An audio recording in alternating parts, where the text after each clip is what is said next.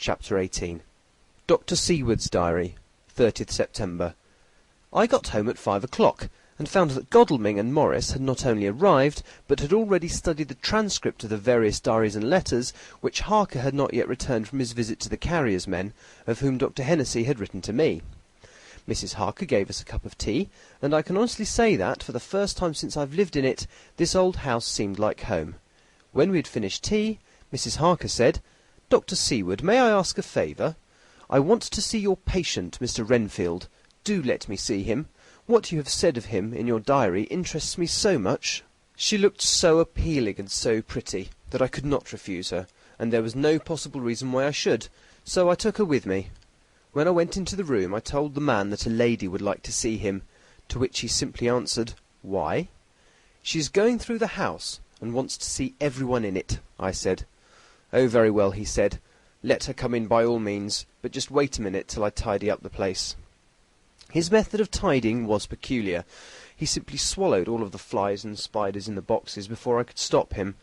It was quite evident that he feared, or was jealous of, some interference. When he had got through his disgusting task, he said cheerfully, "Let the lady come in," and sat down on the edge of his bed with his head down, but with his eyelids raised so that he could see her as she entered. For a moment I thought he might have some homicidal intent. I remembered how quiet he had been just before he attacked me in my own study, and I took care to stand where I could seize him at once if he attempted to make a spring at her. She came into the room with an easy gracefulness which would at once command the respect of any lunatic, for easiness is one of the qualities mad people most respect. She walked over to him, smiling pleasantly, and held out her hand. "Good evening, Mr. Renfield," said she. "You see, I know you, for Dr. Seward has told me of you." He made no immediate reply, but eyed her all over intently, with a set frown on his face. This look gave way to one of wonder, which merged in doubt. Then, to my intense astonishment, he said, "You're not the girl the doctor wanted to marry, are you? You can't be, you know, for she's dead." Mrs. Harker smiled sweetly as she replied, "Oh, no, I have a husband of my own, to whom I was married before I ever saw Dr. Seward, or he me. I am Mrs. Harker." "Then what are you doing here?" "My husband and I are staying on a visit with Dr. Seward." "Then don't stay." "But why not?" I thought that this style of conversation might not be pleasant to Mrs. Harker any more than it was to me, so I joined in. "How did you know I wanted to marry anyone?" His reply was simply contemptuous, given in a pause in which he turned his eyes from Mrs. Harker to me, instantly turning them back again. "What an asinine question!" "I don't see that at all, Mr. Renfield," said Mrs. Harker, at once championing me. He replied to her with as much courtesy and respect as he had shown contempt to me. "You will of course understand, Mrs. Harker, that when a man is so loved and honoured as our host is, everything regarding him is of interest in our little community. Dr. Seward is loved not only by his household and his friends, but even by his patients, who, being some of them hardly in mental equilibrium, are apt to distort causes and effects. Since I myself have been an inmate of a lunatic asylum, I cannot but notice that the sophistic tendencies of some of his inmates lean towards the errors of non causa and ignoratio elench." I positively opened my eyes at this new development. Here was my own pet lunatic, the most pronounced of his type that I had ever met with, talking elemental philosophy, and with the manner of a polished gentleman. I wonder if it was Mrs. Harker's presence which had touched some chord in his memory. If this new phase was spontaneous, or in any way due to her unconscious influence, she must have some rare gift or power. We continued to talk for some time, and seeing that he was seemingly quite reasonable, she ventured, looking at me questioningly as she began to lead him to his favourite topic. I was again astonished, for he addressed himself to the question with the impartiality of the completest sanity. He even took himself as an example when he mentioned certain things. "Why, I myself am an instance of a man who had a strange belief. Indeed, it was no wonder that my friends were alarmed, and insisted on my being put under control. I used to fancy that life was a positive and perpetual entity, and that by consuming a multitude of living things, no matter how low in the scale of creation, one might indefinitely prolong life. At times I held the belief so strongly that I had actually tried to take a human life. The doctor here will bear me out that on one occasion I tried to kill him for the purpose of strengthening my vital powers by the assimilation with my own body of his life through the medium of his blood, relying of course upon the scriptural phrase, 'For the blood is the life,' though indeed the vendor of a certain nostrum has vulgarized the truism to the very point of contempt. Isn't that true, Doctor?" I nodded assent, for I was so amazed that I hardly knew what to either think or say. It was hard to imagine that I had seen him eat up his spiders and flies not 5 minutes before. Looking at my watch, I saw that I should go to the station to meet Van Helsing, and I told Mrs. Harker that it was time to leave. She came at once, after saying pleasantly to Mr. Renfield, "Good-bye, and I hope that I may see you often, under auspices pleasanter to yourself." To which, to my astonishment, he replied, "Good-bye, my dear. I pray God I may never see your sweet face again. May he bless and keep you." When I went to the station to meet Van Helsing, I left the boys behind me. Poor Art seemed more cheerful than he has been since Lucy first took ill, and Quincy is more like his own bright self than he has been for many a long day. Van Helsing stepped from the carriage with the eager nimbleness of a boy. He saw me at once and rushed up to me, saying, "Ah, friends John, how goes all? Well? So, I have been busy, for I come here to stay if need be. All affairs are settled with me, and I have much to tell." "Madam Mina is with you?" "Yes." "And her so fine husband? And Arthur and my friend Quincy, they are with you too?" "Good." As I drove to the house, I told him of what had passed, and of how my own diary had come to be of some use through Mrs. Harker's suggestion, at which the Professor interrupted me. "Ah, that wonderful Madam Mina! She has a man's brain, a brain that a man should have were he much gifted, and a woman's heart. The good God fashioned her for a purpose, believe me, when he made that so good combination.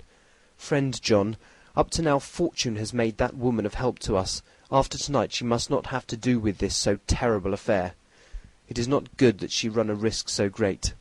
We men are determined, nay, are we not pledged, to destroy this monster? But it is no part for a woman. Even if she be not harmed, her heart may fail her in so much and so many horrors, and hereafter she may suffer, both in walking from her nerves, and in sleep from her dreams. And besides, she is a young woman, and not so long married. There may be other things to think of some time, if not now.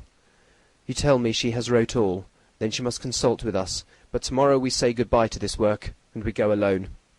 I agreed heartily with him, and then I told him what we had found in his absence, that the house which Dracula had bought was the very next one to my own. He was amazed, and a great concern seemed to come on him. "Oh, that we had known it before," he said, "for then we might have reached him in time to save poor Lucy. However, the milk that is spilt cries not out afterwards, as you say. We shall not think of that, but go on our way to the end." Then he fell into silence that lasted till we entered my own gateway. Before we went to prepare for dinner, he said to Mrs. Harker, "I am told, Madam Mina, by my friend John, that you and your husband have put up in exact order all things that have been up to this moment." "Not up to this moment, Professor," she said impulsively, "but up to this morning." "But why not up till now? We have seen hitherto how good light all of the little things have made. We have told our secrets, and yet no one who has told is the worse for it." Mrs. Harker began to blush, and taking a paper from her pocket, she said, "Dr. Van Helsing, will you read this, and tell me if it must go in? It is my record of to-day. I too have seen the need of putting down at present everything, however trivial, but there is little in this, except what is personal. Must it go in?" The Professor read it over gravely, and handed it back, saying, "It need not go in if you do not wish it, but I pray that it may. It can but make your husband love you the more, and all us, your friends, more honour you, as well as more esteem and love." She took it back with another blush and a bright smile. "And so now, up to this very hour, all the records we have are complete and in order. The Professor took away one copy to study after dinner and before our meeting, which is fixed for 9 o'clock. The rest of us have already read everything, so when we meet in the study we shall all be informed as to facts, and can arrange our plan of battle with this terrible and mysterious enemy." Mina Harker's Journal, 30th September. When we met in Dr. Seward's study 2 hours after dinner, which had been at 6 o'clock, we unconsciously formed a sort of board or committee. Professor Van Helsing took the head of the table, to which Dr. Seward motioned him as he came into the room. He made me sit next to him on his right, and asked me to act as secretary. Jonathan sat next to me. Opposite us were Lord Godalming, Dr. Seward, and Mr. Morris, Lord Godalming being next the Professor, and Dr. Seward in the centre. The Professor said, "I may, I suppose, take it that we are all acquainted with the facts that are in these papers." We all expressed assent, and he went on. "Then it were, I think, good that I tell you something of the kind of enemy with which we have to deal. I shall then make known to you something of the history of this man, which has been ascertained for me, so we can then discuss how we shall act, and can take our measure according. There are such beings as vampires. Some of us have evidence that they exist. Even had we not the proof of our own unhappy experience, the teachings and the records of the past give proof enough for sane peoples. I admit that at the first I was sceptic. Were it not that through long years I have trained myself to keep an open mind, I could not have believed until such time as that fact thunder on my ear. See, see, I prove, I prove. Alas, had I known at first what now I know, nay, had I even guessed at him, one so precious life had been spared to many of us who did love her. But that is gone, and we must so work that other poor souls perish not, whilst we can save. The Nosferatu do not die like the bee when he sting once. He is only stronger, and being stronger have yet more power to work evil. This vampire which is amongst us of himself is so strong in person as 20 men. He is of cunning more than mortal, for his cunning be the growth of ages, and have still the aids of necromancy, which is, as his etymology imply, the divination of the dead, and all the dead that he can come nigh to are for him at command. He is brute, and more than brute. He is devil in callous, and the heart of him is not. He can, within his range, direct the elements, the storm, the fog, the thunder. He can command all the meaner things, the rat and the owl, and the bat, the moth, and the fox, and the wolf, and he can grow and become small, and he can at times vanish and come unknown.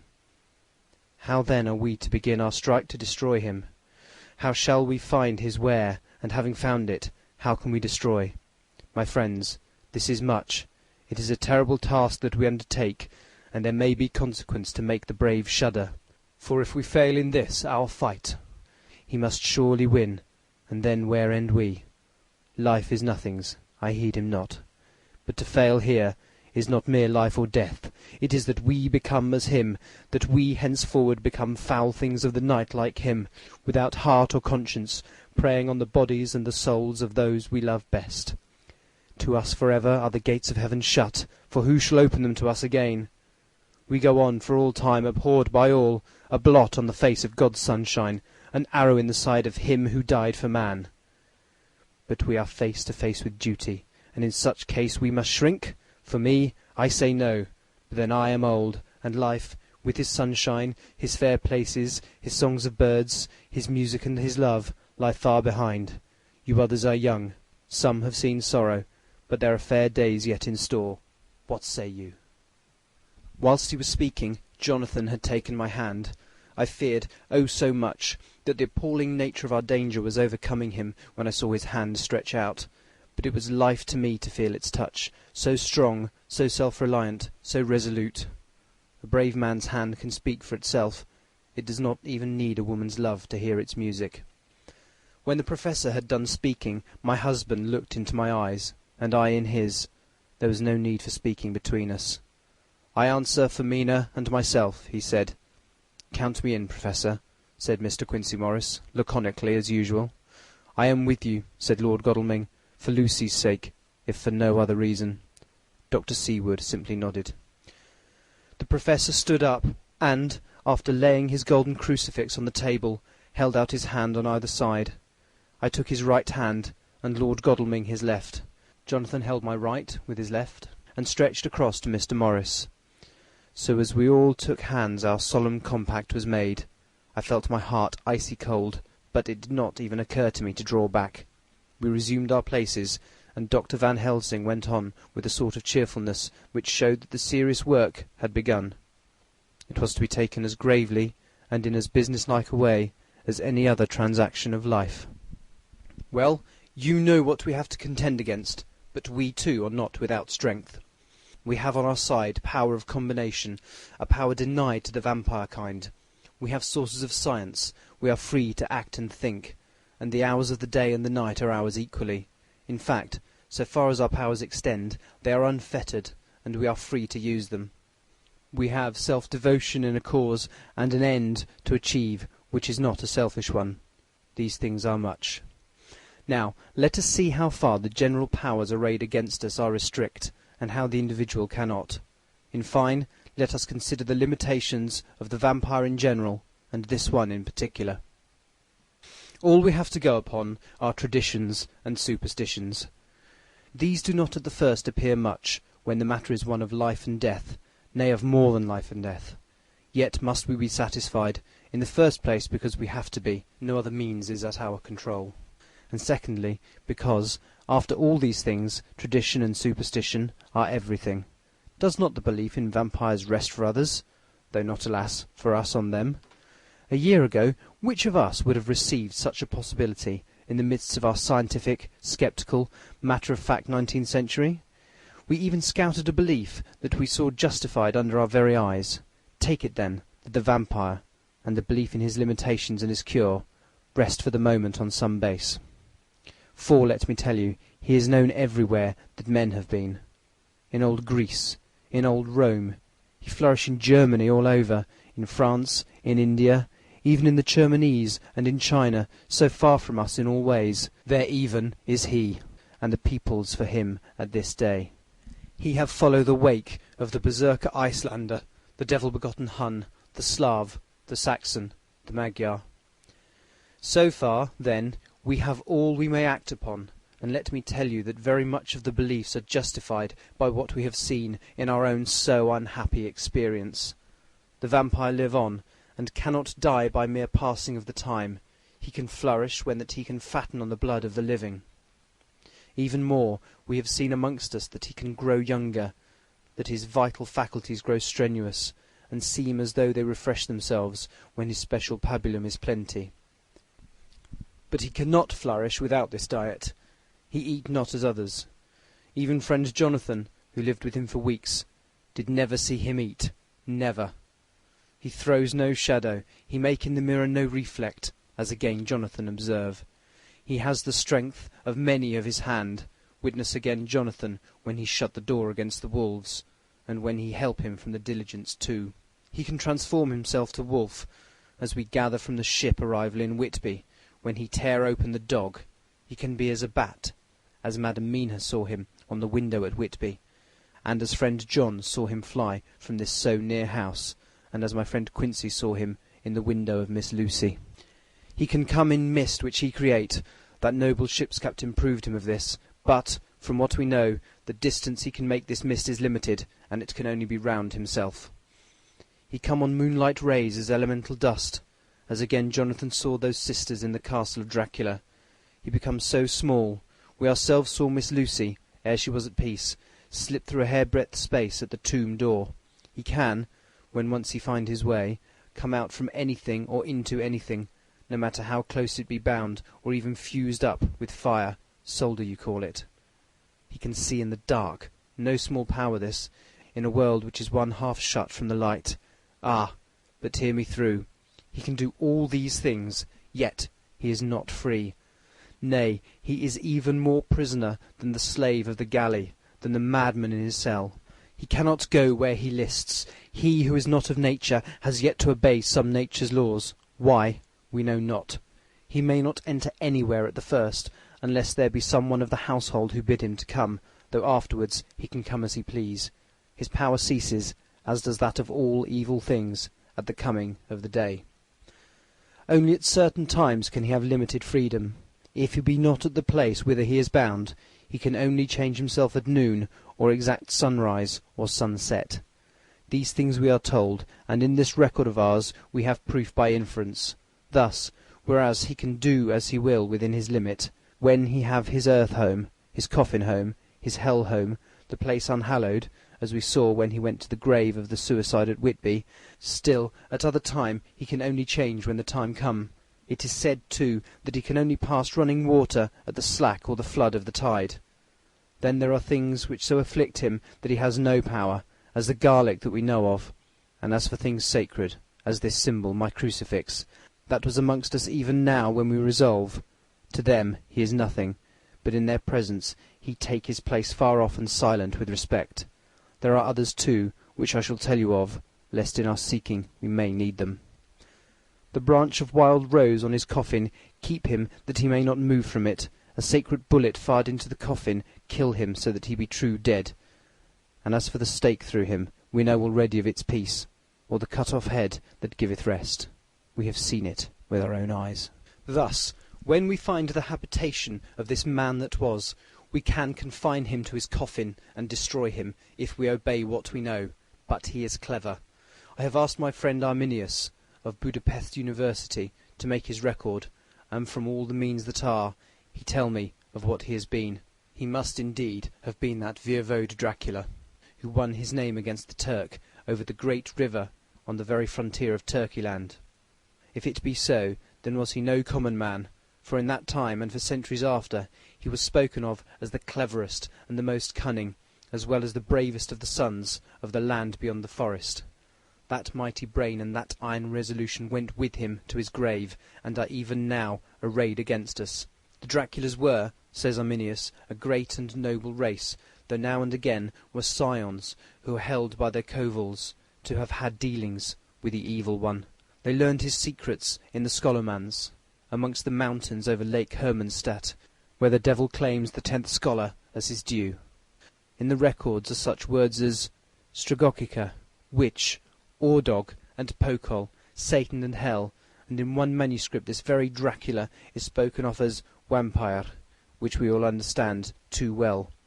There have been from the loins of this very one great man and good women, and their graves make sacred the earth, where alone this foulness can dwell. For it is not the least of its terrors that this evil thing is rooted deep in all good. In soil barren of holy memories it cannot rest. Whilst they were talking, Mr. Morris was looking steadily at the window, and he now got up quietly and went out of the room. There was a little pause, and then the Professor went on. "And now we must settle what we do. We have here much data, and we must proceed to lay out our campaign. We know from the inquiry of Jonathan that from the castle to Whitby came 50 boxes of earth, all of which were delivered at Carfax.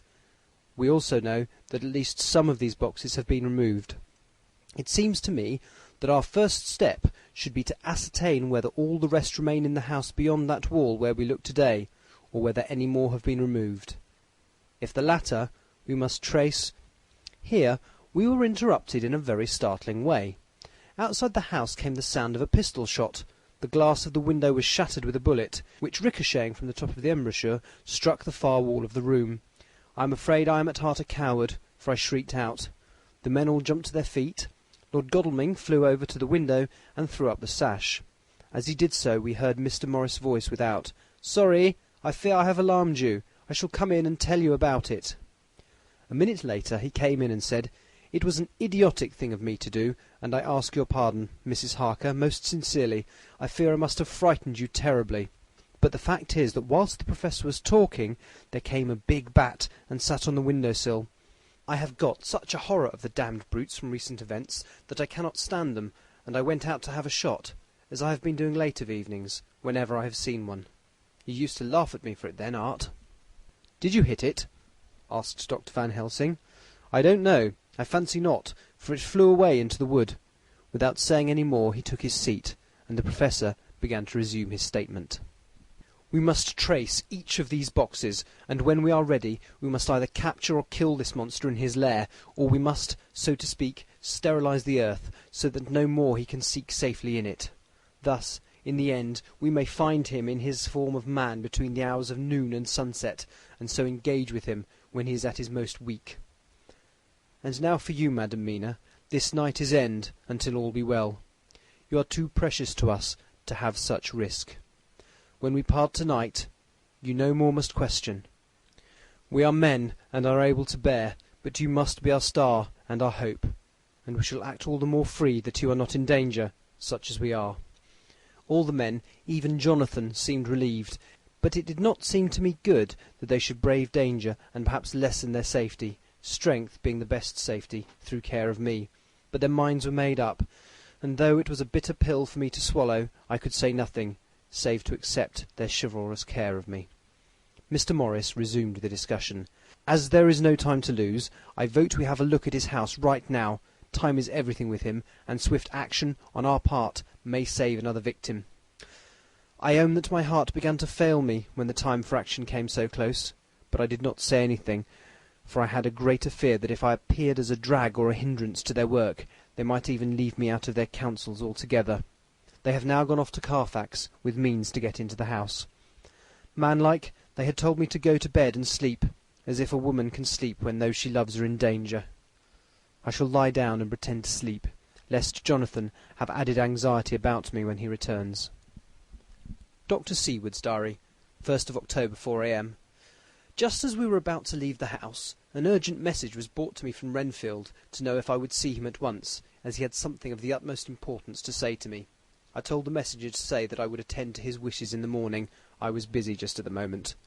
The attendant added, "He seems very importunate, sir. I have never seen him so eager. I don't know but what, if you don't see him soon, he will have one of his violent fits." I knew the man would not have said this without some cause, so I said, "All right, I'll go now," and I asked the others to wait a few minutes for me, as I had to go and see my patient. "Take me with you, friend John," said the Professor. "His case in your diary interests me much, and it had bearing, too, now and again, on our case. I should much like to see him, and especially when his mind is disturbed." "May I come along also?" asked Lord Godalming. "Me too," said Quincey Morris. "May I come?" said Harker. I nodded, and we all went down the passage together. We found him in a state of considerable excitement, but far more rational in his speech and manner than I had ever seen him. There was an unusual understanding of himself, which was unlike anything I had ever seen in a lunatic, and he took it for granted that his reasons would prevail, with others entirely sane. We all five went into the room, but none of the others at first said anything. His request was that I would at once release him from the asylum and send him home. This he backed up with arguments regarding his complete recovery, and deducing his own existing sanity. "I appeal to your friends," he said. "They will perhaps not mind sitting in judgment on my case. By the way, you have not introduced me." I was so much astonished that the oddness of introducing a madman in an asylum did not strike me at the moment, and besides, there was a certain dignity in the man's manner, so much of the habit of equality, that I at once made the introduction. Lord Godalming, Professor Van Helsing, Mr. Quincey Morris of Texas, Mr. Jonathan Harker, Mr. Renfield. He shook hands with each of them, saying in turn, "Lord Godalming, I had the honour of seconding your father at the Wyndham. I grieve to know, by your holding the title, that he is no more. He was a man loved and honoured by all who knew him, and in his youth was, I have heard, the inventor of a burnt rum punch, much patronised on Derby night. Mr. Morris, you should be proud of your great state. Its reception into the Union was a precedent which may have far-reaching effects hereafter, when the Pole and the Tropics may hold alliance for the Stars and Stripes. The power of treaty may yet prove a vast engine of enlargement, when the Monroe Doctrine takes its true place in the political fable. What shall any man say of his pleasure at meeting Van Helsing? Sir, I make no apology for dropping all forms of conventional prefix. When an individual has revolutionized therapeutics by his discovery of the continuous evolution of brain matter, conventional forms are unfitting, since they would seem to limit him to one of a class. You, gentlemen, who by nationality, by heredity, or by the possession of natural gifts, are fitted to hold your respective places in the moving world, I take to witness that I am sane, as at least the majority of men who are in full possession of their liberties. And I am sure that you, Dr. Seward, humanitarian and medico-jurist, as well as scientist, will deem it a moral duty to deal with me as one to be considered as under exceptional circumstances. He made this last appeal with a courtly air of conviction, which was not without its own charm. I think we were all staggered. For my own part, I was under the conviction, despite my knowledge of the man's character and history, that his reason had been restored, and I felt under a strong impulse to tell him that I was satisfied as to his sanity, and would see about the necessary formalities for his release in the morning. I thought it better to wait, however, before making so grave a statement, for of old I knew the sudden changes to which this particular patient was liable. So I contented myself with making a general statement that he appeared to be improving very rapidly, that I would have a longer chat with him in the morning, and would then see what I could do in the direction of meeting his wishes. This did not at all satisfy him, for he said quickly, "But I fear, Dr. Seward, that you hardly apprehend my wish. I desire to go at once, here, now, this very hour, this very moment, if I may. Time presses, and in our implied agreement with the old scytheman it is of the essence of the contract. I am sure it is only necessary to put before so admirable a practitioner as Dr. Seward so simple, yet so momentous a wish, to ensure its fulfilment." He looked at me keenly, and seeing the negative in my face, turned to the others, and scrutinized them closely. Not meeting any sufficient response, he went on, "Is it possible I have erred in my supposition?" "You have," I said frankly, but at the same time, as I felt, brutally.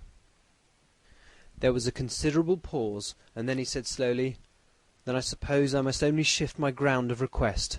Let me ask for this concession, boon, privilege, whatever you will. I am content to implore in such a case, not on personal grounds, but for the sake of others. I am not at liberty to give you the whole of my reasons, but you may, I assure you, take it from me that they are good ones, unsound and unselfish, and spring from the highest sense of duty. Could you look, sir, into my heart, you would approve to the full the sentiments which animate me. Nay, more, you would count me amongst the best and truest of your friends." Again he looked at us all keenly. I had a growing conviction that this sudden change of his entire intellectual method was but yet another phase of his madness, and so determined to let him go on a little longer, knowing from experience that he would, like all lunatics, give himself away in the end. Van Helsing was gazing at him with a look of utmost intensity, his bushy eyebrows almost meeting with the fixed concentration of his look. He said to Renfield in a tone which did not surprise me at the time, but only when I thought of it afterwards, for it was as of one addressing an equal, "Can you not tell frankly your real reason for wishing to be free tonight? I will undertake that if you will satisfy even me, a stranger without prejudice, and with a habit of keeping an open mind, Dr. Seward will give you, at his own risk and his own responsibility, the privilege you seek." He shook his head sadly, and with a look of poignant regret on his face. The Professor went on, "Come, sir, bethink yourself. You claim the privilege of reason in the highest degree, since you seek to impress us with your complete reasonableness. You do this, whose sanity we have reason to doubt, since you are not yet released from medical treatment for this very defect. If you will not help us in our effort to choose the wisest course, how can we perform the duty which you yourself put upon us? Be wise and help us, and if we can, we shall aid you to achieve your wish." He still shook his head as he said, "Dr. Van Helsing, I have nothing to say. Your argument is complete, and if I were free to speak, I should not hesitate a moment, but I am not my own master in the matter. I can only ask you to trust me. If I am refused, the responsibility does not rest with me." I thought it was now time to end the scene, which was becoming too comically grave, so I went towards the door, simply saying, "Come, my friends, we have work to do. Good night."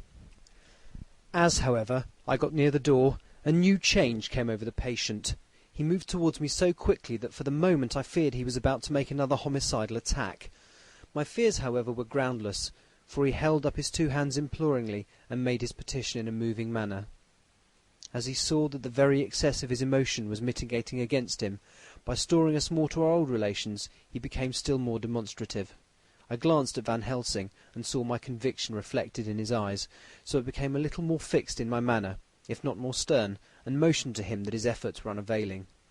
I had previously seen something of the same constantly growing excitement in him when he had to make some request of which at the time he had thought much, such, for instance, as when he wanted a cat, and I was prepared to see the collapse into the same sullen acquiescence on this occasion. My expectation was not realized, for when he found that his appeal would not be successful, he got into quite a frantic condition. He threw himself on to his knees and held up his hands, wringing them in plaintive supplication, and poured forth a torrent of entreaty, with the tears rolling down his cheeks, and his whole face and form expressive of the deepest emotion. "Let me entreat you, Dr. Seward. Oh, let me implore you to let me out of this house at once. Send me away, how you will, and where you will. Send keepers with me, with whips and chains. Let them take me in a strait waistcoat, manacled and leg-ironed, even to jail. But let me go out of this. You don't know what you do by keeping me here. I'm speaking from the depths of my heart, of my very soul. You don't know whom you wrong, or how, and I may not tell. Woe is me, I may not tell. By all you hold sacred, by all you hold dear, by your love that is lost, by your hope that lives, for the sake of the Almighty, take me out of this, and save my soul from guilt. Can't you hear me, man? Can't you understand? Will you never learn? Don't you know that I am sane and earnest now, that I am no lunatic in a mad fit, but a sane man fighting for his soul? Oh, hear me, hear me! Let me go, let me go, let me go!" I thought that the longer this went on, the wilder he would get, and so would bring on a fit, so I took him by the hand and raised him up. "Come," I said sternly, "no more of this. We have had quite enough already. Get to your bed, and try to behave more discreetly." He suddenly stopped, and looked at me intently for several moments. Then, without a word, he rose, and moving over, sat down on the side of the bed. The collapse had come, as on former occasions, just as I had expected. When I was leaving the room, last of our party, he said to me, in a quiet, well-bred voice, "You will, I trust, Dr. Seward, do me the justice to bear in mind, later on, that I did what I could to convince you tonight." End of chapter 18.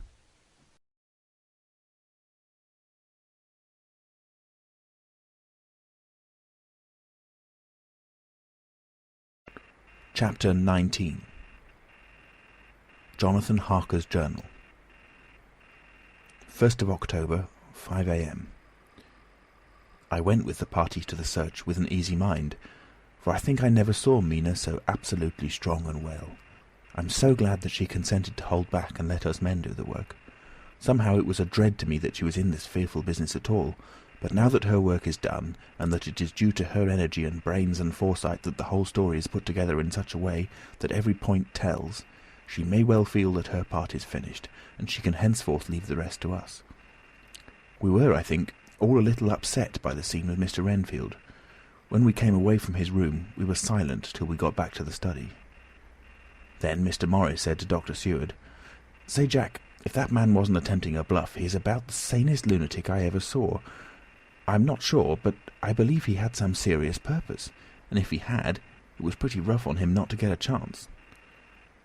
Lord Godalming and I were silent, but Dr. Van Helsing added, "Friend John, you know more about lunatics than I do, and I'm glad of it, for I fear that if it had been me to decide, I would before that last hysterical outburst have given him free. But we live and learn, and in our present task we must take no chance, as my friend Quincy would say. All is best as they are." Dr. Seward seemed to answer them both in a dreamy kind of way. "I don't know but that I agree with you. If that man had been an ordinary lunatic, I would have taken my chance of trusting him, but he seems so mixed up with the Count in an indexy kind of way that I'm afraid of doing anything wrong by helping his fads. I can't forget how he prayed with almost equal fervour for a cat, then tried to tear my throat out with his teeth. Besides, he called the Count Lord and Master, and he may want to get out and help him in some diabolical way. That horrid thing has the wolves and rats and his own kind to help him, so I suppose he isn't above trying to use a respectable lunatic. He certainly did seem earnest, though. I only hope we have done what is best. These things, in conjunction with the wild work we have in hand, help to unnerve a man." The Professor stepped over, and laying his hand on his shoulder, said in his grave, kindly way, "Friend John, have no fear. We are trying to do our duty in a very sad and terrible case. We can only do as we deem best. What else have we to hope for, except the pity of the good God?" Lord Godalming had slipped away for a few minutes, but now he returned. He held up a little silver whistle as he remarked, "That old place may be full of rats, and if so, I've got an antidote on call." Having passed the wall, we took our way to the house, taking care to keep in the shadows of the trees on the lawn when the moonlight shone out. When we got to the porch, the Professor opened his bag and took out a lot of things, which he laid on the step, sorting them into 4 little groups, evidently one for each. Then he spoke. "My friends, we are going into a terrible danger, and we need arms of many kinds.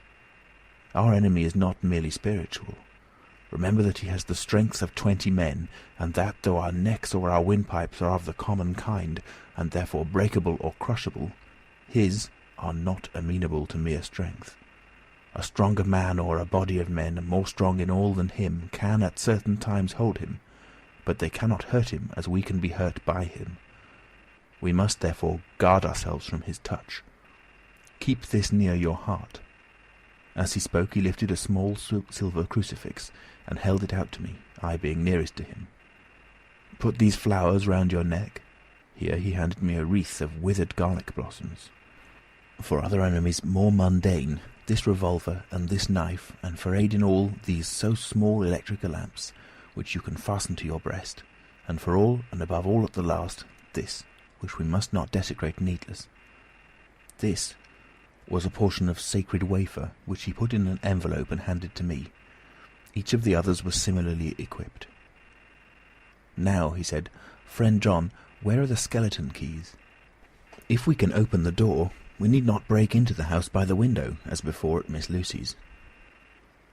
Dr. Seward tried 1 or 2 skeleton keys, his mechanical dexterity as a surgeon standing him in good stead. Presently he got one to suit. After a little play back and forward, the bolt yielded, and with a rusty clang shot back. We pressed on the door, the rusty hinges creaked, and it slowly opened. It was startling like the image conveyed to me in Dr. Seward's diary of the opening of Miss Westenra's tomb. I fancied that the same idea appeared to strike the others, for with one accord they shrank back. The Professor was the first to move forward, and he stepped into the open door. "In manus tuas, Domine," he said, crossing himself as we passed over the threshold. We closed the door behind us, lest when we should have lit our lamps we should possibly attract attention from the road. The Professor carefully tried the lock, lest we might not be able to open it from within should we be in a hurry making our exit. Then we all lit our lamps and proceeded on our search. The light from the tiny lamps fell in all sorts of odd forms as the rays crossed each other, or the opacity of our bodies threw great shadows. I could not for my life get away from the feeling that there was someone else amongst us. I suppose it was the recollection so powerfully brought home to me by the grim surroundings of that terrible experience in Transylvania. I think the feeling was common to us all, for I noticed that the others kept looking over their shoulders at every sound and every new shadow, just as I felt myself doing. The whole place was thick with dust. The floor was seemingly inches deep, except where there were recent footsteps, in which, on holding down my lamp, I could see marks of hobnails where the dust was cracked. The walls were fluffy and heavy with dust, and in the corners were masses of spiders' webs, whereon the dust had gathered till they looked like old tattered rags as the weight had torn them partly down. On a table in the hall was a great bunch of keys, with a time-yellowed label on each. They had been used several times, for on the table were several similar rents in the blanket of dust, similar to that exposed when the Professor lifted them. He turned to me and said, "You know this place, Jonathan. You have copied maps of it, and you know it at least more than we do. Which is the way to the chapel?" I had an idea of its direction, though on my former visit I had not been able to get admission to it. So I led the way, and after a few wrong turnings found myself opposite a low, arched oaken door, ribbed with iron bands. "This is the spot," said the Professor as he turned his lamp on a small map of the house, copied from the file of my original correspondence regarding the purchase. With a little trouble we found the key on the bunch and opened the door. We were prepared for some unpleasantness, for as we were opening the door a faint, malodorous air seemed to exhale through the gaps. But none of us ever expected such an odour as we encountered. None of the others had met the Count at all at close quarters, and when I had seen him he was either in the fasting stage of his existence in his rooms, or when he was bloated with fresh blood, in a ruined building open to the air. But here the place was small and close, and the long disuse had made the air stagnant and foul. There was an earthy smell as of some dry miasma which came through the fouler air. But as to the odour itself, how shall I describe it? It was not alone that it was composed of all the ills of mortality, and with the pungent, acrid smell of blood, but it seemed as though corruption had become itself corrupt. Ugh! It sickens me to think of it. Every breath exhaled by that monster seemed to have clung to the place and intensified its loathsomeness. Under ordinary circumstances, such a stench would have brought our enterprise to an end. But this was no ordinary case, and the high and terrible purpose in which we were involved gave us a strength which rose above merely physical considerations. After the involuntary shrinking consequent on the first nauseous whiff, we one and all set about our work as though that loathsome place were a garden of roses. We made an accurate examination of the place, the Professor saying as we began, "The first thing is to see how many of the boxes are left. We must then examine every hole and corner and cranny, and see if we cannot get some clue as to what has become of the rest." A glance was sufficient to show how many remained, for the great earth chests were bulky, and there was no mistaking them. There were only 29 left out of the 50. Once I got a fright, for, seeing Lord Godalming suddenly turn and look out of the vaulted door into the dark passage beyond, I looked too, and for an instant my heart stood still. Somewhere, looking out from the shadow, I seemed to see the highlights of the Count's evil face, The ridge of the nose, the red eyes, the red lips, the awful pallor. It was only for a moment, for, as Lord Godalming said, I thought I saw a face, but it was only the shadows, and resumed his inquiry. I turned my lamp in the direction and stepped into the passage. There was no sign of anyone, and as there were no corners, no doors, no aperture of any kind, but only the solid walls of the passage, there could be no hiding place even for him. I took it that fear had helped imagination, and said nothing. A few moments later I saw Morris step suddenly back from a corner which he was examining. We all followed his movements with our eyes, for undoubtedly some nervousness was growing on us, and we saw a whole mass of phosphorescence which twinkled like stars. We all instinctively drew back. The whole place was becoming alive with rats. For a moment or two we stood appalled, all save Lord Godalming, who was seemingly prepared for such an emergency.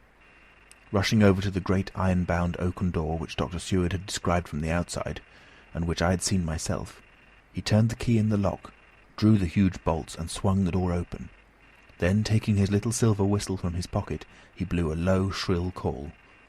It was answered from behind Dr. Seward's house by the yelping of dogs, and after about a minute 3 terriers came dashing round the corner of the house. Unconsciously we had all moved towards the door, and as we moved I noticed that the dust had been much disturbed. The boxes which had been taken out had been brought this way. But even in the minute that had elapsed the number of the rats had vastly increased. They seemed to swarm over the place all at once, till the lamplight, shining on their moving dark bodies and glittering baleful eyes, made the place look like a bank of earth set with fireflies. The dogs dashed on, but at the threshold suddenly stopped and snarled, and then, simultaneously lifting their noses, began to howl in most lugubrious fashion. The rats were multiplying in thousands, and we moved out. Lord Godalming lifted one of the dogs, and carrying him in, placed him on the floor. The instant his feet touched the ground he seemed to recover his courage, and rushed at his natural enemies. They fled before him so fast that before he had shaken the life out of a score, the other dogs, who had by now been lifted in the same manner, had but small prey ere the whole mass had vanished. With their going, it seemed as if some evil presence had departed, for the dogs frisked about and barked merrily as they made sudden darts at their prostrate foes, and turned them over and tossed them in the air with vicious shakes. We all seemed to find our spirits rise. Whether it was the purifying of the deadly atmosphere by the opening of the chapel door, or the relief we experienced by finding ourselves in the open, I know not, but most certainly the shadow of dread seemed to slip from us like a robe, and the occasion of our coming lost something of its grim significance, though we did not slacken a whit in our resolution. We closed the outer door and barred and locked it, and bringing the dogs with us, began our search of the house. We found nothing throughout except dust in extraordinary proportions, and all untouched save for my own footsteps when I had made my first visit. Never once did the dogs exhibit any symptom of uneasiness, and even when we returned to the chapel they frisked about as though they had been rabbit hunting in a summer wood. The morning was quickening in the east when we emerged from the front. Dr. Van Helsing had taken the key of the hall door from the bunch, and locked the door in orthodox fashion, putting the key into his pocket when he had done. "So far," he said, "our night has been eminently successful. No harm has come to us such as I feared might be, and yet we have ascertained how many boxes are missing. More than all do I rejoice that this, our first and perhaps our most difficult and dangerous step, has been accomplished, without bringing thereinto our most sweet Madam Mina, or troubling her waking or sleeping thoughts with sights and sounds and smells of horror which she might never forget. One lesson, too, we have learned, if it be allowable to argue a particulari, that the brute beasts which are at the Count's command are yet themselves not amenable to his spiritual power. For look, these rats that would come to his call, just as from his castle top he summoned the wolves to your going and to that poor mother's cry, though they come to him, they run pell-mell from the so little dogs, my friend Arthur. We have other matters before us, other dangers, other fears, and that monster. He has not used his power over the brute world for the only or the last time tonight. So be it that he has gone elsewhere. Good. It has given us opportunity to cry check in some ways in this check game, which we play for the stake of human souls. Now let us go home. The dawn is close at hand, and we have reason to be content with our first night's work. It may be ordained that we have many nights and days to follow, if full of peril, but we must go on, and from no danger shall we shrink. The house was silent when we got back, save for some poor creature who was screaming away in one of the distant wards, and a low moaning sound from Renfield's room. The poor wretch was doubtless torturing himself after the manner of the insane, with needless thoughts of pain. I came tiptoe into our own room, and found Mina asleep, breathing so softly that I had to put my ear down to hear it. She looks paler than usual. I hope the meeting tonight has not upset her. I am truly thankful that she is to be left out of our future work, and even of our deliberations. It is too great a strain for a woman to bear. I did not think so at first, but I know better now. Therefore I am glad that it is settled. There may be things which would frighten her to hear, and yet to conceal them from her might be worse than to tell her if once she suspected that there was any concealment. Henceforth our work is to be a sealed book to her, till at least such time as we can tell her that all is finished, and the earth free from a monster of the netherworld. I dare say it will be difficult to begin to keep silence after such confidence as ours, but I must be resolute, and tomorrow I shall keep dark over tonight's doings, and shall refuse to speak of anything that has happened. I rest on the sofa so as not to disturb her. 1st of October, later. I suppose it was natural that we should all have overslept ourselves, for the day was a busy one, and the night had no rest at all. Even Mina must have felt his exhaustion, for though I slept till the sun was high, I was awake before her, and had to call 2 or 3 times before she awoke. Indeed, she was so sound asleep that for a few seconds she did not recognize me, but looked at me with a sort of blank terror, as one looks who has been waked out of a bad dream. She complained a little of being tired, and I let her rest till later in the day. We now know of 21 boxes having been removed, and if it be that several were taken in any of these removals, we may be able to trace them all. Such will, of course, immensely simplify our labour, and the sooner the matter is attended to, the better. I shall look up Thomas Snelling today. Dr. Seward's diary. 1st of October. It was towards noon when I was awakened by the Professor walking into my room. He was more jolly and cheerful than usual, and it is quite evident that last night's work has helped take some of the brooding weight off his mind. After going over the adventure of the night, he suddenly said, "Your patient interests me much. May it be that with you I visit him this morning? Or if that you are too occupied, I can go alone if it may be.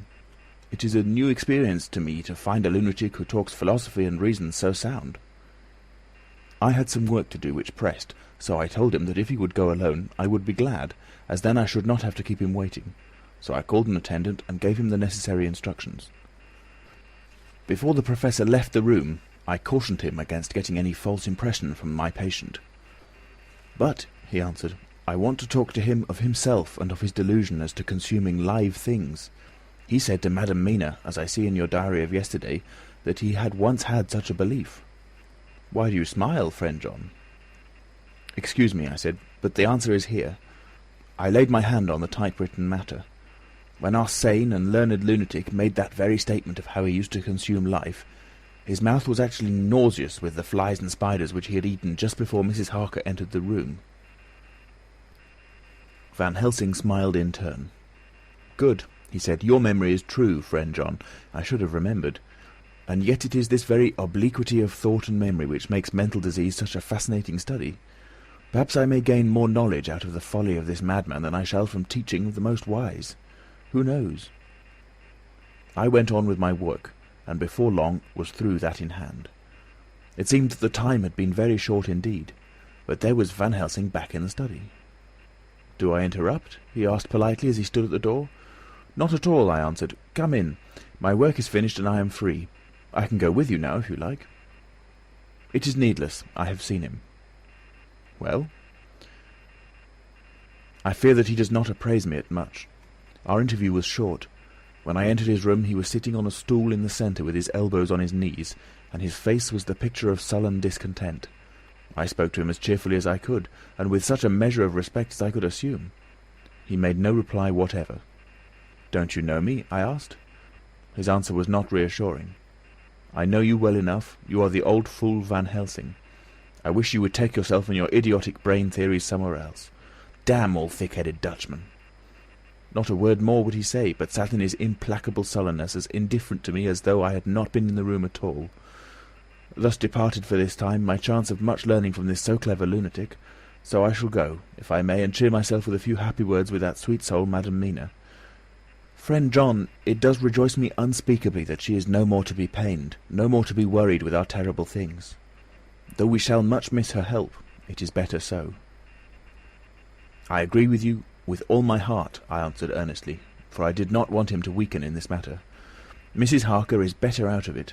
Things are quite bad enough for us, all men of the world, and who have been in many tight places in our time. But it is no place for a woman, and if she had remained in touch with the affair, it would in time infallibly have wrecked her. So Van Helsing has gone to confer with Mrs. Harker and Harker. Quincy and Art are all out following up the clues as to the earth boxes. I shall finish my round of work, and we shall meet tonight. Mina Harker's Journal. 1st of October. It is strange to me to be kept in the dark as I am today, after Jonathan's full confidence for so many years, to see him manifestly avoid certain matters, and those are the most vital of all. This morning I slept late after the fatigues of yesterday, and though Jonathan was late too, he was the earlier. He spoke to me before he went out, never more sweetly or tenderly, but he never mentioned a word of what had happened in the visit to the Count's house. And yet he must have known how terribly anxious I was. Poor dear fellow, I suppose it must have distressed him even more than it did me. They all agreed that it was best that I should not be drawn further into this awful work, and I acquiesced.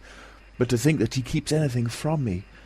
And now I am crying like a silly fool, when I know it comes from my husband's great love, and from the good, good wishes of those other strong men.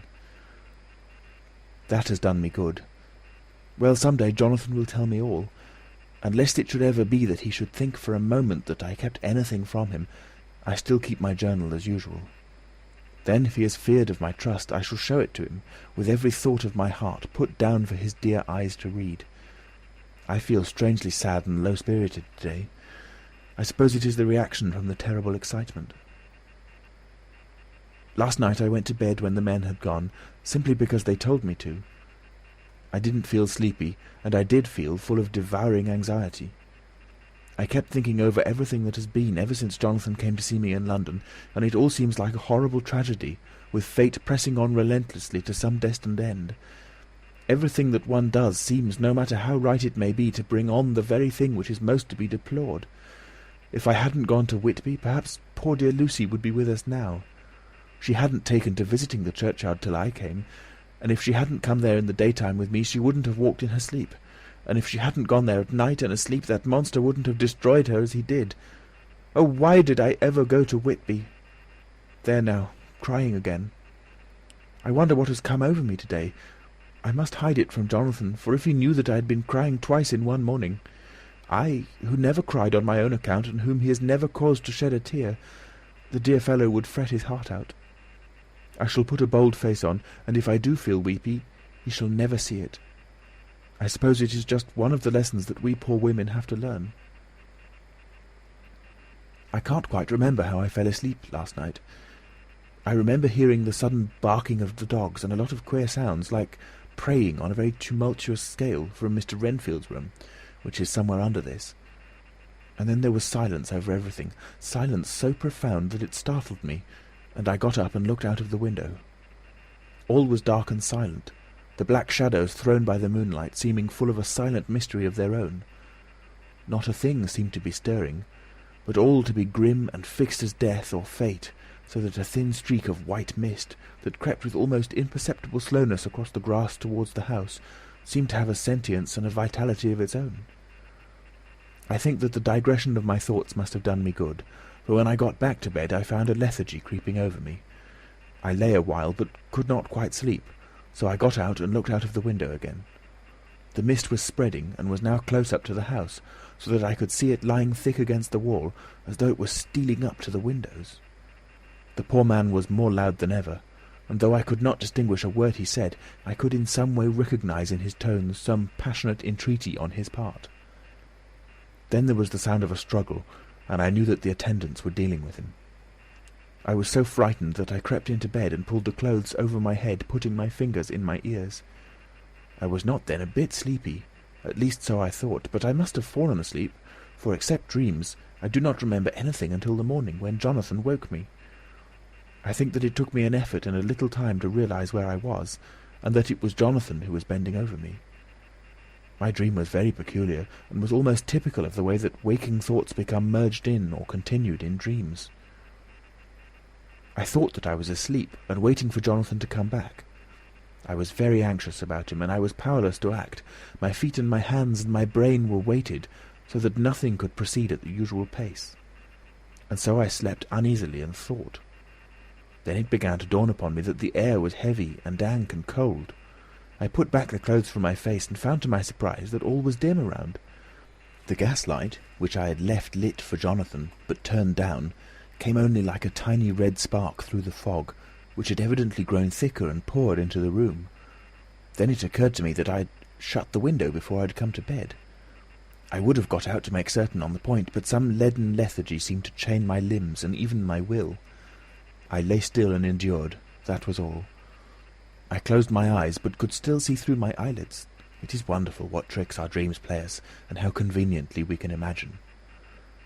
The mist grew thicker and thicker, and I could see now how it came in, for I could see it like smoke, or with the white energy of boiling water, pouring in, not through the window, but through the joinings of the door.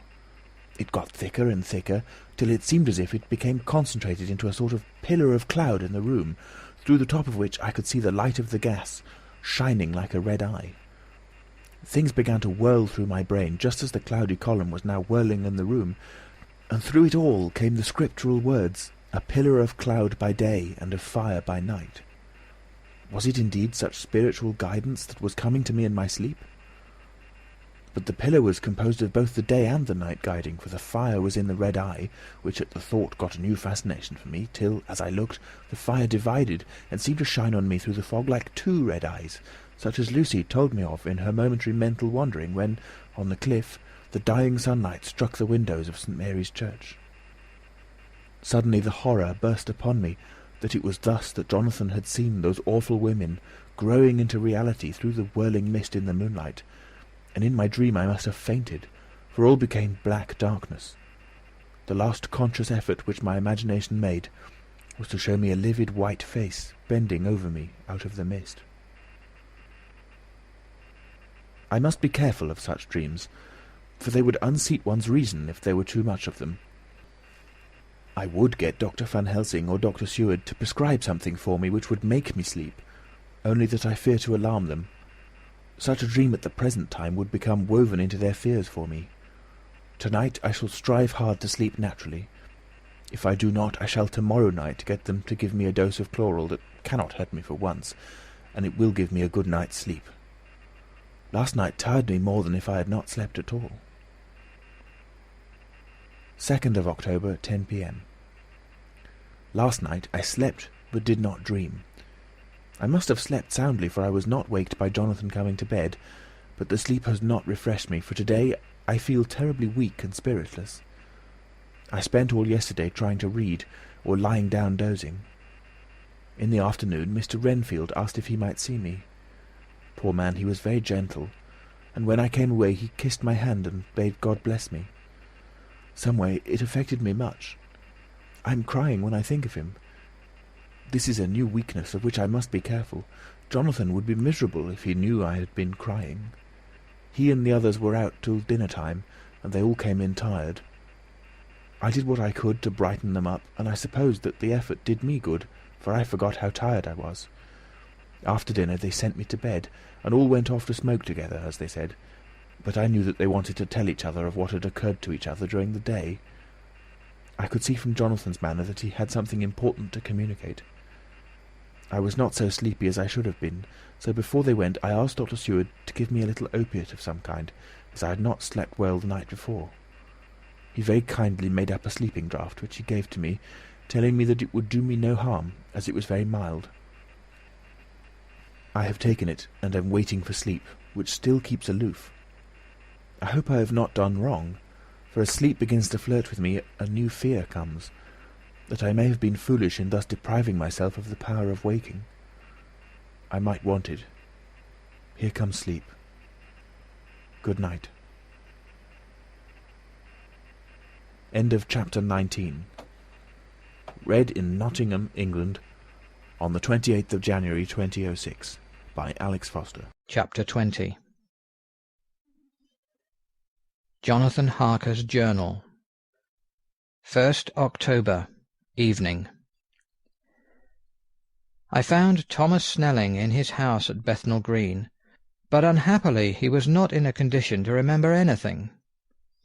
The very prospect of beer which my expected coming had opened to him had proved too much, and he had begun too early on his expected debauch. I learned, however, from his wife, who seemed a decent, poor soul, that he was only the assistant of Smollett, who of the two mates was the responsible person. So off I drove to Walworth, and found Mr. Joseph Smollett at home, and in his shirt-sleeves, taking a late tea out of a saucer. He is a decent, intelligent fellow, distinctly a good, reliable type of workman, and with a headpiece of his own. He remembered all about the incident of the boxes, and from a wonderful dog-eared notebook, which he produced from some mysterious receptacle about the seat of his trousers, and which had hieroglyphical entries in thick, half-obliterated pencil, he gave me the destinations of the boxes.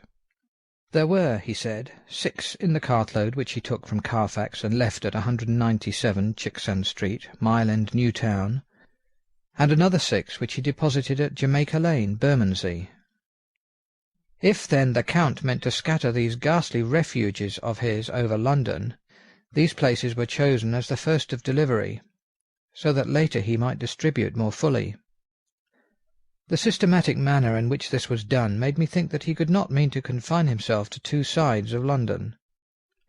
He was now fixed on the far east on the northern shore, on the east of the southern shore, and on the south. The north and west were surely never meant to be left out of his diabolical scheme, let alone the city itself and the very heart of fashionable London in the south-west and west. I went back to Smollett and asked him if he could tell us if any other boxes had been taken from Carfax. He replied, "Well, governor, you've treated me very handsome." I had given him half a sovereign.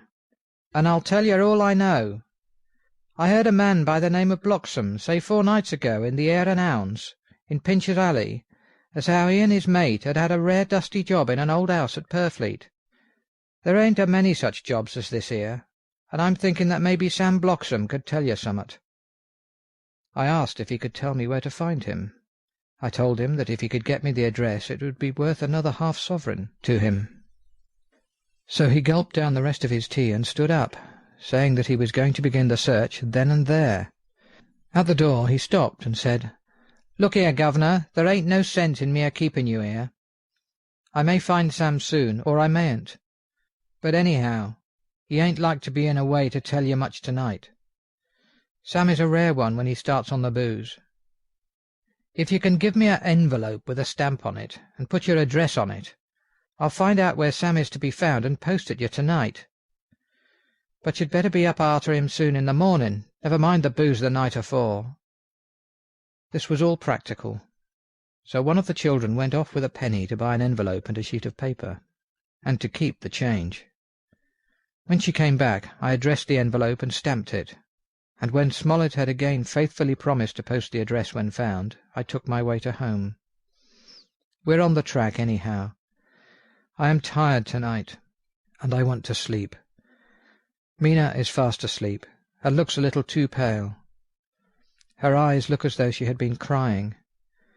Poor dear, I've no doubt it frets her to be kept in the dark, and it may make her doubly anxious about me and the others. But it is best as it is. It is better to be disappointed and worried in such a way now than to have her nerve broken. The doctors were quite right to insist on her being kept out of this dreadful business. I must be firm, for on me this particular burden of silence must rest. I shall not ever enter on the subject with her under any circumstances. Indeed, it may not be a hard task, after all, for she herself has become reticent on the subject, and has not spoken of the Count or his doings ever since we told her of our decision. 2nd October. Evening. A long and trying and exciting day.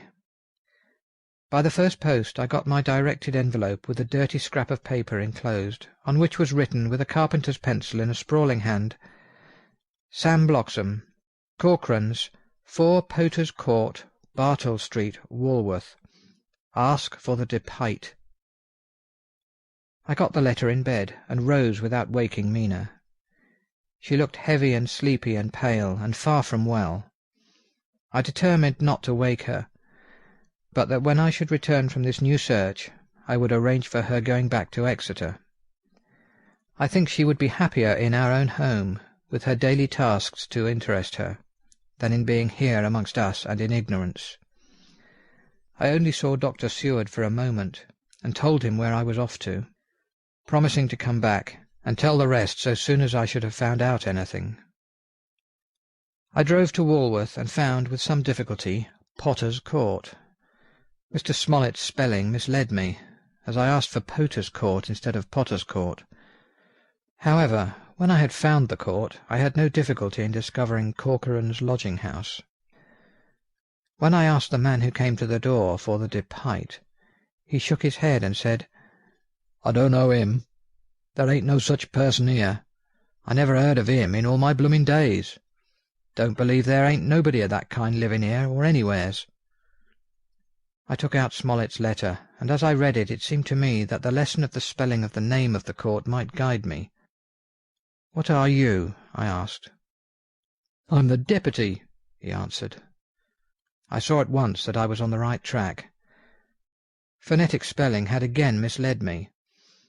A half-crown tip put the deputy's knowledge at my disposal, and I learned that Mr. Bloxham, who had slept off the remains of his beer on the previous night at Corcoran's, had left for his work at Poplar at 5 o'clock that morning. He could not tell me where the place of work was situated, but he had a vague idea that it was some kind of a new-fangled warehouse, and with this slender clue I had to start for Poplar. It was 12 o'clock before I got any satisfactory hint of such a building, and this I got at a coffee shop, where some workmen were having their dinner. One of them suggested that there was being erected at Cross Angel Street a new cold storage building, and as this suited the condition of a new-fangled warehouse, I at once drove to it. An interview with a surly gatekeeper and a surlier foreman, both of whom were appeased with the coin of the realm, put me on the track of Bloxham.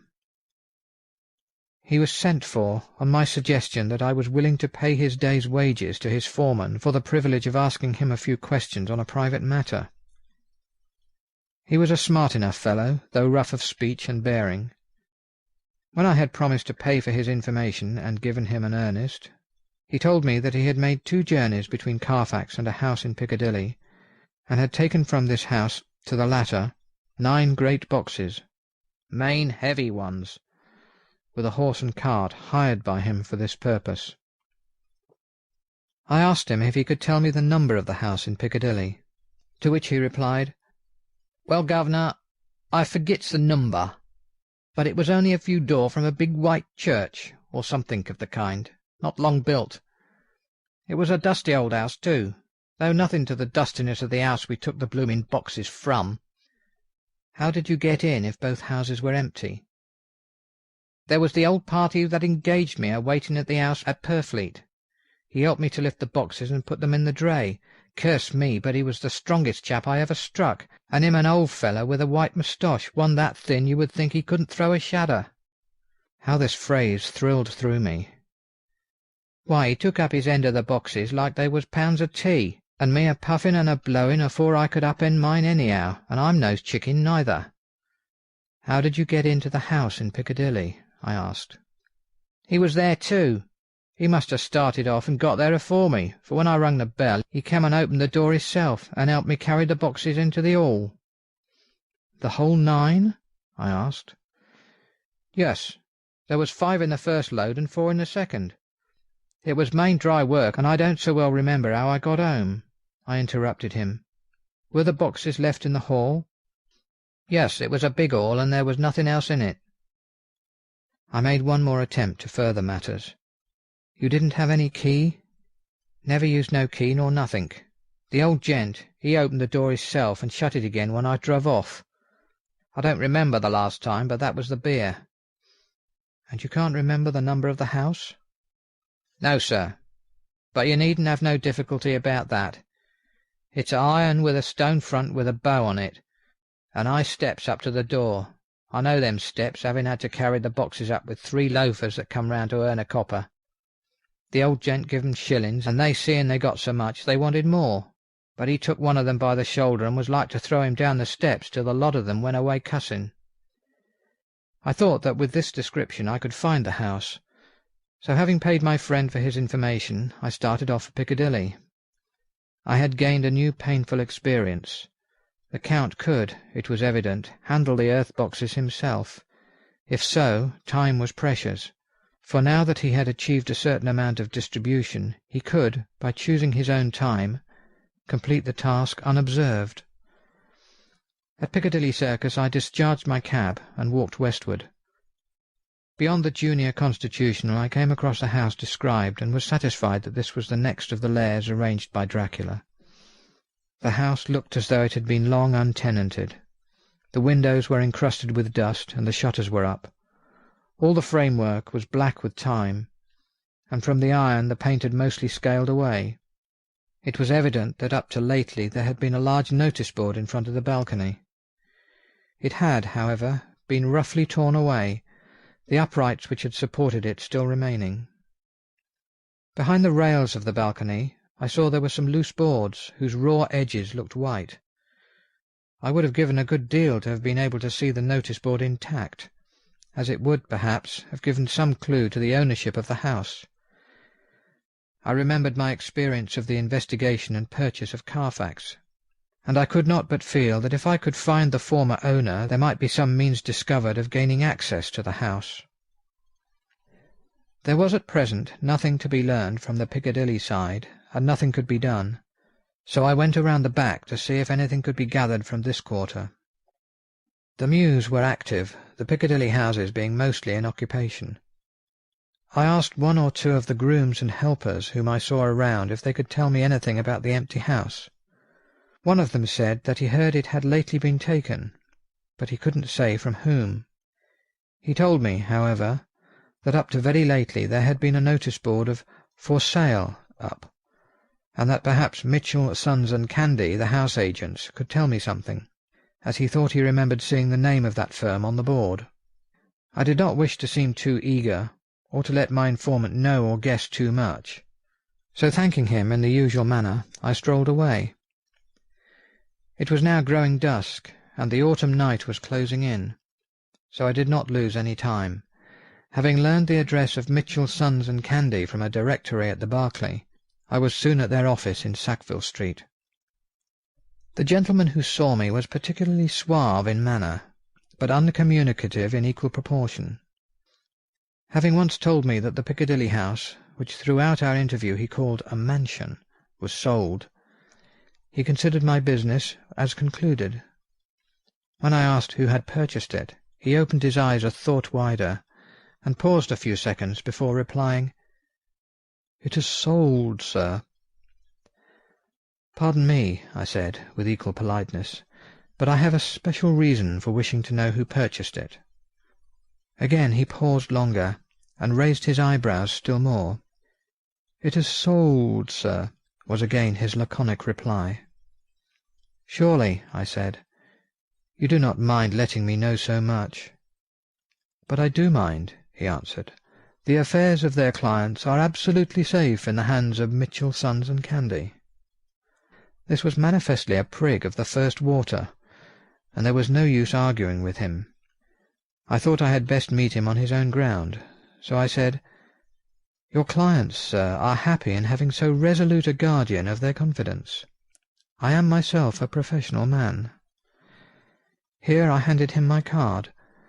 In this instance I am not prompted by curiosity.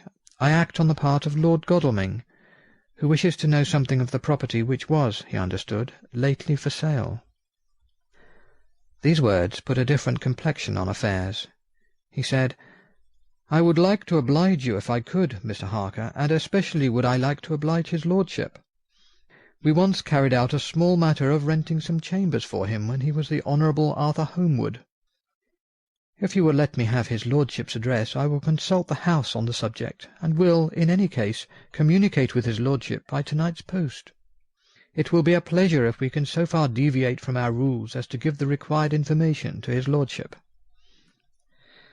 I wanted to secure a friend and not make an enemy, so I thanked him, gave the address at Dr. Seward's, and came away. It was now dark, and I was tired and hungry. I got a cup of tea at the Aerated Bread Company and came down to Purfleet by the next train. I found all the others at home. Mina was looking tired and pale, but she made a gallant effort to be bright and cheerful. It wrung my heart to think that I had had to keep anything from her, and so caused her inquietude. Thank God this will be the last night of her looking on at our conferences, and feeling the sting of our not showing our confidence. It took all my courage to hold to the wise resolution of keeping her out of our grim task. She seems somehow more reconciled, or else the very subject seems to have become repugnant to her, for when any accidental allusion is made, she actually shudders. I am glad we made our resolution in time, as with such a feeling as this, our growing knowledge would be torture to her. I could not tell the others of the day's discovery till we were alone. So after dinner, followed by a little music to save appearances, even amongst ourselves, I took Mina to her room and left her to go to bed. The dear girl was more affectionate with me than ever, and clung to me as though she would detain me. But there was much to be talked of, and I came away. Thank God the ceasing of telling things has made no difference between us. When I came down again, I found the others all gathered round the fire in the study. In the train I had written my diary so far, and simply read it off to them as the best means of letting them get abreast of my own information. When I had finished, Van Helsing said, "This has been a great day's work, friend Jonathan. Doubtless we are on the track of the missing boxes. If we find them all in that house, then our work is near the end. But if there be some missing, we must search until we find them. Then shall we make our final coup, and hunt the wretch to his real death." We all sat silent a while, and all at once Mr. Norris spoke. "Say, how are we going to get into that house?" "We got into the other," answered Lord Godalming quickly. "But, Art, this is different. We broke house at Carfax, but we had night and a walled park to protect us. It will be a mighty different thing to commit burglary in Piccadilly, either by day or night. I confess I don't see how we are going to get in unless that agency duck can find us a key of some sort." Lord Godalming's brows contracted, and he stood up and walked about the room. By and by he stopped and said, turning from one to another of us, "Quincy's head is level. This burglary business is getting serious. We got off once all right, but we have now a rare job on hand, unless we can find the Count's key-basket." As nothing could well be done before morning, and as it would be at least advisable to wait till Lord Godalming should hear from Mitchell's, we decided not to take any active step before breakfast-time. For a good while we sat and smoked, discussing the matter in its various lights and bearings. I took the opportunity of bringing this diary right up to the moment. I am very sleepy, and shall go to bed. Just a line. Mina sleeps soundly, and her breathing is regular. Her forehead is puckered up into little wrinkles, as though she thinks even in her sleep. She is still too pale, but does not look so haggard as she did this morning. Tomorrow will, I hope, mend all this. She will be herself at home in Exeter. Oh, but I am sleepy. Dr. Seward's Diary, 1st October. I am puzzled afresh about Renfield. His moods change so rapidly that I find it difficult to keep touch of them, and as they always mean something more than his own well-being, they form a more than interesting study. This morning, when I went to see him after his repulse of Van Helsing, his manner was that of a man commanding destiny. He was, in fact, commanding destiny, subjectively. He did not really care for any of the things of mere earth. He was in the clouds and looked down on all the weaknesses and wants of us poor mortals. I thought I would improve the occasion and learn something, so I asked him, "What about the flies these times?" He smiled on me in quite a superior sort of way, such a smile as would have become the face of Malvolio, as he answered me, "The fly, my dear sir, has one striking feature. Its wings are typical of the aerial powers of the psychic faculties. The ancients did well when they typified the soul as a butterfly." I thought I would push his analogy to its utmost logically. So I said quickly, "Oh, it is a soul you are after now, is it?" His madness foiled his reason, and a puzzled look spread over his face as, shaking his head with a decision which I had but seldom seen in him, he said, "Oh no, oh no, I want no souls. Life is all I want." Here he brightened up. "I am pretty indifferent about it at present. Life is all right. I have all I want. You must get a new patient, doctor, if you wish to study zoophagy." This puzzled me a little, so I drew him on. "Then you command life. You are a god, I suppose?" He smiled with an ineffably benign superiority. "Oh no, far be it from me to arrogate to myself the attributes of the deity. I am not even concerned in his especially spiritual doings. If I may state my intellectual position, I am, so far as concerns things purely terrestrial, somewhat in the position which Enoch occupied spiritually." This was a poser to me. I could not at the moment recall Enoch's appositeness, so I had to ask a simple question, though I felt that by so doing I was lowering myself in the eyes of the lunatic. "And why with Enoch?" "Because he walked with God." I could not see the analogy, but did not like to admit it, so I harked back to what he had denied. "So you don't care about life, and you don't want souls. Why not?"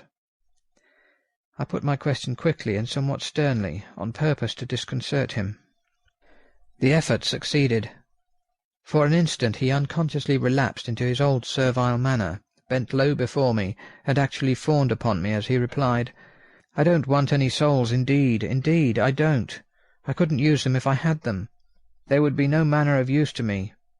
I couldn't eat them, or—" He suddenly stopped, and the old cunning look spread over his face, like a wind-sweep on the surface of the water. "And, doctor, as to life, what is it, after all, when you've got all you require, and you know that you will never want, that is all? I have friends, good friends, like you, Dr. Seward." This was said with a leer of inexpressible cunning.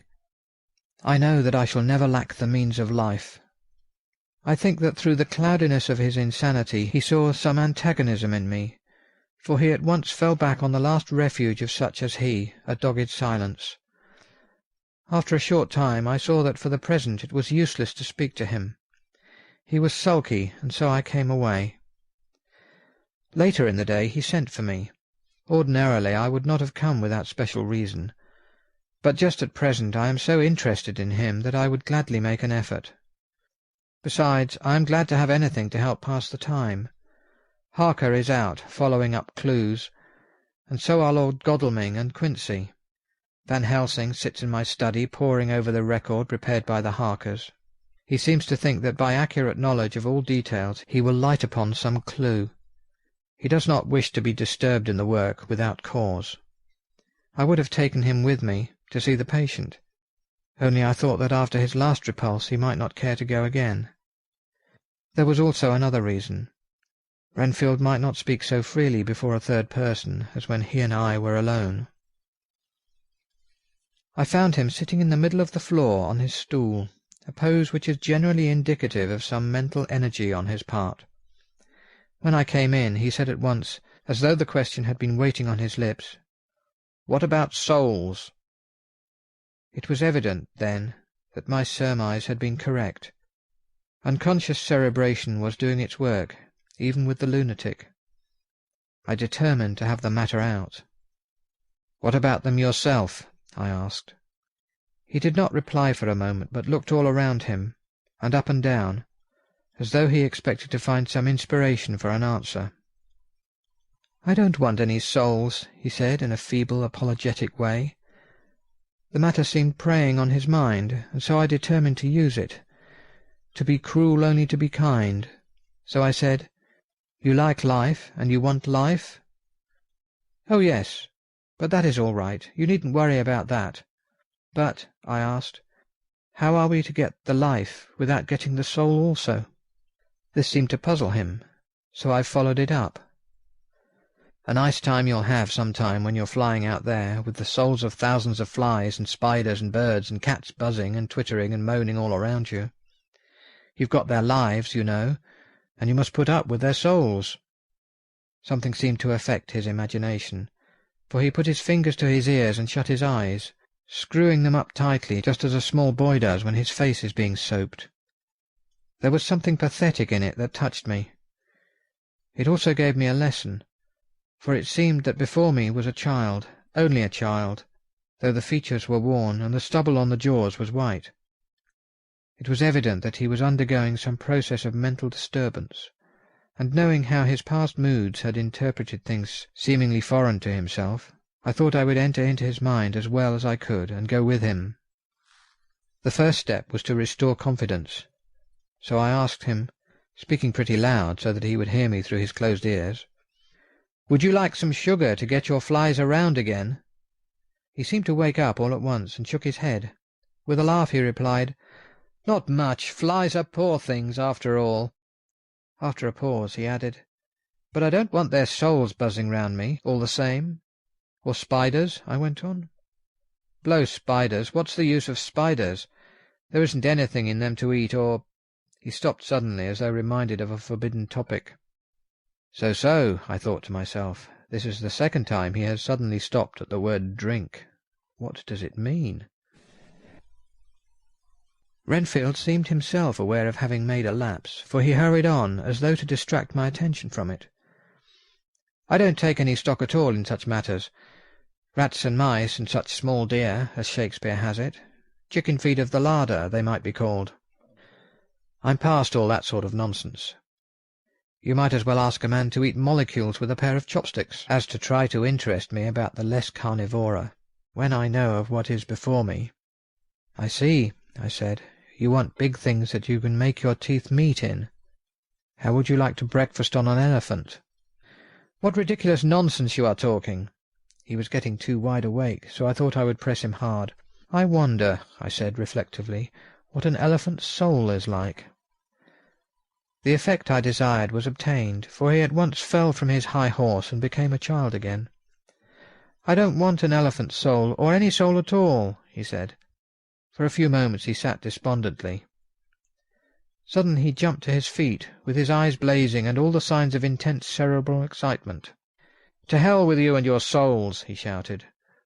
"Why do you plague me about souls? Haven't I got enough to worry and pain to distract me already without thinking of souls?"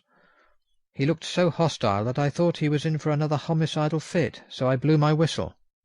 The instant, however, that I did so he became calm, and said apologetically, "Forgive me, Doctor, I forgot myself. You do not need any help. I am so worried in my mind that I am apt to be irritable. If you only knew the problem I have to face, and that I am working out, you would pity and tolerate and pardon me. Pray do not put me in a strait waistcoat. I want to think, and I cannot think freely when my body is confined. I am sure you will understand." He had evidently self-control, so when the attendants came I told them not to mind, and they withdrew. Renfield watched them go. When the door was closed he said with considerable dignity and sweetness, "Dr. Seward, you have been very considerate towards me. Believe me that I am very, very grateful to you." I thought it well to leave him in this mood, and so I came away. There is certainly something to ponder over in this man's state. Several points seem to make what the American interviewer calls a story, if one could only get them in proper order. Here they are. Will not mention drinking. Fears the thought of being burdened with the soul of anything. Has no dread of wanting life in the future. Despises the meaner forms of life altogether, though he dreads being haunted by their souls. Logically, all these things point one way. He has assurance of some kind that he will acquire some higher life. He dreads the consequence, the burden of a soul. Then it is a human life he looks to. And the assurance? Merciful God, the Count has been to him, and there is some new scheme of terror afoot. Later. I went after my round to Van Helsing and told him of my suspicion. He grew very grave, and after thinking the matter over for a while he asked me to take him to Renfield. I did so. As we came to the door we heard the lunatic within singing gaily, as he used to do in the time which now seems so long ago. When we entered, we saw with amazement that he had spread out his sugar as of old. The flies, lethargic with the autumn, were beginning to buzz into the room. We tried to make him talk of the subject of our previous conversation, but he would not attend. He went on with his singing, just as though we had not been present. He had got a scrap of paper and was folding it into a notebook. We had to come away as ignorant as we went in. His is a curious case indeed. We must watch him tonight. Letter. Mitchell, Sons and Candy, to Lord Godalming. 1st October. My Lord, we are at all times only too happy to meet your wishes. We beg, with regard to the desire of your Lordship, expressed by Mr. Harker on your behalf, to supply the following information concerning the sale and purchase of number 347 Piccadilly. The original vendors are the executors of the late Mr. Archibald Winter Suffield. The purchaser is a foreign nobleman, Count de Ville, who effected the purchase himself, paying the purchase money in notes over the counter, if your Lordship will pardon us using so vulgar an expression. Beyond this we know nothing whatever of him. We are, my Lord, your Lordship's humble servants, Mitchell, Sons and Candy. Dr. Seward's Diary, 2nd October. I placed a man in the corridor last night, and told him to make an accurate note of any sound he might hear from Renfield's room, and gave him instructions that if there should be anything strange, he was to call me. After dinner, when we had all gathered round the fire in the study, Mrs. Harker having gone to bed, we discussed the attempts and discoveries of the day. Harker was the only one who had any result, and we are in great hopes that his clue may be an important one. Before going to bed I went round to the patient's room and looked in through the observation trap. He was sleeping soundly. His heart rose and fell with regular respiration. This morning the man on duty reported to me that a little after midnight he was restless and kept saying his prayers somewhat loudly. I asked him if that was all. He replied that it was all he heard. There was something about his manner so suspicious that I asked him point-blank if he had been asleep. He denied sleep, but admitted to having dozed for a while. It is too bad that men cannot be trusted unless they are watched. To-day Harker is out following up his clue, and Art and Quincy are looking after horses. Godalming thinks that it would be well to have horses always in readiness, for when we get the information which we seek, there will be no time to lose. We must sterilize all the imported earth between sunrise and sunset. We shall thus catch the Count at his weakest, and without a refuge to fly to. Van Helsing is off to the British Museum, looking up some authorities on ancient medicine. The old physicians took account of things which their followers do not accept, and the Professor is searching for witch and demon cures which may be useful to us later. I sometimes think we must be all mad, and that we shall wake to sanity in strait waistcoats. Later. We have met again. We seem at last to be on the track, and our work of tomorrow may be the beginning of the end. I wonder if Renfield's quiet has anything to do with this. His moods have so followed the doings of the Count that the coming destruction of the monster may be carried to him some subtle way. If we could only get some hint as to what passed in his mind between the time of my argument with him today and his resumption of fly-catching, it might afford us a valuable clue. He is now seemingly quiet for a spell. Is he? That wild yell seemed to come from his room. The attendant came bursting into my room and told me that Renfield had somehow met with some accident. He had heard him yell, and when he went to him, found him lying on his face on the floor, all covered with blood. I must go at once. Chapter 21. Dr. Seward's Diary, the 3rd of October. Let me put down with exactness all that happened, as well as I can remember since last I made an entry. Not a detail that I can recall must be forgotten. In all calmness I must proceed. When I came to Renfield's room, I found him lying on the floor, on his left side, in a glittering pool of blood. When I went to move him, it became at once apparent that he had received some terrible injuries. There seemed none of the unity of purpose between the parts of the body which marks even lethargic sanity. As the face was exposed, I could see that it was horribly bruised, as though it had been beaten against the floor. Indeed, it was from the face wounds that the pool of blood originated. The attendant who was kneeling beside the body said to me as we turned him over, "I think, sir, his back is broken. See, both his right arm and leg and the whole side of his face are paralyzed." How such a thing could have happened puzzled the attendant beyond measure. He seemed quite bewildered, and his brows were gathered in as he said, "I can't understand the two things. He could mark his face like that by beating his own head on the floor. I saw a young woman do it once at the Eversfield Asylum before anyone could lay hands on her. And I suppose he might have broken his neck by falling out of bed if he got in an awkward kink. But for the life of me, I can't imagine how the two things occurred. If his back was broke, he couldn't beat his head, and if his face was like that before the fall out of bed, there would be marks on it." I said to him, "Go to Dr. Van Helsing, and ask him to kindly come here at once. I want him without an instant's delay." The man ran off, and within a few minutes the professor, in his dressing gown and slippers, appeared. When he saw Renfield on the ground, he looked keenly at him a moment, then turned to me. I think he recognized my thought in my eyes, for he said very quietly, manifestly for the ears of the attendant, "Ah, a sad accident. He will need very careful watching and much attention. I shall stay with you myself, but I shall first dress myself. If you will remain, I shall in a few minutes join you." The patient was now breathing stertorously, and it was easy to see that he had suffered some terrible injury. Van Helsing returned with extraordinary celerity, bearing with him a surgical case. He had evidently been thinking and had his mind made up, for almost before he looked at the patient he whispered to me, "Send the attendant away.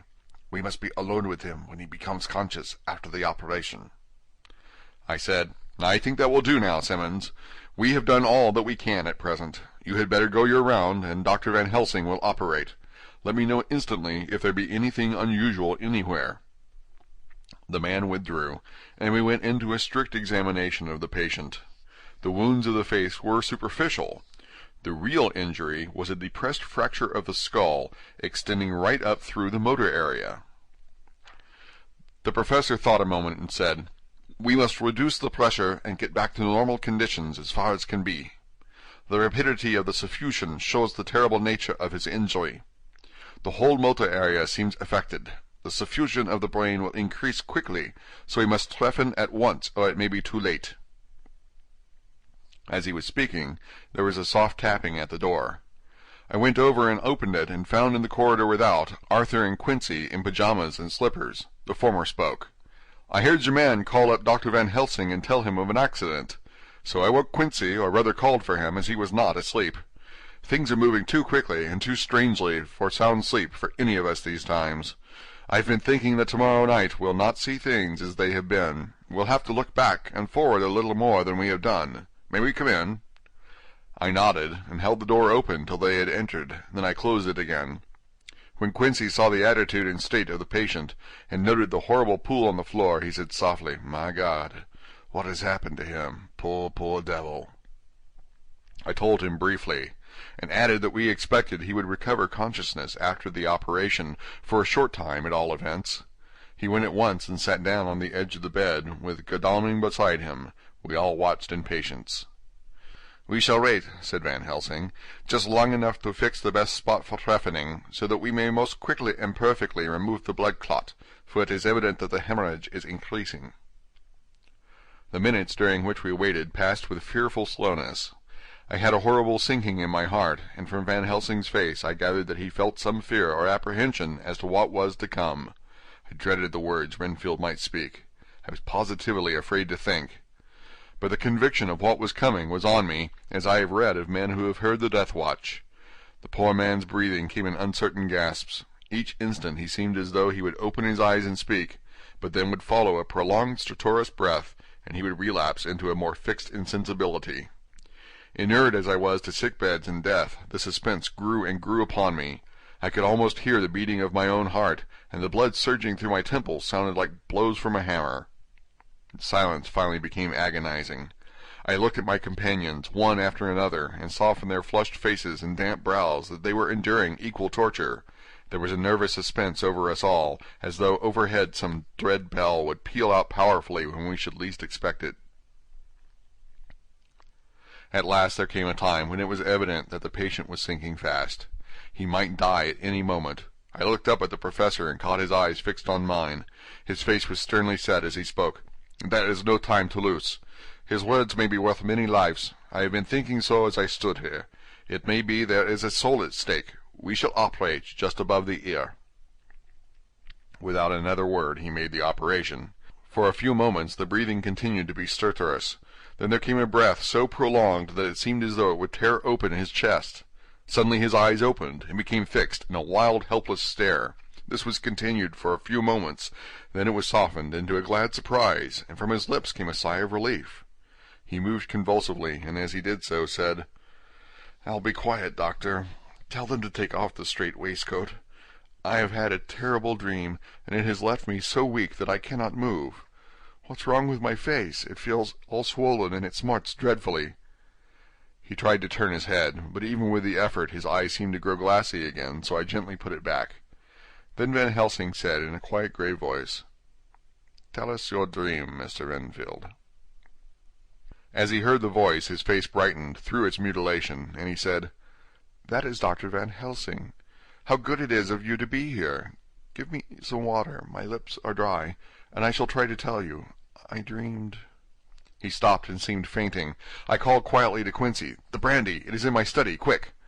He flew and returned with a glass, the decanter of brandy, and a carafe of water. We moistened the parched lips, and the patient quickly revived. It seemed, however, that his poor injured brain had been working in the interval, for when he was quite conscious, he looked at me piercingly with an agonized confusion which I shall never forget, and said, "I must not deceive myself. It was no dream, but all a grim reality." Then his eyes roved around the room. As they caught sight of the two figures sitting patiently on the edge of the bed, he went on, "If I were not sure already, I would know from them." For an instant his eyes closed, not with pain or sleep, but voluntarily, as though he were bringing all his faculties to bear. When he opened them, he said, hurriedly, and with more energy than he had yet displayed, "Quick, doctor, quick! I am dying. I feel that I have but a few minutes, and then I must go back to death, or worse. Wet my lips with brandy again. I have something that I must say before I die, or before my crushed brain dies anyhow. Thank you. It was that night after you left me, when I implored you to let me go away. I couldn't speak then, for I felt my tongue was tied. But I was as sane then, except in that way, as I am now. I was in an agony of despair for a long time after you left me. It seemed hours. Then there came a sudden peace to me. My brain seemed to become cool again, and I realized where I was. I heard the dogs bark behind our house, but not where he was." As he spoke, Van Helsing's eyes never blinked, but his hand came out and met mine and gripped it hard. He did not, however, betray himself. He nodded slightly and said, "Go on," in a low voice. Renfield proceeded. "He came up to the window in the mist, as I had seen him often before, but he was solid then, not a ghost, and his eyes were fierce like a man's when angry. He was laughing with his red mouth. The sharp white teeth glinted in the moonlight when he turned to look back over the belt of trees to where the dogs were barking. I wouldn't ask him to come in at first, though I knew he wanted to, just as he had wanted all along. Then he began promising me things, not in words, but by doing them." He was interrupted by a word from the professor. "How?" "By making them happen, just as he used to send in the flies when the sun was shining. Great big fat ones with steel and sapphire on their wings, and big moths in the night with skull and crossbones on their backs." Van Helsing nodded to him, and he whispered to me unconsciously, "The Acherontia atropos of the Sphinges, what you call the death's head moth." The patient went on without stopping. Then he began to whisper, "Rats, rats, rats! Hundreds, thousands, millions of them, and every one a life. And dogs to eat them, and cats too. All lives, all red blood, with years of life in it, and not merely buzzing flies." I laughed at him, for I wanted to see what he could do. Then the dogs howled, away beyond the dark trees, in his house. He beckoned me to the window. I got up and looked out, and he raised his hands and seemed to call out without using any words. A dark mass spread over the grass, coming on like the shape of a flame of fire. And then he moved the mist to the right and left, and I could see that there were thousands of rats, with their eyes blazing red, like his, only smaller. He held up his hand, and they all stopped, and I thought he seemed to be saying, "All these lives will I give you, I am many more and greater, through countless ages, if you will fall down and worship me." And then a red cloud, like the color of blood, seemed to close over my eyes, and before I knew what I was doing, I found myself opening the sash and saying to him, "Come in, Lord and Master." The rats were all gone, but he slid into the room through the sash, though it was only open an inch wide, just as the moon herself has often come in through the tiniest crack and has stood before me in all her size and splendor. His voice was weaker, so I moistened his lips with the brandy again, and he continued, but it seemed as though his memory had gone on working in the interval, for his story was further advanced. I was about to call him back to the point, but Van Helsing whispered to me, "Let him go on. Do not interrupt him. He cannot go back, and maybe he could not proceed at all if once he lost the thread of his thought." He proceeded. "All day I waited to hear from him, but he did not send me anything, not even a blowfly, and when the moon got up I was pretty angry with him. When he did slide in through the window, though it was shut, and did not even knock, I got mad with him. He sneered at me, and his white face looked out of the mist, with his red eyes gleaming, and he went on as though he owned the whole place, and I was no one. He didn't even smell the same as he went by me. I couldn't hold him. I thought that somehow Mrs. Harker had come into the room." The two men sitting on the bed stood up and came over, standing behind him so that he could not see them, but where they could hear better. They were both silent, but the professor started and quivered. His face, however, grew grimmer and sterner still. Renfield went on without noticing. "When Mrs. Harker came in to see me this afternoon, she wasn't the same. It was like tea, after the teapot has been watered." Here we all moved, but no one said a word. He went on, "I didn't know that she was here till she spoke, and she didn't look the same. I don't care for the pale people. I like them with lots of blood in them, and hers all seemed to have run out.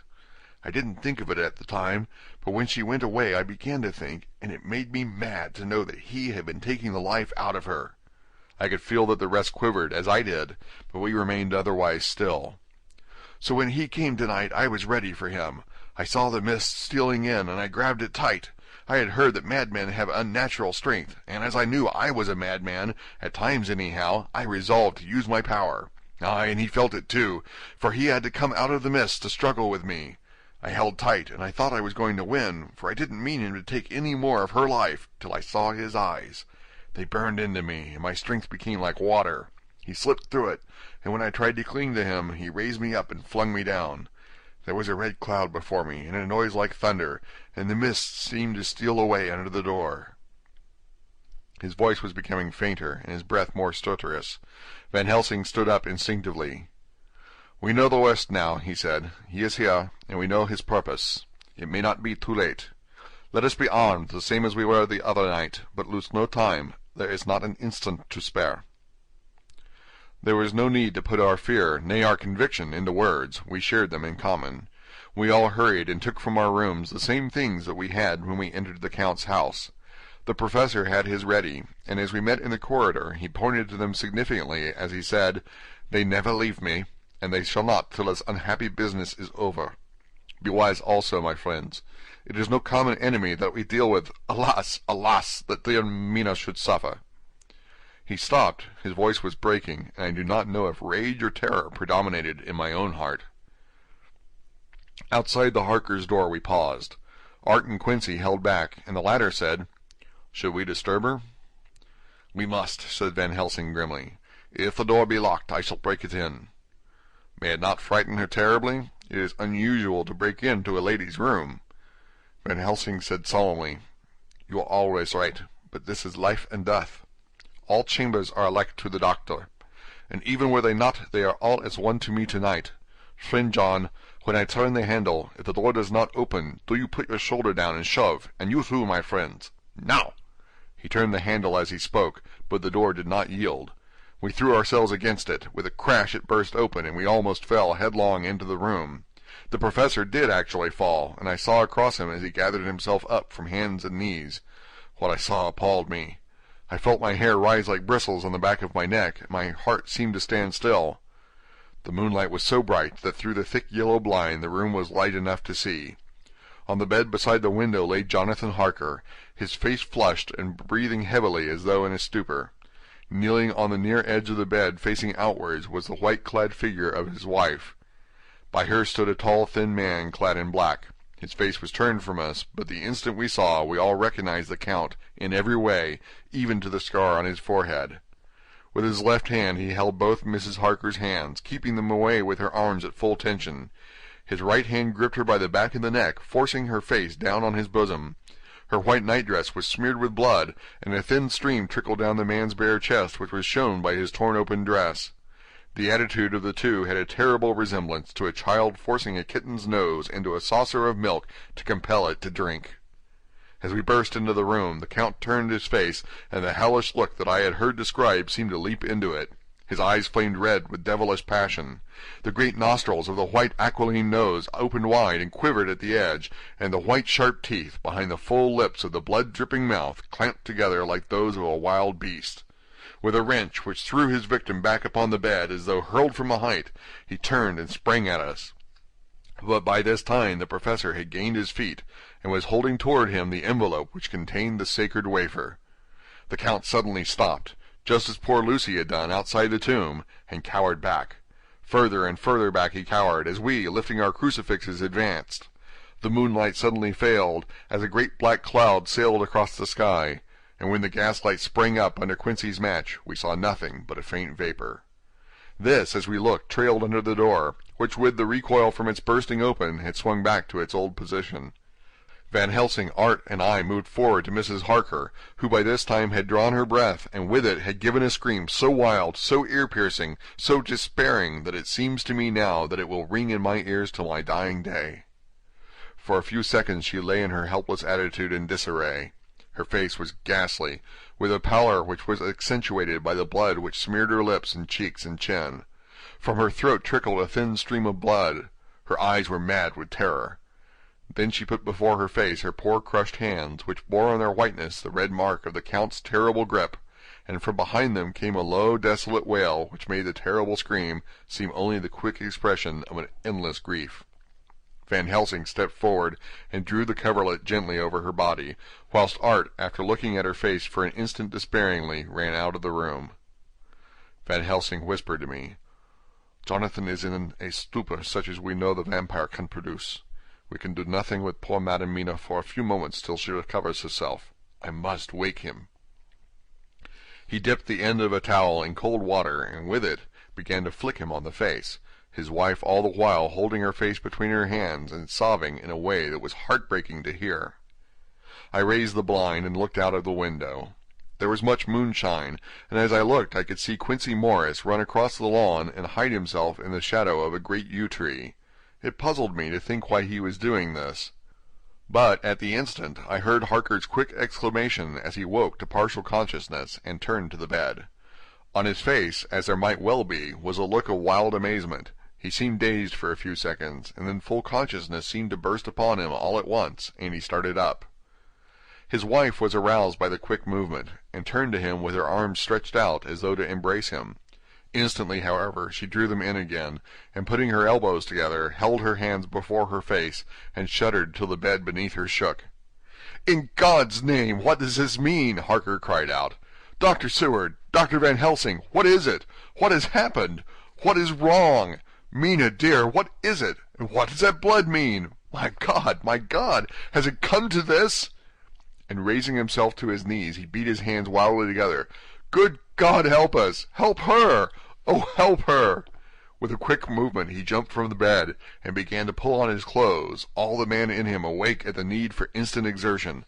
"What has happened? Tell me all about it," he cried without pausing.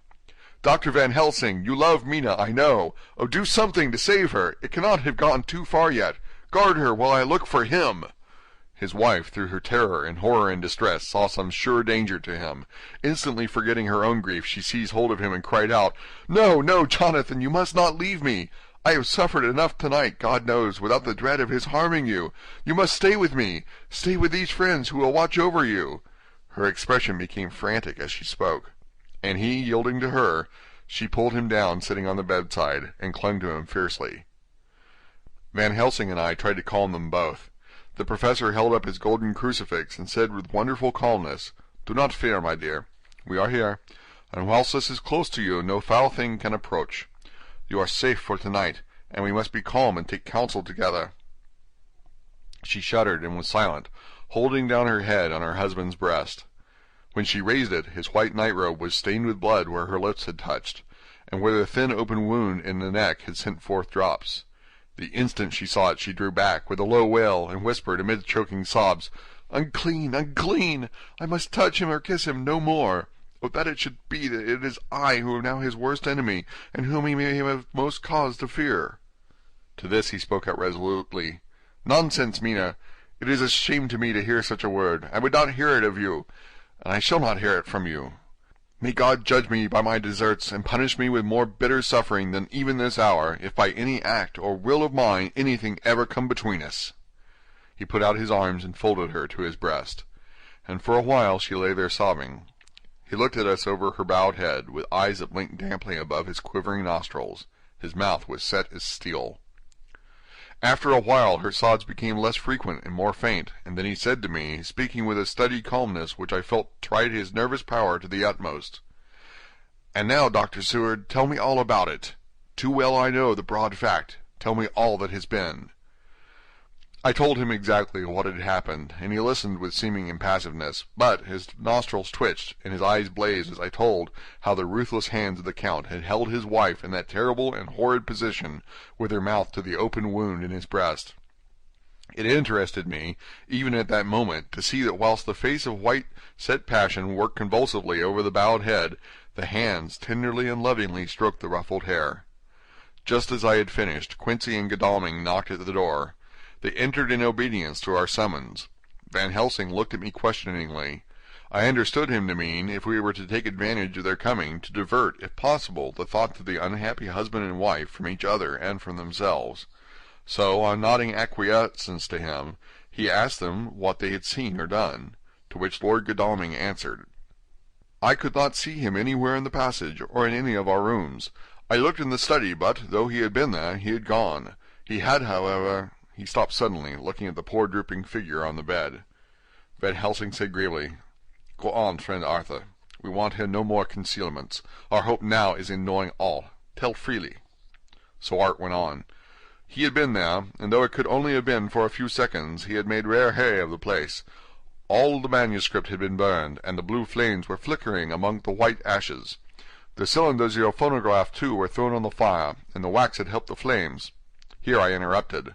"Thank God there is another copy in the safe." His face lit for a moment, but fell again as he went on. I ran downstairs then, but could see no sign of him. I looked into Renfield's room, but there was no trace there except— Again he paused. "Go on," said Harker hoarsely. So he bowed his head and, moistening his lips with his tongue, added, "Except that the poor fellow is dead."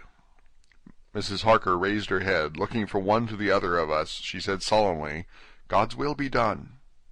I could not but feel that Art was keeping back something, but as I took it that it was with a purpose, I said nothing. Van Helsing turned to Morris and asked, "And you, friend Quincy, have you any to tell?" "A little," he answered. "It may be much eventually, but at present I can't say. I thought it well to know if possible where the Count would go when he left the house. I did not see him, but I saw a bat rise from Renfield's window and flap westward. I expected to see him in some shape go back to Carfax, but he evidently sought some other lair. He will not be back tonight, for the sky is reddening in the east, and the dawn is close. We must work tomorrow." He said the latter words through his shut teeth, For a space of perhaps a couple of minutes there was silence, and I could fancy that I could hear the sound of our hearts beating. Then Van Helsing said, placing his hand tenderly on Mrs. Harker's head, "And now, Madam Mina, poor dead Madam Mina, tell us exactly what happened. God knows that I do not want that you be pained, but it is need that we know all. For now more than ever has all work to be done quick and sharp and in deadly earnest. The day is close to us that must end all, if it may be so, and now is the chance that we may live and learn." The poor dear lady shivered, and I could see the tension of her nerves as she clasped her husband closer to her and bent her head lower and lower still on his breast. Then she raised her head proudly, and held out one hand to Van Helsing, who took it in his, and after stooping and kissing it reverently, held it fast. The other hand was locked in that of her husband, who held his other arm thrown round her protectingly. After a pause in which she was evidently ordering her thoughts, she began. "I took the sleeping draught which you had so kindly given me, but for a long time it did not act. I seemed to become more wakeful, and myriads of horrible fancies began to crowd in upon my mind, all of them connected with death, and vampires, with blood and pain and trouble." Her husband involuntarily groaned, as she turned to him and said lovingly, "Do not fret, dear. You must be brave and strong, and help me through this horrible task. If you only knew what an effort it is to me to tell of this fearful thing at all, you would understand how much I need your help." Well, I saw I must try to help the medicine to do its work with my will, if it was to do me any good, so I resolutely set myself to sleep. Sure enough, sleep must soon have come to me, for I remember no more. Jonathan coming in had not waked me, for he lay by my side when next I remember. There was in the room the same thin white mist that I had before noticed. But I forget now if you know of this. You will find it in my diary, which I shall show you later. I felt the same vague terror which had come to me before, and the same sense of some presence. I turned to wake Jonathan, but found that he slept so soundly that it seemed as if it was he who had taken the sleeping draught, and not I. I tried, but I could not wake him. This caused me a great fear, and I looked around terrified. Then indeed my heart sank within me. Beside the bed, as if he had stepped out of the mist, or rather as if the mist had turned into his figure, for it had entirely disappeared, stood a tall thin man all in black. I knew him at once from the description of the others. The waxen face, the high aquiline nose, on which the light fell in a thin white line, the parted red lips, with the sharp white teeth showing between, and the red eyes that I had seemed to see in the sunset on the windows of St. Mary's Church at Whitby. I knew, too, the red scar on his forehead where Jonathan had struck him. For an instant my heart stood still, and I would have screamed out, only that I was paralyzed. In the pause he spoke in a sort of keen-cutting whisper, pointing as he spoke to Jonathan. "Silence! If you make a sound, I shall take him and dash his brains out before your very eyes." I was appalled, and was too bewildered to do or say anything. With a mocking smile he placed one hand upon my shoulder, and, holding me tight, bared my throat with the other, saying as he did so, "First, a little refreshment to reward my exertions. You may as well be quiet. It is not the first time or the second that your veins have appeased my thirst." I was bewildered, and strangely enough I did not want to hinder him.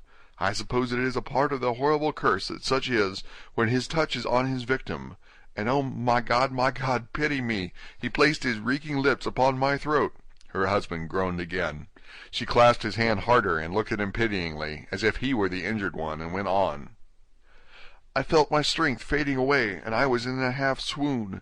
How long this horrible thing lasted I know not, but it seemed that a long time must have passed before he took his foul, awful, sneering mouth away, and I saw it drip with the fresh blood.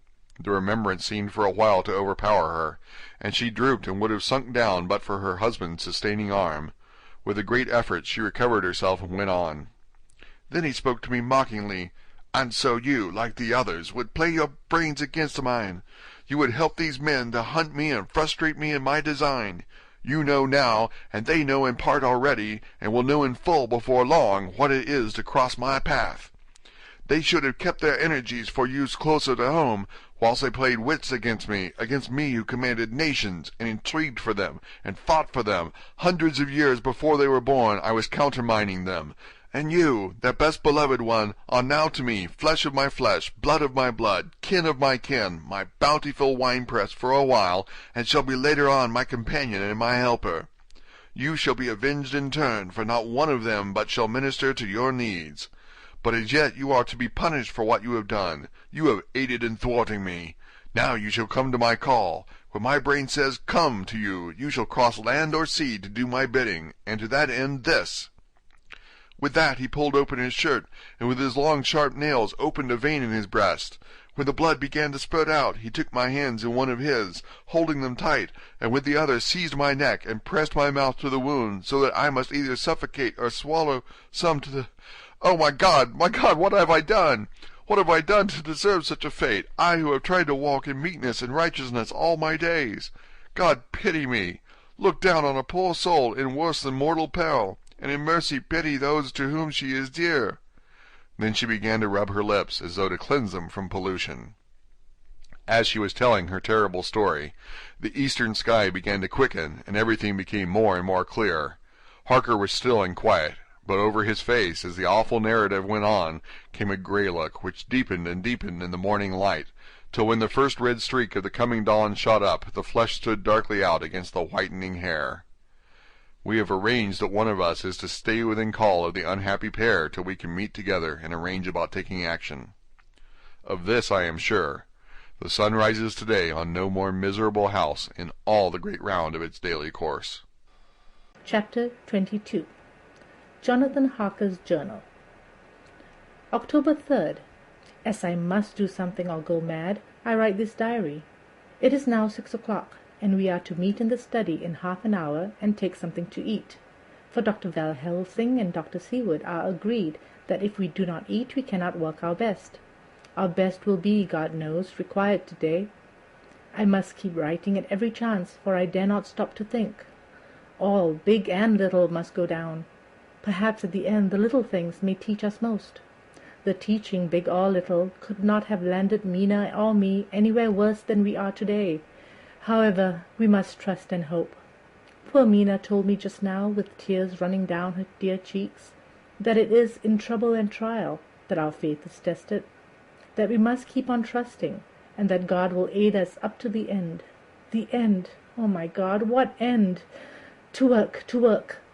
When Dr. Van Helsing and Dr. Seward had come back from seeing poor Renfield, we went gravely into what was to be done. First, Dr. Seward told us that when he and Dr. Van Helsing had gone down to the room below, they had found Renfield lying on the floor, all in a heap. His face was all bruised and crushed in, and the bones of the neck were broken. Dr. Seward asked the attendant who was on duty in the passage if he had heard anything. He said that he had been sitting down, he confessed to half dozing, when he heard loud voices in the room, and that Renfield had called out loudly several times, "God, God, God!" After that there was the sound of falling. When he entered the room he found him lying on the floor, face down, just as the doctors had seen him. Van Helsing asked if he had heard voices or a voice, and he said he could not say, that at first it had seemed to him as if there were two, but as there was no one in the room, it could have been only one. He could swear to it, if required, that the word God was spoken by the patient. Dr. Seward said to us, when we were alone, that he did not wish to go into the matter. The question of an inquest had to be considered, and it would never do to put forward the truth, as no one would believe it. As it was, he thought that on the attendant's evidence he could give a certificate of death by misadventure in falling from bed. In case the coroner should demand it, there would be a formal inquest, necessarily to the same result. When the question began to be discussed as to what should be our next step, the very first thing we decided was that Mina should be in full confidence, that nothing of any sort, no matter how painful, should be kept from her. She herself agreed to its wisdom, and it was pitiful to see her so brave and yet so sorrowful and in such depths of despair. "There must be no concealment," she said. "Alas, we have had too much already, and besides there is nothing in all the world that can give me more pain than I have already endured, than I suffer now. Whatever may happen, it must be of new hope or of new courage to me." Van Helsing was looking at her fixedly as she spoke, and said, suddenly but quietly, "But, dear Madam Mina, are you not afraid? Not for yourself, but for others from yourself? after what has happened?" Her face grew set in its lines, but her eyes shone with the devotion of a martyr as she answered, "Ah, no, for my mind is made up." "To what?" he asked gently, whilst we were all very still, for each in our own way we had a sort of vague idea of what she meant. Her answer came with direct simplicity, as though she was simply stating a fact. "Because if I find it in myself, and I shall certainly watch keenly for it, a sign of harm to any that I love, I shall die." "You would kill yourself?" he asked hoarsely. "I would, if there were no friend who loved me, who would save me from such a pain and so desperate an effort." She looked at him meaningly as she spoke. He was sitting down, but now he rose and came close to her and put his hand on her head as he said solemnly, "My child, there is such a one, if it were for your good. For myself, I could hold it in my account with God to find such a euthanasia for you, even at this moment, if it were best, nay, if it were safe. But my child—" For a moment he seemed choked, and a great sob rose in his throat. He gulped it down and went on, "There are here some who would stand between you and death. You must not die. You must not die by any hand, but least of all your own, until the other, who has fouled your sweet life, is true dead. You must not die, for if he is still with the quick undead, your death would make you even as he is. No, you must live. You must struggle and strive to live, though death would seem a boon unspeakable. You must fight death himself, though he come to you in pain or in joy, by the day or the night, in safety or in peril. On your living soul I charge you that you do not die, nay, nor think of death, till this great evil be past." The poor dear grew white as death, and shook and shivered as I have seen a quicksand shiver and shake at the incoming of a tide. We were all silent. We could do nothing. At length she grew more calm, and turning to him said sweetly, but oh so sorrowfully, as she held out her hand, "I promise you, my dear friend, that if God will let me live, I shall strive to do so, till, if it may be in his good time, this horror may have passed from me." She was so good and brave that we all felt that our hearts were strengthened to work and endure for her, and we began to discuss what we were to do. I told her that she was to have all the papers in the safe, and all the papers or diaries and phonographs that we might hereafter use, and was to keep the record as she had done before. She was pleased with the prospect of anything to do, if pleased could be used in connection with so grim an interest. As usual, Van Helsing had thought ahead of everyone else, and was prepared with an exact ordering of our work. "It is perhaps well," he said, "that at our meeting after our visit to Carfax we decided not to do anything with the earth boxes that lay there. Had we done so, the Count must have guessed our purpose, and would doubtless have taken measures in advance to frustrate such effort as regard to the others. But now he does not know our intentions.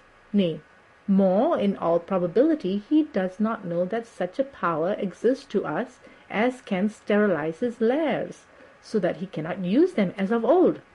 We are now so much further advanced in our knowledge as to their disposition, that when we have examined the house in Piccadilly, we may track the very last of them.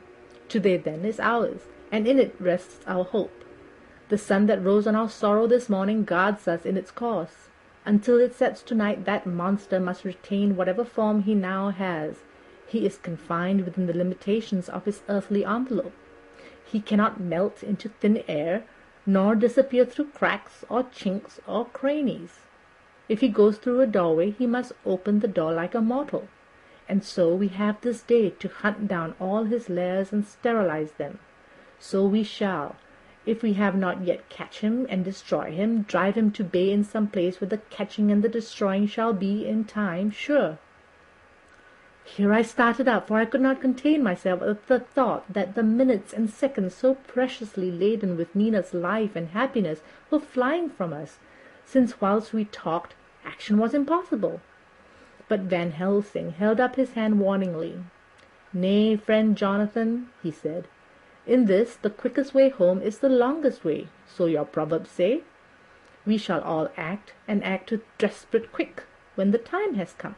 But think, in all probable, the key of the situation is in that house in Piccadilly. The Count may have many houses which he has bought. Of them he will have deeds of purchase, keys, and other things. He will have paper that he write on. He will have his books of checks. There are so many belongings that he must have somewhere.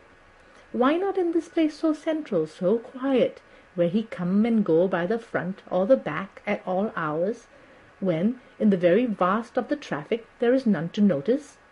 We shall go there and search that house, and when we learn what it holds, then we do what our friend Arthur calls, in his phrases of hunt, stock the earth, and so we run down our old fox. So, is it no?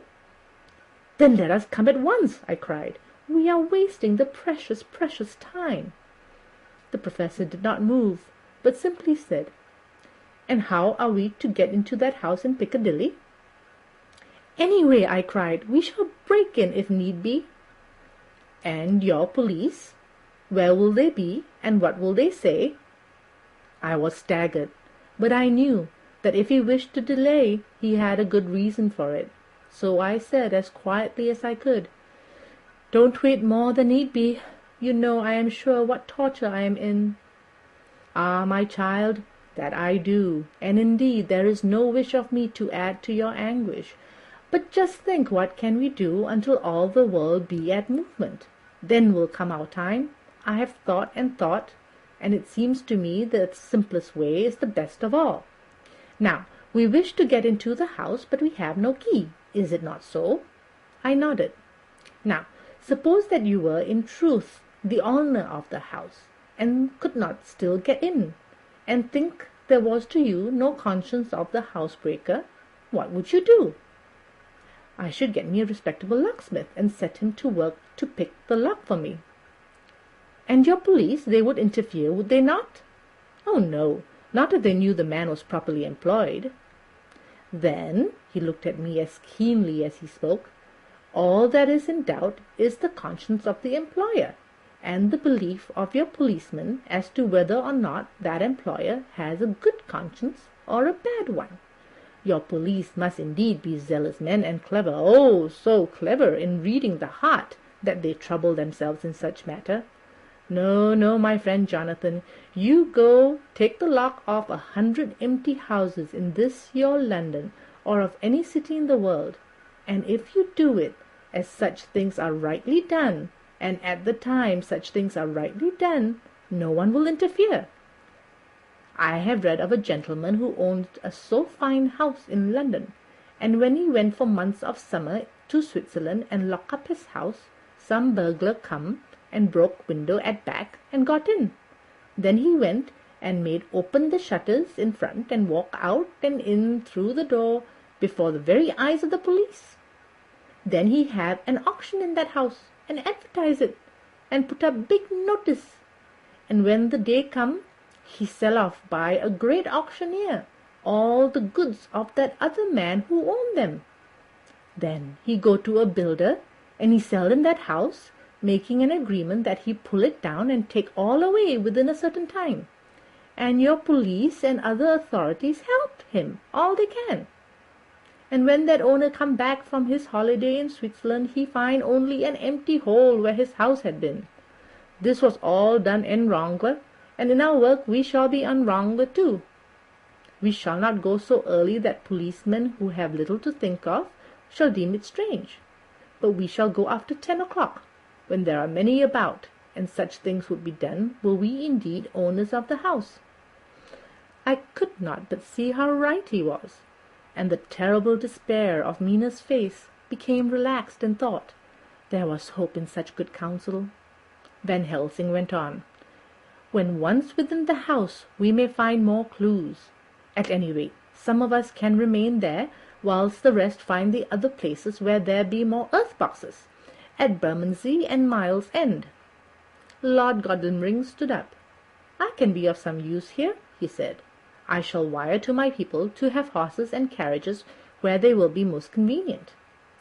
Look here, old fellow, said Morris. "It is a capital idea to have all ready in case we want to go horsebacking, but don't you think that one of your snappy carriages with its heraldic adornments in a byway of Walsworth or Miles End would attract too much attention for our purpose? It seems to me we ought to take cabs when we go south or east, or even leave them somewhere near the neighborhood where we are going to." "Friend Quincy is right," said the professor. "His head is what you call in plane with the horizon. It is a difficult thing that we go to do, and we do not want no peoples to watch us, if so it may."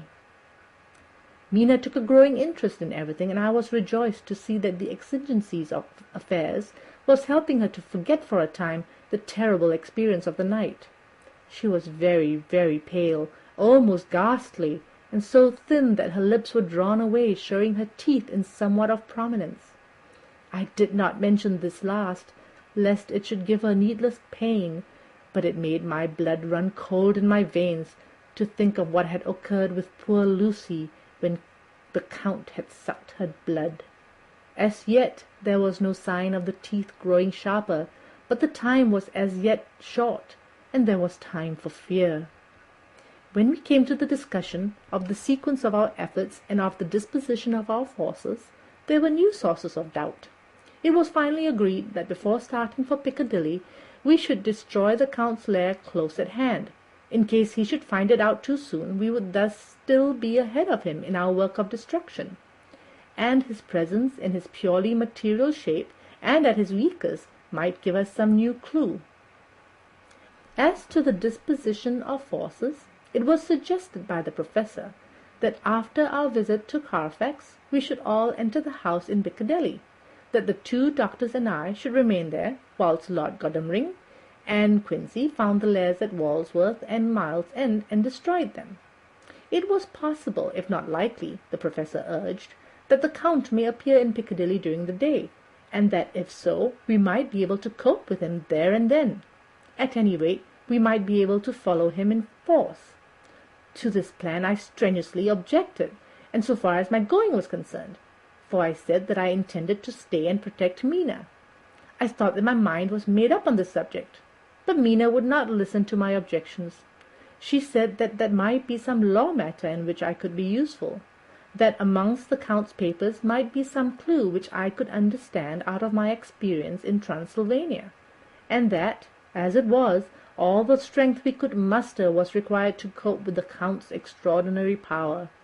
I had to give in, for Mina's resolution was fixed. She said that it was the last hope for her that we should all work together.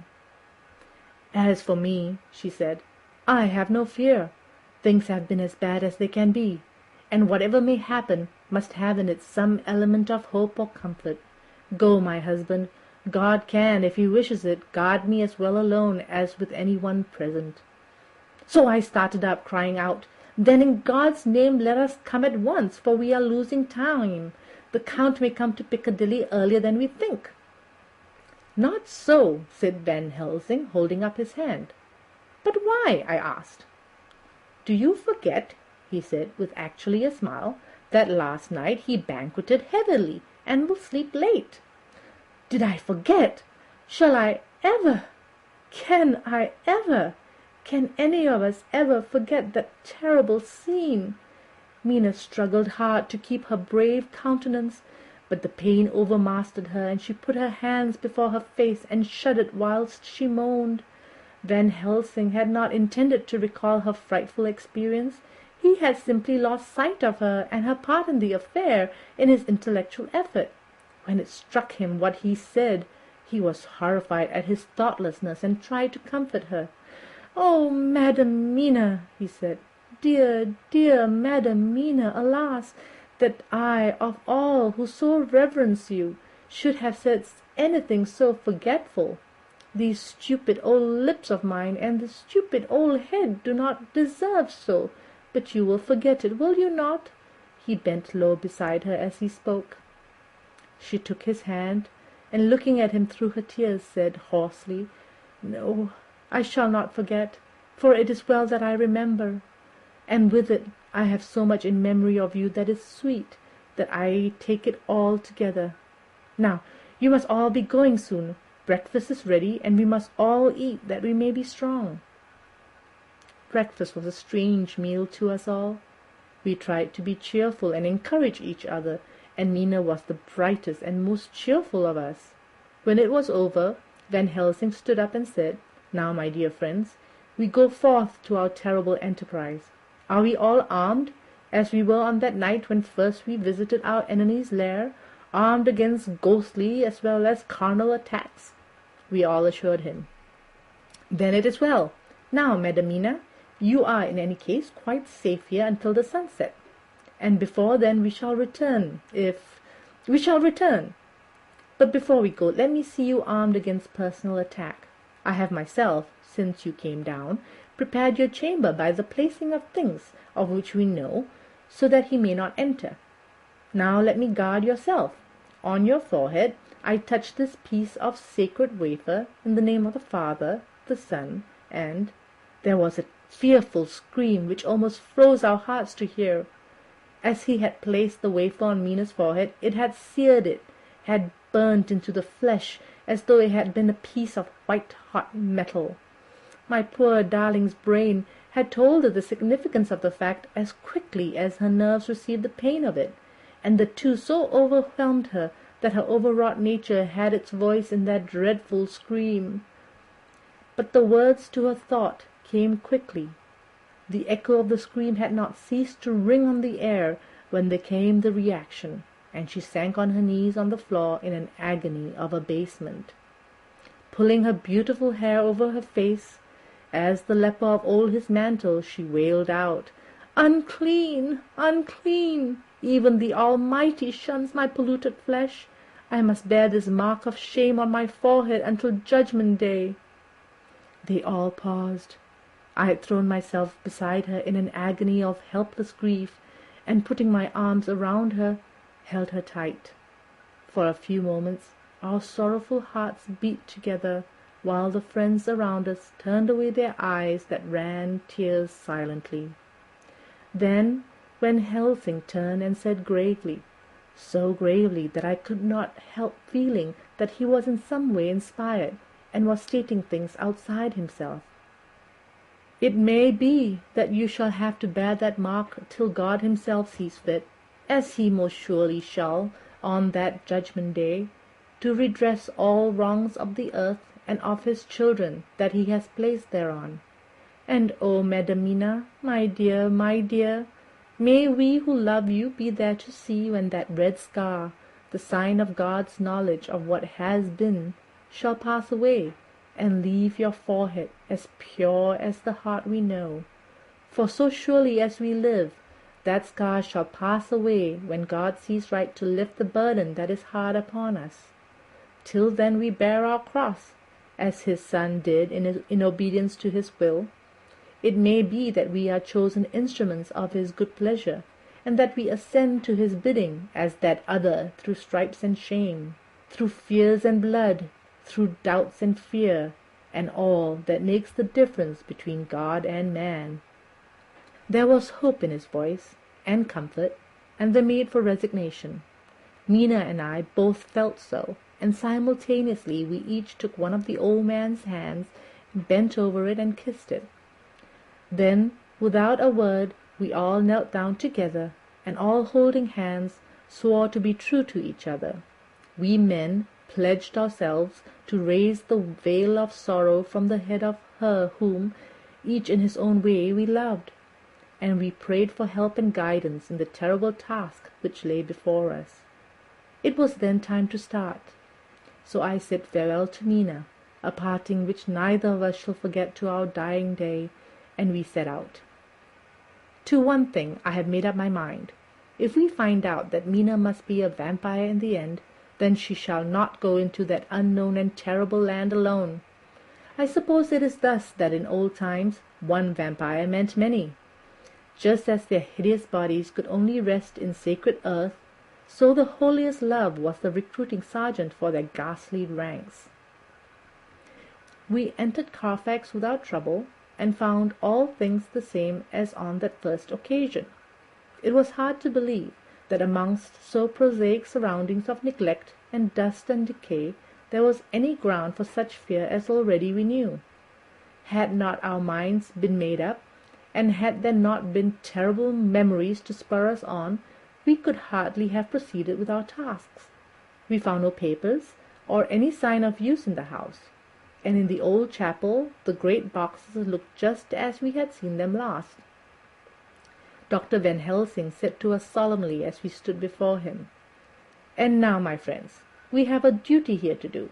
We must sterilize this earth, so sacred of holy memories, that he has brought from a far distant land for such fell use. He has chosen this earth because it has been holy. Thus we defeat him with his own weapon, for we make it more holy still. It was sanctified to such use of man, now we sanctify it to God." As he spoke, he took from his bag a screwdriver and a wrench, and very soon the top of one of the cases was thrown open. The earth smelled musty and close, but we did not somehow seem to mind, for our attention was concentrated on the professor. Taking from his box a piece of the sacred wafer, he laid it down reverently on the earth, and then shutting down the lid began to screw it home, we aiding him as he worked. One by one we treated in the same way each of the great boxes, and left them as we had found them to all appearances, but in each was a portion of the host. When we closed the door behind us, the professor said solemnly, "So much is already done. It may be that with all the others we can be so successful.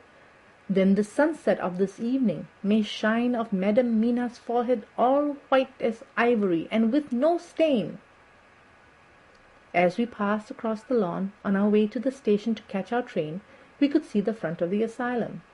I looked eagerly, and in the window of my own room saw Mina. I waved my hand to her, and nodded to tell that our work there was successfully accomplished. She nodded in reply to show that she understood. The last I saw her, she was waving her hand in farewell. It was with a heavy heart that we sought the station and just caught the train, which was steaming in as we reached the platform. I have written this in the train. Piccadilly, 12:30 o'clock. Just before we reached Fenchurch Street, Lord Godalming said to me, "Quincy and I will find a locksmith. You had better not come with us in case there should be any difficulty, for under the circumstances it wouldn't seem so bad for us to break into an empty house. But you are a solicitor, and the Incorporated Law Society might tell you that you should have known better." I demurred as to my not sharing any danger, even of odium, but he went on, "Besides, it will attract less attention if there are not too many of us. My title will make it all right with the locksmith, and with any police that might come along. You had better go with Jack and the professor and stay in Green Park, somewhere in sight of the house, and when you see the door opened and the smith has gone away, do you all come across. We shall be on the lookout for you, and shall let you in." "The advice is good," said Van Helsing, so we said no more. Godalming and Morris hurried off in a cab, we following in another. At the corner of Arlington Street, our contingent got out and strolled into the Green Park. My heart beat as I saw the house on which so much of our hope was centered, looming up grim and silent in its deserted condition amongst its more lively and spruced-up neighbours. We sat down on a bench within good view, and began to smoke cigars so as to attract as little attention as possible. The minutes seemed to pass with leaden feet as we waited for the coming of the others. At length we saw a four-wheeler drive up. Out of it, in leisurely fashion, got Lord Godalming and Morris, and down from the box descended a thick-set working man with his rush-woven basket of tools. Morris paid the cabman, who touched his hat and drove away. Together the two ascended the steps, and Lord Godalming pointed out what he wanted done. The workman took off his coat leisurely and hung it on one of the spikes of the rail, saying something to the policeman who just then sauntered by. The policeman nodded acquiescence, and the man kneeling down placed his bag beside him. After searching through it, he took out a selection of tools, which he proceeded to lay beside him in orderly fashion. Then he stood up, looked in the keyhole, blew into it, and turning to his employers, made some remark. Lord Godalming smiled, and the man lifted a good-sized bunch of keys. Selecting one of them, he began to probe the lock, as if feeling his way with it. After fumbling about for a bit, he tried a second and then a third. All at once the door opened under a slight push from him, and he and the two others entered the hall. We sat still. My own cigar burned furiously, but Van Helsing's went cold altogether. We waited patiently as we saw the workman come out and bring his bag. Then he held the door partly open, steadying it with his knees, whilst he fitted a key to the lock. This he finally handed to Lord Godalming, who took out his purse and gave him something. The man touched his hat, took his bag, put on his coat, and departed. Not a soul took the slightest notice of the whole transaction. When the man had fairly gone, we three crossed the street and knocked at the door. It was immediately opened by Quincey Morris, besides whom stood Lord Godalming lighting a cigar. "The place smells so vilely," said the latter as we walked in. It did indeed smell vilely, like the old chapel at Carfax, and with our previous experience it was plain to us that the Count had been using the place pretty freely. We moved to explore the house, all keeping together in case of attack, for we knew we had a strong and wily enemy to deal with, and as yet we did not know whether the Count might not be in the house. In the dining-room, which lay at the back of the hall, we found 8 boxes of earth. 8 boxes only out of the 9 which we sought. Our work was not over, and would never be until we had found the missing box. First we opened the shutters of a window, which looked out across a narrow stone-flagged yard at the blank face of a stable, pointed to look like the front of a miniature house. There were no windows in it, so we were not afraid of being overlooked. We did not lose any time in examining the chests. With the tools which we had brought with us, we opened them one by one, and treated them as we had treated those others in the old chapel. It was evident to us that the Count was not at present in the house, and we proceeded to search for any of his effects. After a cursory glance at the rest of the rooms, from basement to attic, we came to the conclusion that the dining-room contained any effects which might belong to the Count, and so we proceeded to minutely examine them. They lay in a sort of orderly disorder on the great dining-room table. There were title deeds of the Piccadilly house in a great bundle, deeds of the purchase of the houses at Miles End and Bermondsey, note-paper, envelopes, and pens and ink. All were covered up in a thin wrapping paper to keep them from the dust. There was also a clothes-brush, a brush and comb, and a jug and basin, the latter containing dirty water which was reddened as if with blood.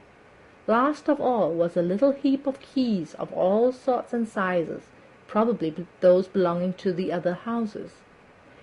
When we had examined this last find, Lord Godalming and Quincey Morris, taking accurate notes of the various addresses of the houses in the east and south, took with them the keys in a great bunch, and set out to destroy the boxes in these places. The rest of us are, with what patience we can, waiting their return or the coming of the Count. Chapter 23. Dr. Seward's Diary. October 3rd. The time seemed terribly long whilst we were waiting for the coming of our Godalming and Quincey Morris. The Professor tried to keep our minds active by using them all the time. I could see his beneficent purpose by the side glances which he threw from time to time at Harker. The poor fellow is overwhelmed in a misery that is appalling to see. Last night he was a frank, happy-looking man, with strong, youthful face, full of energy and with dark brown hair.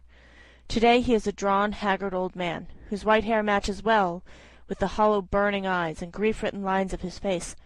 His energy is still intact. In fact, he is like a living flame. This may yet be his salvation, for if all go well, it will tide him over the despairing period. He will then, in a kind of way, wake again to the realities of life. Poor fellow! I thought my own trouble was bad enough, but his— The Professor knows this well enough, and is doing his best to keep his mind active. What he has been saying was, under the circumstances, of absorbing interest. So well as I can remember, here it is. I have studied, over and over again since they came into my hands, all the papers relating to this monster, and the more I have studied, the greater seems the necessity to utterly stamp him out. All through there are signs of his advance, not only of his power, but of his knowledge of it. As I learned from the researches of my friend Armanis of Budapest, he was in life a most wonderful man, soldier, statesman, and alchemist, which latter was the highest development of the science knowledge of his time. He had a mighty brain, a learning beyond compare, and a heart that knew no fear and no remorse. He dared even to attend the Schlossmanns, and there was no branch of knowledge of his time that he did not essay. Well, in him the brain power survived the physical death, though it would seem that memory was not all complete. In some faculties of mind he has and is only a child, but he is growing, and some things that were childish at the first are now of man's stature. He is experimenting, and doing it well, and if it had not been that we had crossed his path, he would be yet, he may be yet if we fail, the father or furtherer of a new life of beings, whose road must lead through death, not life. Harker groaned and said, "And this is all arrayed against my darling. But how is he experimenting? The knowledge may help us to defeat him." "He has all along, since his coming, been trying his power, slowly but surely. That big child brain of his is working. Well for us, it is as yet a child brain. For had he dared, at the first, to attempt certain things, he would long ago have been beyond our power. However, he means to succeed, and a man who has centuries before him can afford to wait and go slow. Festina lente may well be his motto." "I fail to understand," said Harker wearily. "Oh, do be more plain to me. Perhaps grief and trouble are dulling my brain." The Professor laid his hand tenderly on his shoulder as he spoke. "Ah, my child, I will be plain. Do you not see how, of late, this monster has been creeping into knowledge experimentally? He has been making use of the zoophagous patient to effect his entry into friend John's home, for your vampire, though in all afterwards he can come how and when he will, must at the first make entry only when asked thereto by an inmate. But these are not his most important experiments. Do we not see how at the first all these great boxes were moved by others? He knew not then but that must be so. But all the time that so great child brain of his was growing, and he began to consider whether he might not himself move the box. So he began to try to help, and then, when he found that this be all right, he tried to move them all alone. And so he progress, and he scattered these graves of him, and none but he know where they are hidden. He may have intended to bury them deep in the ground, so that only he may use them in the night, or at such time as he can change his form. They do him equal well, and none may know these are his hiding-place. But, my child, do not despair, this knowledge came to him just too late.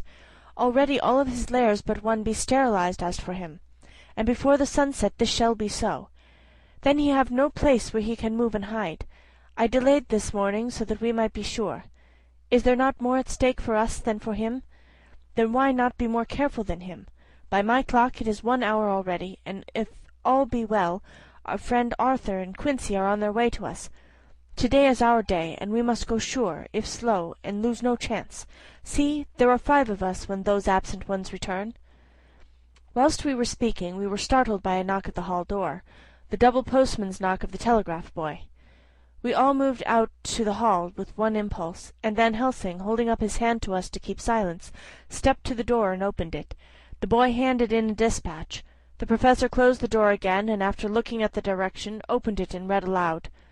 "Look out for D. He has just now, 12:45, come from Carfax hurriedly and hastened towards the south. He seems to be going the round and may want to see you. Mina." There was a pause, broken by Jonathan Harker's voice. "Now, God be thanked, we shall soon meet." Van Helsing turned to him quickly and said, "God will act in his own way and time. Do not fear and do not rejoice as yet, for what we wish for at the moment may be our own undoings." "I care for nothing now," he answered hotly, "except to wipe out this brute from the face of creation. I would sell my soul to do it." "Oh, hush, hush, my child," said Van Helsing. "God does not purchase souls in this wise, and the devil, though he may purchase, does not keep faith. But God is merciful and just, and knows your pain and your devotion to that dear Madam Mina. Think you how her pain would be doubled did she but hear your wild words? Do not fear any of us. We are all devoted to this cause, and to-day shall see the end. The time is coming for action. To-day this vampire is limit to the powers of man. Until sunset he may not change. It will take him time yet to arrive here. See, it is 20 minutes past 1, and there are yet some times before he can hither come, be he ever so quick. What we must hope for is that my Lord Arthur and Quincey arrive first." About half an hour after we received Mrs. Harker's telegram, there came a quiet, resolute knock at the hall door. It was just an ordinary knock, such as is given hourly by thousands of gentlemen, but it made the Professor's heart and mine beat loudly. We looked at each other, and together moved out into the hall. We each held ready to use our various armaments, the spiritual in the left hand, the mortal in the right. Van Helsing pulled back the latch, and holding the door half open, stood back, having both hands ready for action. The gladness of our hearts must have shone upon our faces, when on the step, close to the door, we saw Lord Godalming and Quincey Morris. They came in quickly and closed the door behind them, the former saying, as they moved along the hall, "It is all right. We found both places. 6 boxes in each, and we destroyed them all." "Destroyed?" asked the Professor. "For him." We were silent for a minute, and then Quincey said, "There's nothing to do but wait here. If, however, he doesn't turn up by 5 o'clock, we must start off, for it won't do to leave Mrs. Harker alone after sunset." "He will be here before long now," said Van Helsing, who had been consulting his pocket-book. "Nota bene, in Madame's telegram he went south from Carfax. That means he went to cross the river, and he could only do so at slack of tide, which should be something before 1 o'clock. That he went south has a meaning for us. He is as yet only suspicious, and he went from Carfax first to the place where he would suspect interference least. You must have been at Bermondsey only a short time before him. That he is not here already shows that he went to Mile End next. This took him some time, for he would then have to be carried over the river in some way. Believe me, my friends, we shall not have long to wait now. We should have ready some plan of attack, so that we may throw away no chance. Hush, there is no time now. Have all your arms. Be ready." He held up a warning hand as he spoke, for we all could hear a key softly inserted into the lock of the hall door. I could not but admire, even at such a moment, the way in which a dominant spirit asserts itself. In all our hunting parties and adventures in different parts of the world, Quincey Morris had always been the one to arrange the plan of action, and Arthur and I seemed to be accustomed to obey him implicitly. Now the old habit seemed to be renewed instinctively. With a swift glance round the room, he at once laid out our plan of attack, and without speaking a word, with a gesture, placed each of us in position. Van Helsing, Harker, and I were just behind the door, so that when it opened the Professor could guard it whilst we two stepped between the intercomer and the door. Godalming behind and Quincey in front stood just out of sight, ready to move in front of the window. We waited in a suspense that made the seconds pass with nightmare slowness. The slow, careful steps came along the hall. The Count was evidently prepared for some surprise, at least he feared it. Suddenly, with a single bound, he leapt into the room, winning away past us before any of us could raise a hand to stay him. There was something so panther-like in the movement, something so unhuman, that it seemed to sober us all from the shock of his coming. The first to act was Harker, who, with a quick movement, threw himself before the door leading into the room in front of the house. As the Count saw us, a horrible sort of snarl passed over his face, showing the eye-tooth long and pointed, but the evil smile as quickly passed into a cold stare of lion-like disdain. His expression again changed as, with a single impulse, we all advanced upon him. It was a pity that we had not some better yet organized plan of attack, for even at the moment I wondered what we were to do. I did not myself know whether our lethal weapons would avail of us anything. Harker evidently meant to try the matter, for he had ready his great kukuri knife, and made a fierce and sudden cut at him. The blow was a powerful one, only the diabolical quickness of the Count's leap back saved him. A second less, and the trenchant blade had shorn through his heart. As it was, the point just cut the cloth of his coat, making a wide gap whence a bundle of bank-notes and stream of gold fell out. The expression of the Count's face was so hellish that for a moment I feared for Harker, though I saw him throw the terrible knife aloft again for another stroke. Instinctively I moved forward, and with a protective impulse, holding the crucifix and wafer in my left hand, I felt a mighty power fly along my arm, and it was without surprise that I saw the monster cower back before a similar movement made spontaneously by each one of us. It would be impossible to describe the expression of hate and baffled malignity, of anger and hellish rage, which came over the Count's face. His waxen hue became greenish-yellow by the contrast of his burning eyes, and the red scar on the forehead showed on the pallid skin like a palpitating wound. The next instant, with a sinuous dive, he swept under Harker's arm, ere his blow could fall, and grasping a handful of the money from the floor, dashed across the room, threw himself at the window. Amid the crash and glitter of the falling glass, he tumbled into the flagged area below. Through the sound of the shivering glass I could hear the ting of the gold as some of the sovereigns fell on the flagging. We ran over and saw him spring, unhurt, from the ground. He, rushing up the stairs, crossed the flagged yard, and pushed open the stable door. There he turned and spoke to us. "You think to baffle me, you with your pale faces all in a row, like sheep in a butcher's? You shall be sorry yet, each one of you. You think that you have left me without place to rest, but I have more. My revenge is just begun. I spread it over centuries, and time is on my side. Your girls that you all love are mine already, and through them you and others shall yet be mine, my creatures, to do my bidding and be my jackals when I want to feed. Bah!" With a contemptuous sneer he passed quickly through the door, and we heard the rusty bolt creak as he fastened it behind him. A door beyond opened and shut. The first of us to speak was the Professor. Realizing the difficulty of following him through the stable, we moved towards the hall. "We have learned something, much. Notwithstanding his brave words, he fears us. He fears time, he fears want. For if not, why hurry so? His very tone betray him, or my ears deceive? Why take that money? You follow quick. You are hunters of the wild beast, and understand it so. For me, I make sure that nothing here may be of use to him, if so that he returns." As he spoke he put the money remaining in his pocket, took the title deeds in the bundle as Harker had left them, and swept the remaining things into the open fireplace, where he set fire to them with a match. Godalming and Morris rushed out into the yard, and Harker lowered himself from the window to follow the Count. He had, however, bolted the stable door, and by the time they had forced it open there was no sign of him. Van Helsing and I tried to make inquiry at the back of the house, but the mews was deserted, and no one had seen him depart. It was now late in the afternoon, and sunset was not far off. We had to recognize that our game was up. With heavy hearts we agreed with the Professor when he said, "Let us go back now to Madam Mina. Poor, poor, dear Madam Mina. All we can do just now is done, and we can there at least protect her. But we need not despair. There is but one more earth box, and we must try to find it. When that is done, all may yet be well." I could see that he spoke as bravely as he could to comfort Harker. The poor fellow was quite broken down. Now and again he gave a low groan which he could not suppress. He was thinking of his wife. With sad hearts we came back to my house, where we found Mrs. Harker waiting us, with an appearance of cheerfulness which did honour to her bravery and unselfishness. When she saw our faces, her own became as pale as death. For a second or two her eyes were closed as if she were in secret prayer, and then she said cheerfully, "I can never thank you all enough. Oh, my poor darling!" As she spoke she took her husband's grey head in her hands and kissed it. "May your poor head hear and rest it. All will be well, dear. God will protect us if he so will it in his good intent." The poor fellow groaned. There was no place for words in his sublime misery. We had a sort of perfunctory supper together, and I think it cheered us all up somewhat. It was, perhaps, the mere animal heat of food to hungry people, for none of us had eaten anything since before breakfast. Or the sense of companionship may have helped us, but anyhow we were all less miserable, and we saw the morrow was not altogether without hope. True to our promise, we told Mrs. Harker everything which had passed, and although she grew snowy white at times when danger had seemed to threaten her husband, and red at others when his devotion to her was manifested, she listened bravely and without comment. When we came to the part where Harker had rushed at the Count so recklessly, she clung to her husband's arm, and held it tight as though her clinging could protect him from any harm that might come.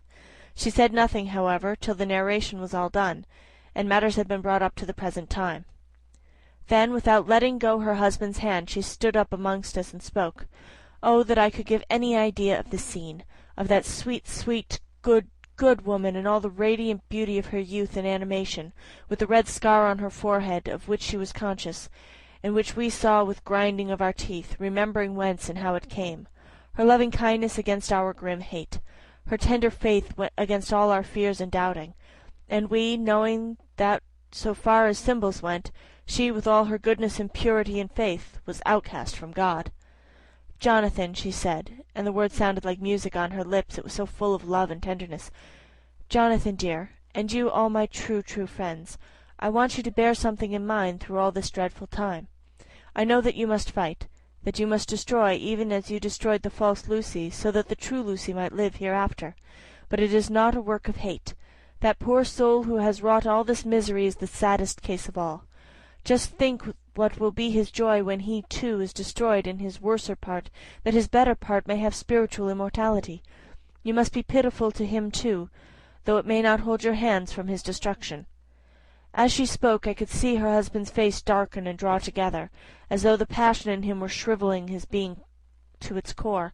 Instinctively the clasp on his wife's hand grew closer, till his knuckles looked white. She did not flinch from the pain which I knew she must have suffered, but looked at him with eyes that were more appealing than ever. As she stopped speaking he leapt to his feet, almost tearing his hand from hers as he spoke. "May God give him into my hand just for long enough to destroy that earthly life of him which we are aiming at. If beyond it I could send his soul forever and ever to burning hell, I would do it. Oh, hush! Oh, hush, in the name of good God! Don't say such things, Jonathan, my husband, or you will crush me with fear and horror. Just think, my dear, I have been thinking all this long, long day of it, that perhaps some day I too may need such pity, and that some other like you, and with equal cause for anger, may deny it me. Oh, my husband, indeed I would pray have spared you such a thought had there been another way. But I pray that God may not have treasured your wild words, except as the heartbroken wail of a very loving and sorely stricken man. O God, let these poor white hairs go in evidence of what he has suffered, who all his life has done no wrong, and on whom so many sorrows have come." We men all were in tears now. There was no resisting them, and we wept openly. She wept too, to see that her sweeter counsels had prevailed. Her husband flung himself on his knees beside her, and putting his arms round her hid his face in the folds of her dress. Van Helsing beckoned to us, and we stole out of the room, leaving the two loving hearts alone with their God. Before they retired, the Professor fixed up the room against any coming of the vampire, and assured Mrs. Harker that she might rest in peace. She tried to school herself to the belief, and manifestly, for her husband's sake, tried to seem content. It was a brave struggle, and was, I think, and believe, not without its reward. Van Helsing had placed at hand a bell, which either of them was to sound in case of any emergency. When they had retired, Quincy, Godalming, and I arranged that we should sit up, dividing the night between us, and watch over the safety of the poor stricken lady. The first watch falls to Quincy, so the rest of us shall be off to bed as soon as we can. Godalming has already turned in, for his is the second watch. Now that my work is done, I too shall go to bed. Jonathan Harker's Journal, 3 to 4 October, close to midnight. I thought yesterday would never end. There was over me a yearning for sleep, in some sort of blind belief that to wake would be to find things changed, and that any change must now be for the better. Before we parted, we discussed what our next step was to be, but we could arrive at no result. All we knew was that there was one earth box remaining, and that the Count alone knew where it was. If he chooses to lie hidden, he may baffle us for years. And in the meantime, the thought is too horrible. I dare not think of it even now. This I know, that if ever there was a woman who was all perfection, that one is my poor wronged darling. I loved her 1,000 times more for her sweet pity of last night, a pity that made my own hate of the monster seem despicable. Surely God will not permit the world to be the poorer by the loss of such a creature. This is a hope to me. We are all drifting reefwards now, and faith is our only anchor. Thank God. Mina is sleeping, and sleeping without dreams. I fear what her dreams must be like, with such terrible memories to ground them in. She has not been so calm, within my seeing, since the sunset. Then, for a while, there came over her face a repose which was like the spring after the blasts of March. I thought at the time that it was the softness of the red sunset on her face, but somehow now I think it has a deeper meaning. I am not sleepy myself, though I am weary to death. However, I must try to sleep, for there is tomorrow to think of, and there is no rest for me until later.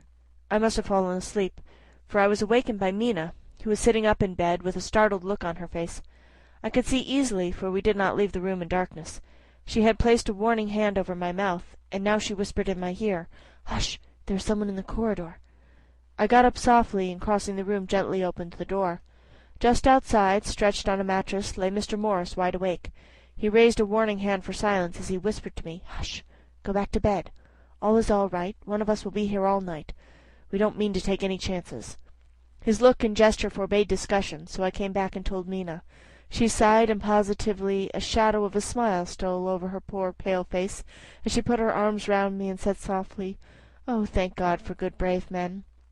With a sigh she sank back again into sleep. I write this now as I am not sleepy, though I must try again. 4 October, morning.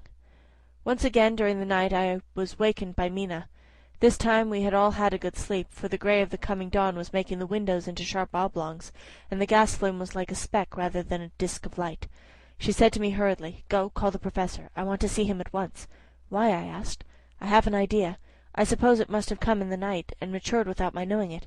He must hypnotize me before the dawn, and then I shall be able to speak. Go quick, dearest, the time is getting close." I went to the door. Dr. Seward was resting on the mattress, and seeing me he sprang to his feet. "Is anything wrong?" he asked in alarm. "No," I replied, "but Mina wants to see Dr. Van Helsing at once." "I will go," he said, and hurried into the Professor's room. 2 or 3 minutes later Van Helsing was in the room in his dressing-gown, and Mr. Morris and Lord Godalming were there with Dr. Seward at the door asking questions. When the Professor saw Mina, a smile, a positive smile, ousted the anxiety off his face. He rubbed his hands as he said, "Oh, my dear Madam Mina, this is indeed a change. See, friend Jonathan, we have got our dear Madam Mina as old back to us to-day." Then turning to her, he said cheerfully, "And what am I to do for you? For at this hour you do not want me for nothing." "I want you to hypnotize me," she said. "Do it before the dawn, for I feel that is when I can speak, and speak freely. Be quick, for time is short." Without a word he motioned for her to sit up in bed. Looking fixedly at her, he commenced to make passes in front of her, from over the top of her head downward, with each hand in turn. Mina gazed at him fixedly for a few minutes, during which my own heart beat like a trip-hammer, for I felt that some crisis was at hand. Gradually her eyes closed, and she sat stock still. Only by the gentle heaving of her bosom could one know that she was alive. The Professor made a few more passes and then stopped, and I could see that his forehead was covered with great beads of perspiration. Mina opened her eyes, but she did not seem the same woman. There was a far-away look in her eyes, and her voice had a sad dreaminess which was new to me. Raising his hand to impose silence, the Professor motioned to me to bring the others in. They came on tiptoe, closing the door behind them, and stood at the foot of the bed looking on. Mina appeared not to see them. The stillness was broken by Van Helsing's voice speaking in a low, level tone, which would not break the current of her thoughts. "Where are you?" The answer came in a neutral way. "I do not know. Sleep has no place I can call its own." For several minutes there was silence. Mina sat rigid, and the Professor stood staring at her fixedly. The rest of us hardly dared to breathe. The room was growing lighter. Without taking his eyes from Mina's face, Dr. Van Helsing motioned to me to pull up the blind. I did so, and the day seemed just upon us. A red streak shot up, and a rosy light seemed to diffuse itself through the room. On the instant the Professor spoke again. "Where are you now?" The answer came dreamily, but with intention. There were as though she were interpreting something. I have heard her use the same tone when reading her shorthand notes. "I do not know. It is all strange to me." "What do you see?" "I can see nothing. It is all dark." "What do you hear?" I could detect the strain in the Professor's patient voice. "The lapping of water. It is gurgling by, and little waves leap. I can hear them on the outside." "Then you are on a ship?" We all looked at each other, trying to glean something each from the other. We were afraid to think. The answer came quick. "Oh, yes." "What else do you hear?" "The sound of men stamping overhead as they run about. There is the creaking of a chain, and the loud tinkle as the check of the capstan falls into the ratchet." "What are you doing?" "I am still, oh still. It is like death." The voice faded away into the deep breath as of one sleeping, and the open eyes closed again. By this time the sun had risen, and we were all in the full light of day. Dr. Van Helsing placed his hands on Mina's shoulders, and laid her head down softly on her pillow. She lay like a sleeping child for a few moments, and then, with a long sigh, awoke and stared in wonder to see us all around her. "Have I been talking in my sleep?" was all she said.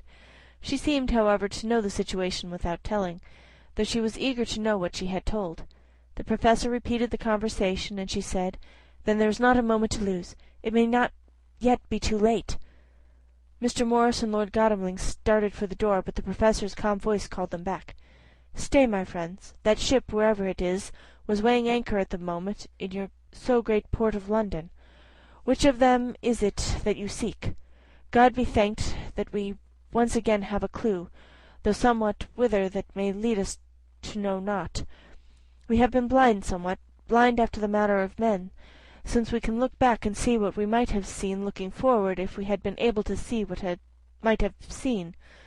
Alas, that sentence is a puzzle, is it not? We cannot know what was in the Count's mind when he seized that money, though Jonathan's so fierce knife put him in danger that even he dread. He meant escape. Hear me, escape. He saw that but with one earth-box left, and a pack of men following like dogs after a fox, this London was no place for him. He have take his last earth-box on board a ship, and he leave the land. He think to escape, but no. We follow him. Tally-ho, as friend Arthur would say when he put on his red frock, to our old fox is wily. Oh, so wily, and we must follow with wile. I too am wily, and I think his mind in a little while. In meantime we may rest in peace, for there are between us which he do not want to pass, and which he could not if he would, unless the ship were to touch the land, and then only at full or slack tide. See, and the sun is just rose, and all day to sunset it is. Let us take bath and dress and breakfast, which we all need, and which we can eat comfortably, since he has not been in the same land with us." Mina looked at him appealingly as she said, "But why need we seek him further when he is gone from us?" He took her hand and patted it as he replied, "Ask me nothing yet. When we have had breakfast, then I answer all questions." He would say no more, and we separated to dress. After breakfast Mina repeated her question.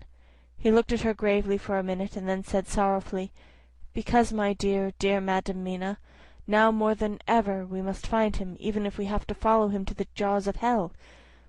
She grew paler as she said faintly, "Why?" "Because," he answered solemnly, "he can live for centuries, and you are but a mortal woman.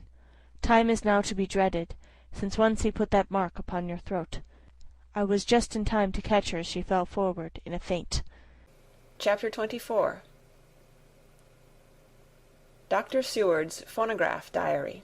Spoken by Van Helsing. This to Jonathan Harker. You are to stay with your dear Madam Mina. We shall go to make our search, if I can call it so, for it is not search but knowing, and we seek confirmation only. But do you stay and take care of her today. This is your best and most holiest office. This day nothing can find him here. Let me tell you, so that you will know what we four know already, for I have tell them. He, our enemy, have gone away. He have gone back to his castle in Transylvania. I know it so well, as if a great hand of fire wrote it on the wall. He have prepare for this in some way, and that last earth box was ready to ship somewheres. For this he took the money. For this he hurry at the last, lest we catch him before the sun go down. It was his last hope, save that he might hide in the tomb that he think poor Miss Lucy, being as he thought like him, keep open to him. But there was not of time. When that fail, he makes straight for his last resource, his last earth-work, I might say, did I wish double entente. He is clever, oh, so clever. He know that his game here was finish, and so he decide he go back home. He find ship going by the route he came, and he go in it. We go off now to find what ship and whither bound. When we have discovered that, we come back and tell you all. Then we will comfort you and poor Madam Mina with new hope. For it will be hope when you think it over that all is not lost. This very creature that we pursue, he take hundreds of years to get so far as London, and yet in one day, when we know of the disposal of him, we drive him out. He is finite, though he is powerful to do much harm, and suffers not as we do. But we are strong, each in our purpose, and we are all more strong together. Take heart afresh, dear husband of Madam Mina. This battle is but begun, and in the end we shall win. So sure as that God sits on high to watch over his children. Therefore be of much comfort till we return. Van Helsing. Jonathan Harker's Journal. 4th of October. When I read to Mina Van Helsing's message in the phonograph, the poor girl brightened up considerably. Already the certainty that the Count is out of the country has given her comfort. And comfort is strength to her. For my own part, now that his horrible danger is not face to face with us, it seems almost impossible to believe in it. Even my own terrible experiences in Castle Dracula seem like a long-forgotten dream, here in the crisp autumn air, in the bright sunlight. Alas, how can I disbelieve?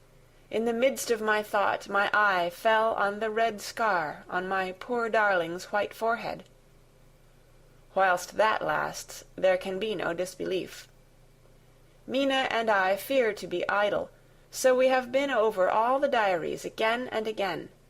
Somehow, although the reality seem greater each time, the pain and the fear seem less.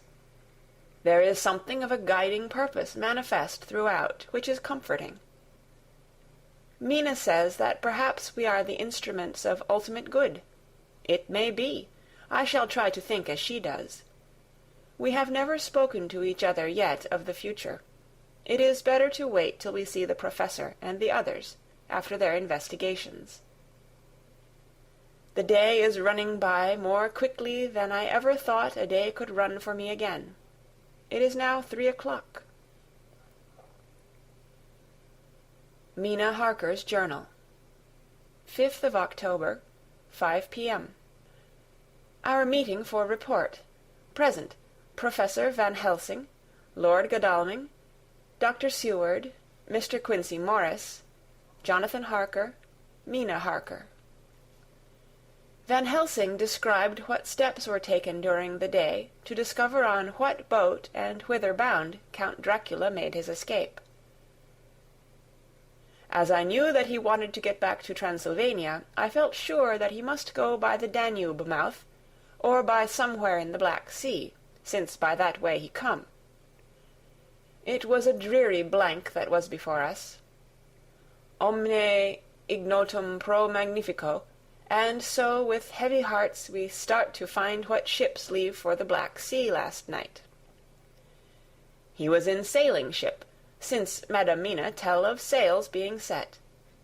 These not so important as to go in your list of the shipping in the Times, and so we go, by suggestion of Lord Godalming, to your Lloyd's, where are note of all ships that sail, however so small. There we find that only one Black Sea-bound ship go out with the tide.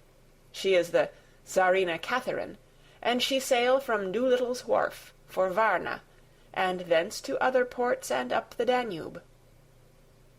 So, said I, this is the ship whereon is the Count. So off we go to Doolittle's Wharf, and there we find a man in an office. From him we inquire of the goings of the Tsarina Catherine. He swear much, and he red face and loud of voice, but he good fellow all the same. And when Quincey give him something from his pocket which crackle as he roll it up, and put it in a so small bag which he have hid deep in his clothing, he still better fellow and humble servant to us. He come with us, and ask many men who are rough and hot. These be better fellows too, when they have been no more thirsty. They say much of blood and bloom, and of others which I comprehend not, though I guess what they mean. But nevertheless, they tell us all things which we want to know. They make known to us among them how last afternoon, at about 5 o'clock, comes a man so hurry, a tall man, thin and pale, with high nose and teeth so white, and eyes that seem to be burning. That he be all in black, except that he have a hat of straw, which suit not him or the time. That he scatter his money in making quick inquiry as to what ship sails for the Black Sea, and for where. Some took him to the office, and then to the ship, where he will not go aboard, but halt at shore end of gangplank, and ask that the captain come to him. The captain come, when told that he will be pay well, and though he swear much, at the first he agree to term. Then the thin man go, and some one tell him where horse and cart can be hired. He go there, and soon he come again, himself driving cart, on which a great box. This he himself lift down, though it take several to put it on truck for the ship. He give much talk to captain as to how and where his box is to be placed. But the captain like it not, and swear at him in many tongues, and tell him that if he like he can come and see where it shall be. But he say no, that he come not yet, for that he have much to do. Whereupon the captain tell him that he had better be quick, with blood, for that his ship will leave the place, of blood, before the turn of the tide, with blood. Then the thin man smile, and say that of course he must go when he think fit, but he will be surprised if he go quite so soon. The captain swear again, polyglot, and the thin man make him bow and thank him, and say that he will so far intrude on his kindness as to come aboard before the sailing. Final, the captain, more red than ever, and in more tongues, tell him that he doesn't want no Frenchmen, with bloom upon them, and also with blood, in his ship, with blood on her also. And so, after asking where he might purchase ship forms, he departed. No one knew where he went, or bloomin' well cared, as they said, for they had something else to think of, well with blood again. For it soon became apparent to all that the Czarina Catherine would not sail as was expected. A thin mist began to creep up from the river, and it grew and grew, till soon a dense fog enveloped the ship and all around her. The captain swore polyglot, very polyglot, polyglot with bloom and blood, but he could do nothing. The water rose and rose, and he began to fear that he would lose the tide altogether. He was in no friendly mood when, just at full tide, the thin man came up the gangplank again, and asked to see where his box had been stowed. Then the captain replied that he wished he and his box, old and with much bloom and blood, were in hell. But the thin man did not be offend, and went down with the mate and saw where it was placed, and came up, and stood a while on deck in fog. He must have come off by himself, for none notice him. Indeed, they thought not of him, for soon the fog began to melt away, and all was clear again. My friends of the thirst and the language that was of bloom and blood laughed, as they told how the captain's swears exceeded even his usual polyglot, and was more than ever full of picturesque, when on questioning other mariners who were on movement up and down the river that hour, he found that few of them had seen any of fog at all, except where it lay round the wharf. However, the ship went out on the ebb tide, and was doubtless by morning far down the river mouth. She was then, when they told us, well out to sea. And so, my dear Madam Mina, it is that we have to rest for a time, for our enemy is on the sea, with the fog at his command, on his way to the Danube mouth. To sail a ship takes time, go she never so quick.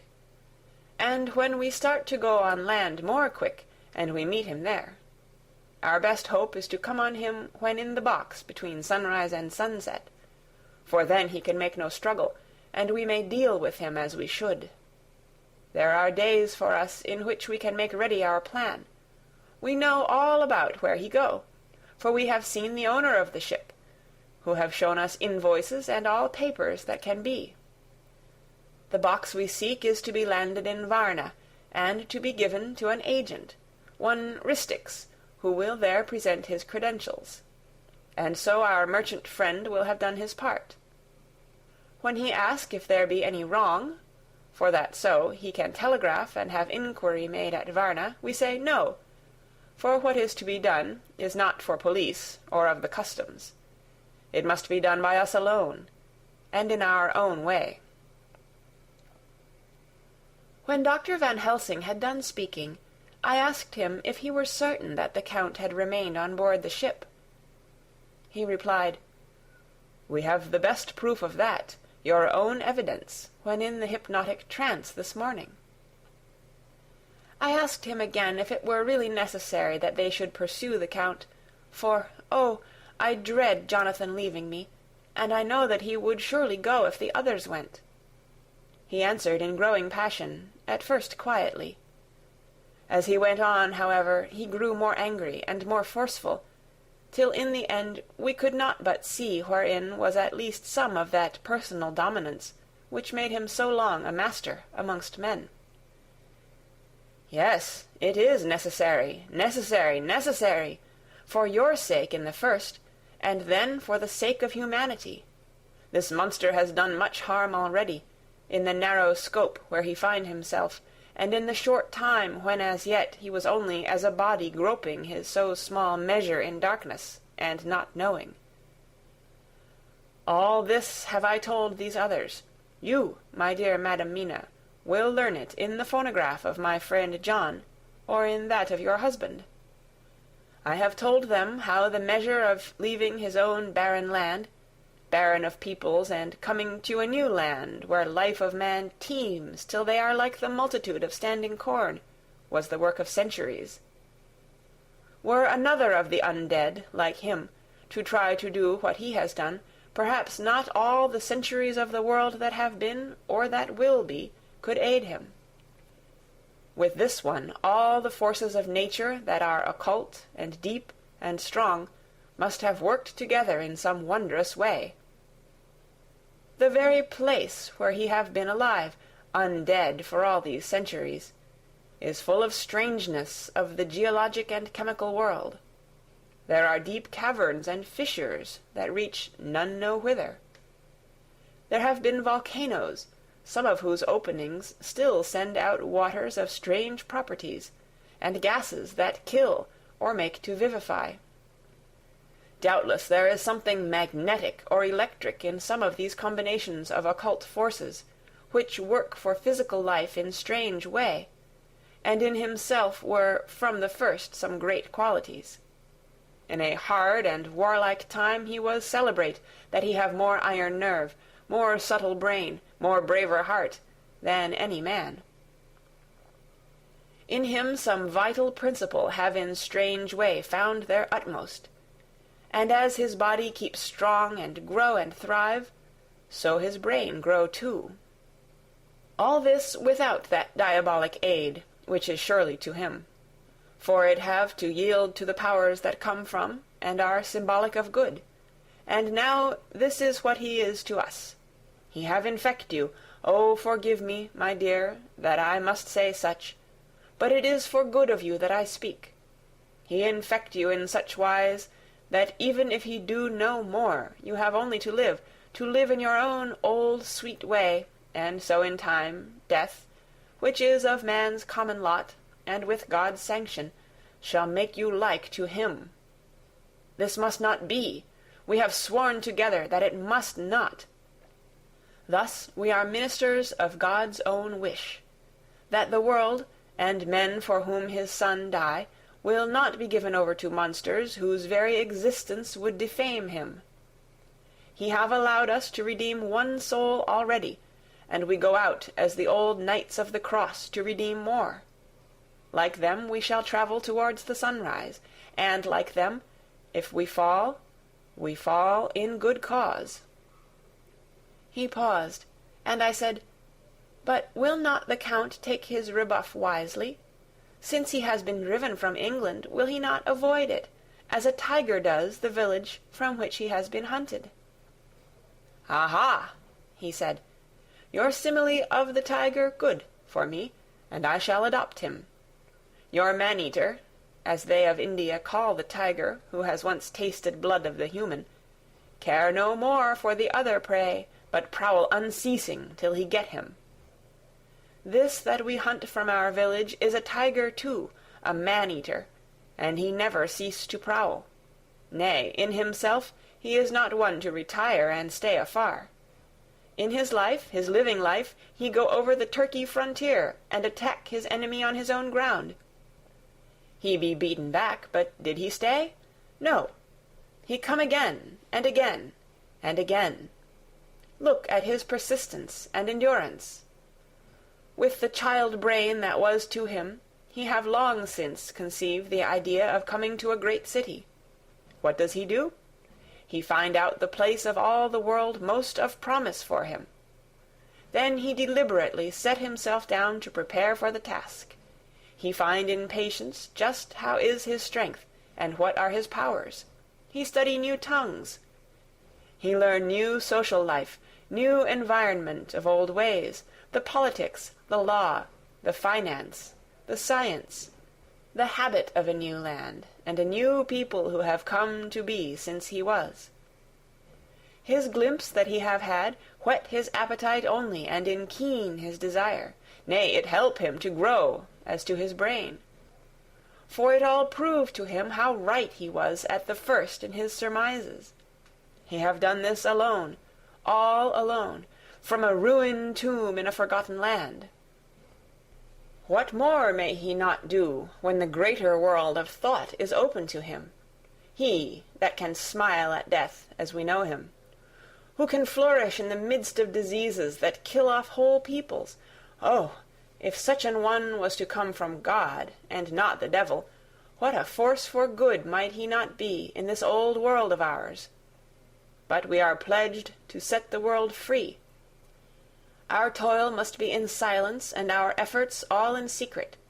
For in this enlightened age, when men believe not even what they see, the doubting of wise men would be his greatest strength.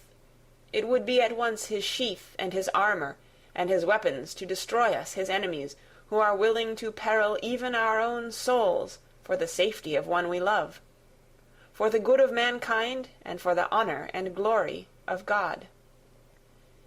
After a general discussion, it was determined that for tonight nothing be definitely settled, that we should all sleep on the facts, and try to think out the proper conclusions.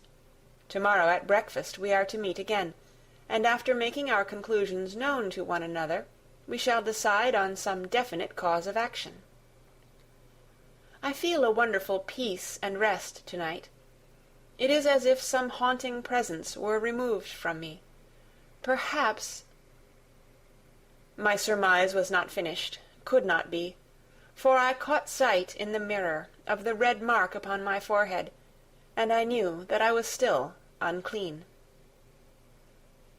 Dr. Seward's Diary, 5th of October.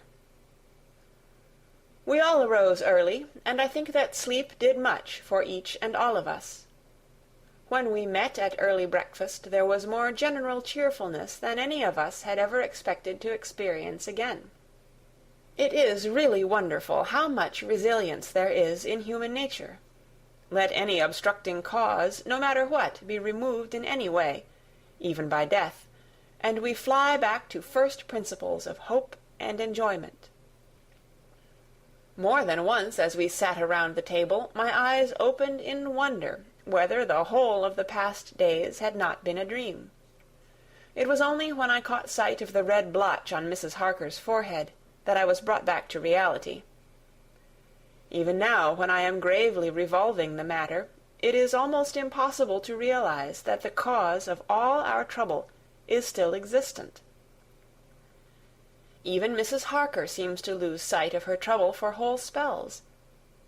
It is only now and again, when something recalls it to her mind, that she thinks of her terrible scar. We are to meet here in my study in half an hour and decide on our course of action. I see only one immediate difficulty. I know it by instinct rather than reason. We shall all have to speak frankly, and yet I fear that in some mysterious way poor Mrs. Harker's tongue is tied. I know that she forms conclusions of her own, and from all that has been I can guess how brilliant and how true they must be. But she will not, or cannot, give them utterance. I have mentioned this to Van Helsing, and he and I are to talk it over when we are alone. I suppose it is some of that horrid poison which has got into her veins beginning to work. The Count had his own purposes when he gave her what Van Helsing called the vampire's baptism of blood. Well, there may be a poison that distills itself out of good things. In an age when the existence of ptomaines is a mystery, we should not wonder at anything. One thing I know, that if my instinct be true regarding poor Mrs. Harker's silences, then there is a terrible difficulty, an unknown danger, in the work before us. The same power that compels her silence may compel her speech. I dare not think further, for so I should in my thoughts dishonour a noble woman. Later.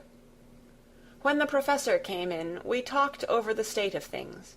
I could see that he had something on his mind which he wanted to say, but felt some hesitancy about broaching the subject.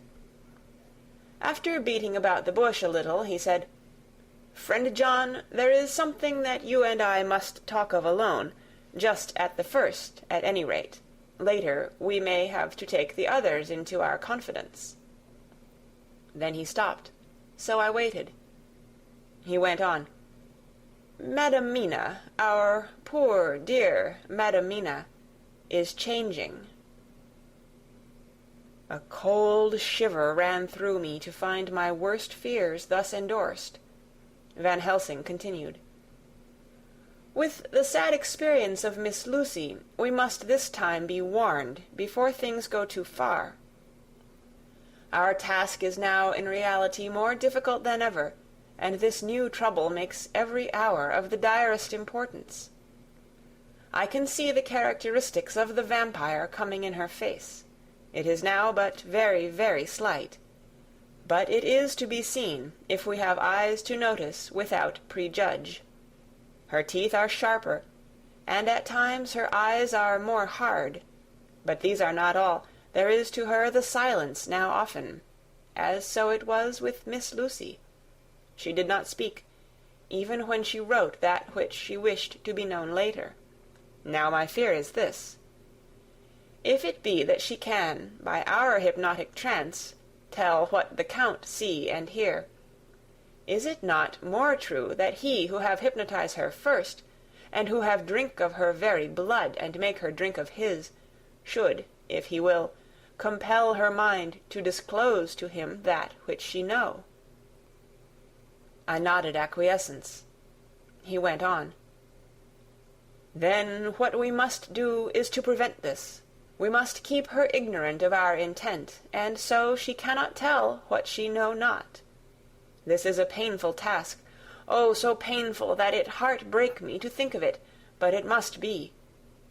When to-day we meet, I must tell her that for reason which we will not to speak, she must not more be of our counsel, but be simply guarded by us."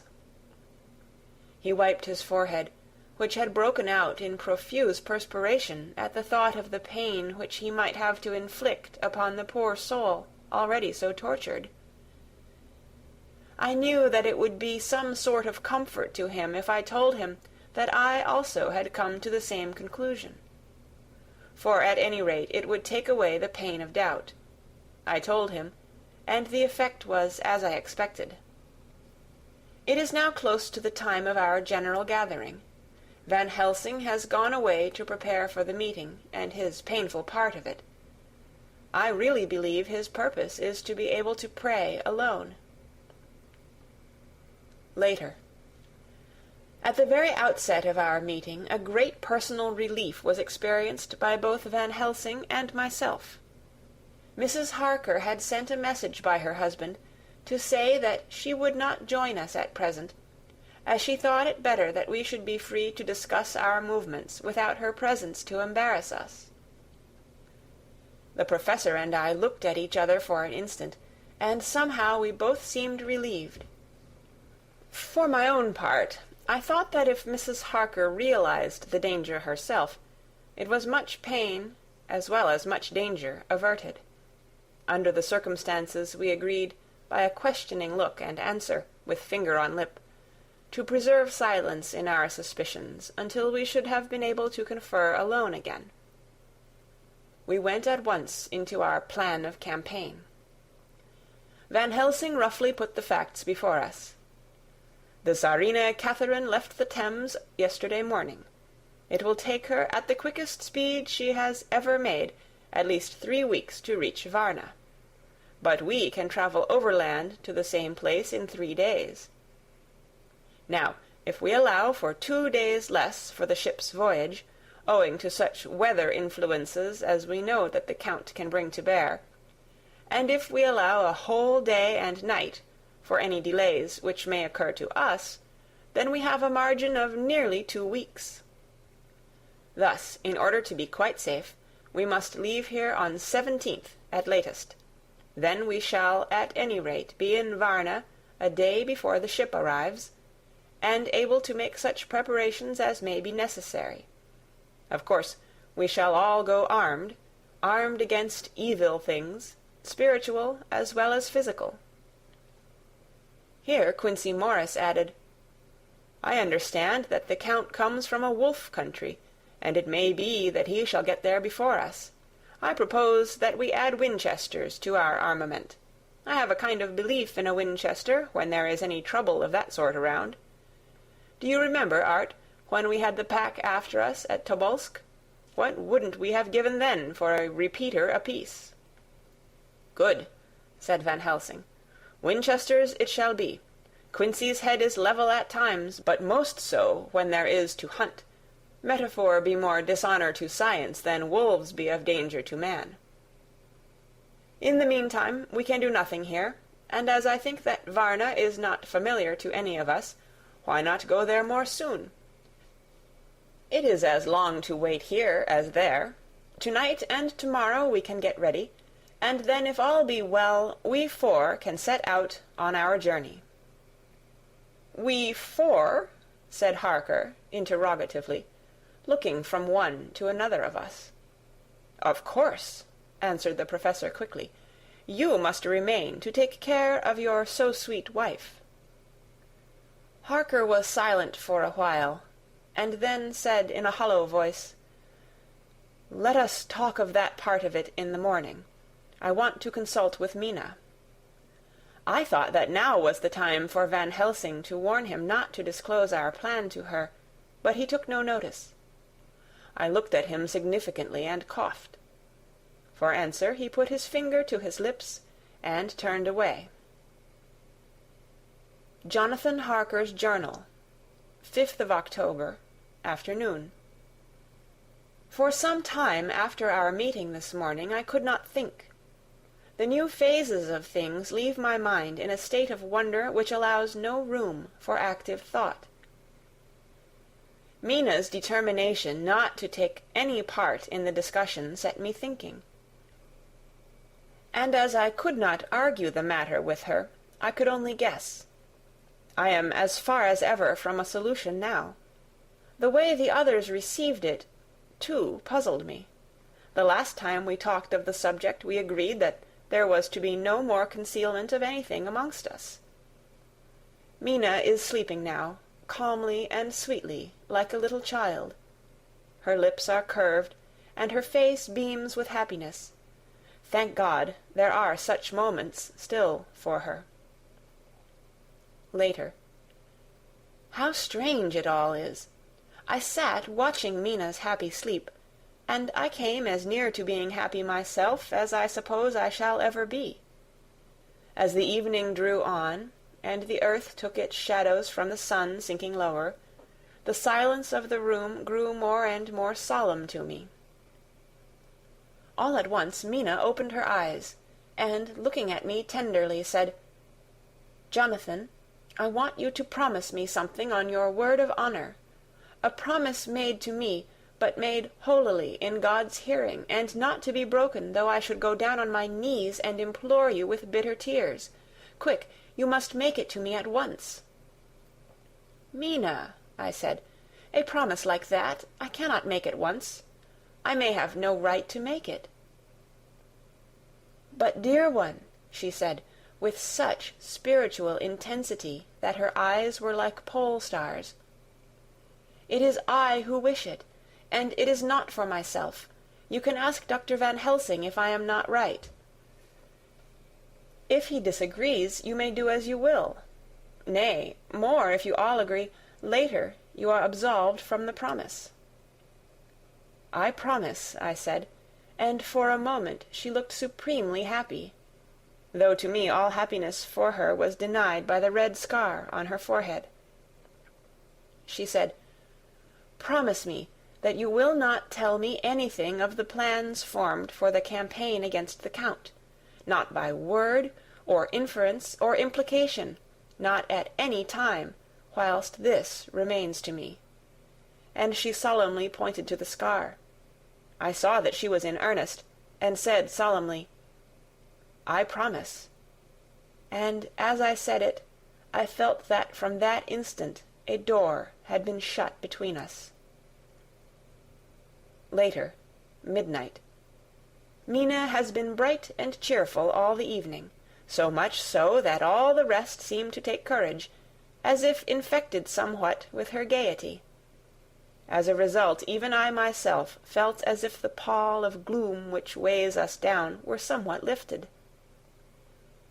We all retired early. Mina is now sleeping like a little child. It is a wonderful thing that her faculty of sleep remains to her in the midst of her terrible trouble. Thank God for it, for then at least she can forget her care. Perhaps her example may affect me as her gaiety did tonight. I shall try it. Oh, for a dreamless sleep. 6th of October, morning. Another surprise. Mina woke me early, about the same time as yesterday, and asked me to bring Dr. Van Helsing. I thought that it was another occasion for hypnotism, and without question went for the professor. He had evidently expected some such call, for I found him dressed in his room. His door was ajar, so that he could hear the opening of the door of our room. He came at once.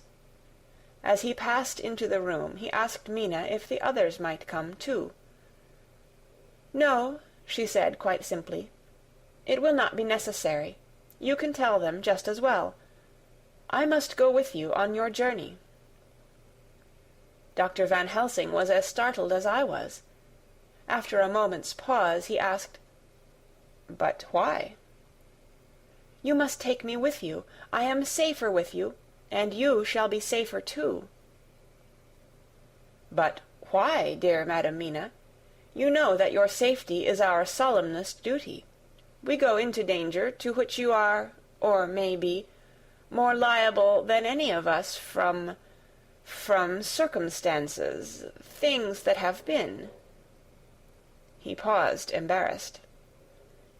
As she replied, she raised her finger and pointed to her forehead. "I know. That is why I must go. I can tell you now, whilst the sun is coming up, I may not be able again. I know that when the Count wills me, I must go. I know that if he tells me to come in secret, I must, by wile, by any device to hoodwink, even Jonathan." God saw the look that she turned on me as she spoke, and if there be indeed a recording angel, that look is noted to her everlasting honor. I could only clasp her hand. I could not speak. My emotion was too great for even the relief of tears. She went on. "You men are brave and strong. You are strong in your numbers, for you can defy that which would break down the human endurance of one who had to guard alone. Besides, I may be of service, since you can hypnotize me, and so learn that which even I myself do not know." Dr. Van Helsing said gravely, "Madam Mina, you are, as always, most wise. You shall with us come, and together we shall do that which we go forth to achieve." When he had spoken, Mina's long spell of silence made me look at her. She had fallen back on her pillow, asleep. She did not even wake when I had pulled up the blind and let in the sunlight which flooded the room. Van Helsing motioned to me to come with him quietly. We went to his room, and within a minute Lord Godalming, Dr. Seward, and Mr. Morris were with us also. He told them what Mina had said, and went on. "In the morning we shall leave for Varna. We have now to deal with a new factor, Madam Mina. Oh, but her soul is true. It is to her an agony to tell us so much as she has done, but it is most right, and we are warned in time. There must be no chance lost, and in Varna we must be ready to act the instant when that ship arrives." "What shall we do exactly?" asked Mr. Morris laconically. The professor paused before replying. "We shall at the first board that ship. Then, when we have identified the box, we shall place a branch of the wild rose on it. This we shall fasten, for when it is there none can emerge, so that at least says the superstition. And to superstition must we trust at the first. It was man's faith in the early, and it have its root in faith still. Then, when we get the opportunity that we seek, when none are near to see, we shall open the box, and all will be well." "I shall not wait for any opportunity," said Morris. "When I see the box I shall open it and destroy the monster, though there were 1,000 men looking on, and if I am to be wiped out for it the next moment." I grasped his hand instinctively, and found it as firm as a piece of steel. I think he understood my look. I hope he did. "Good boy," said Dr. Van Helsing. "Brave boy. Quincy is all man. God bless him for it. My child, believe me, none of us shall lag behind or pause from any fear. I do but say what we may do, what we must do. But indeed, we cannot say what we may do. There are so many things which may happen, and their ways and their ends are so various, that until the moment we may not say. We shall all be armed in all ways, and when the time for the end has come, our effort shall not be lack. Now let us today put all our affairs in order. Let all things which touch on others dear to us, and who on us depend, be complete. For none of us can tell what, or when, or how the end may be. As for me, my own affairs are regulate, and as I have nothing else to do, I shall go make arrangements for the travel. I shall have all tickets and so forth for our journey." There was nothing further to be said, and we parted. I shall now settle up all my affairs of earth, and be ready for whatever may come. Later. It is done. My will is made, and all complete. Mina, if she survive, is my sole heir. If it should not be so, then the others who have been so good to us shall have remainder. It is now drawing towards the sunset. Mina's uneasiness calls my attention to it. I am sure that there is something on her mind which the time of exact sunset will reveal. These occasions are becoming harrowing times for us all, for each sunrise and sunset opens up some new danger, some new pain, which, however, may in God's will be means to a good end. I write all these things in the diary, since my darling must not hear them now. But if it may be that she can see them again, they shall be ready. She is calling to me. End of chapter 24. Read by Kara Schallenberg on December 29th, 2005, in Oceanside, California. Chapter 25. Dr. Seward's Diary, 11th October, evening. Jonathan Harker has asked me to note this, as he says he is hardly equal to the task, and he wants an exact record kept. I think that none of us were surprised when we were asked to see Mrs. Harker a little before the time of sunset. We have of late come to understand that sunrise and sunset are to her times of peculiar freedom, when her old self can be manifest without any controlling force subduing or restraining her, or inciting her to action. This mood or condition begins some half hour or more before actual sunrise or sunset, and lasts till either the sun is high, or whilst the clouds are still aglow with the rays streaming above the horizon. At first there is a sort of negative condition, as if some tie were loosened, and then the absolute freedom quickly follows. When, however, the freedom ceases, the change back or relapse comes quickly, preceded only by a spell of warning silence. Tonight, when we met, she was somewhat constrained, and bore all the signs of an internal struggle. I put it down myself to her making a violent effort at the earliest instant she could do so. A very few minutes, however, gave her complete control of herself. Then, motioning her husband to sit beside her on the sofa, where she was half reclining, she made the rest of us bring chairs up close. Taking her husband's hand in hers, she began, "We are all here together in freedom for perhaps the last time. I know that you will always be with me to the end." This was to her husband, whose hand had, as we could see, tightened upon her. "In the morning we go out upon our task, and God alone knows what may be in store for any of us. You are going to be so good to me to take me with you. I know that all that brave, earnest men can do for a poor, weak woman, whose soul perhaps is lost, no, not yet, but is at any rate at stake, you will do. But you must remember that I am not as you are. There is a poison in my blood, in my soul, which may destroy me, which must destroy me, unless some relief comes to us. Oh, my friends, you know as well as I do that my soul is at stake. And though I know there is one way out for me, you must not and I must not take it." She looked appealing to us all in turn, beginning and ending with her husband. "What is that way?" asked Van Helsing in a hoarse voice. "What is that way which we may not take?"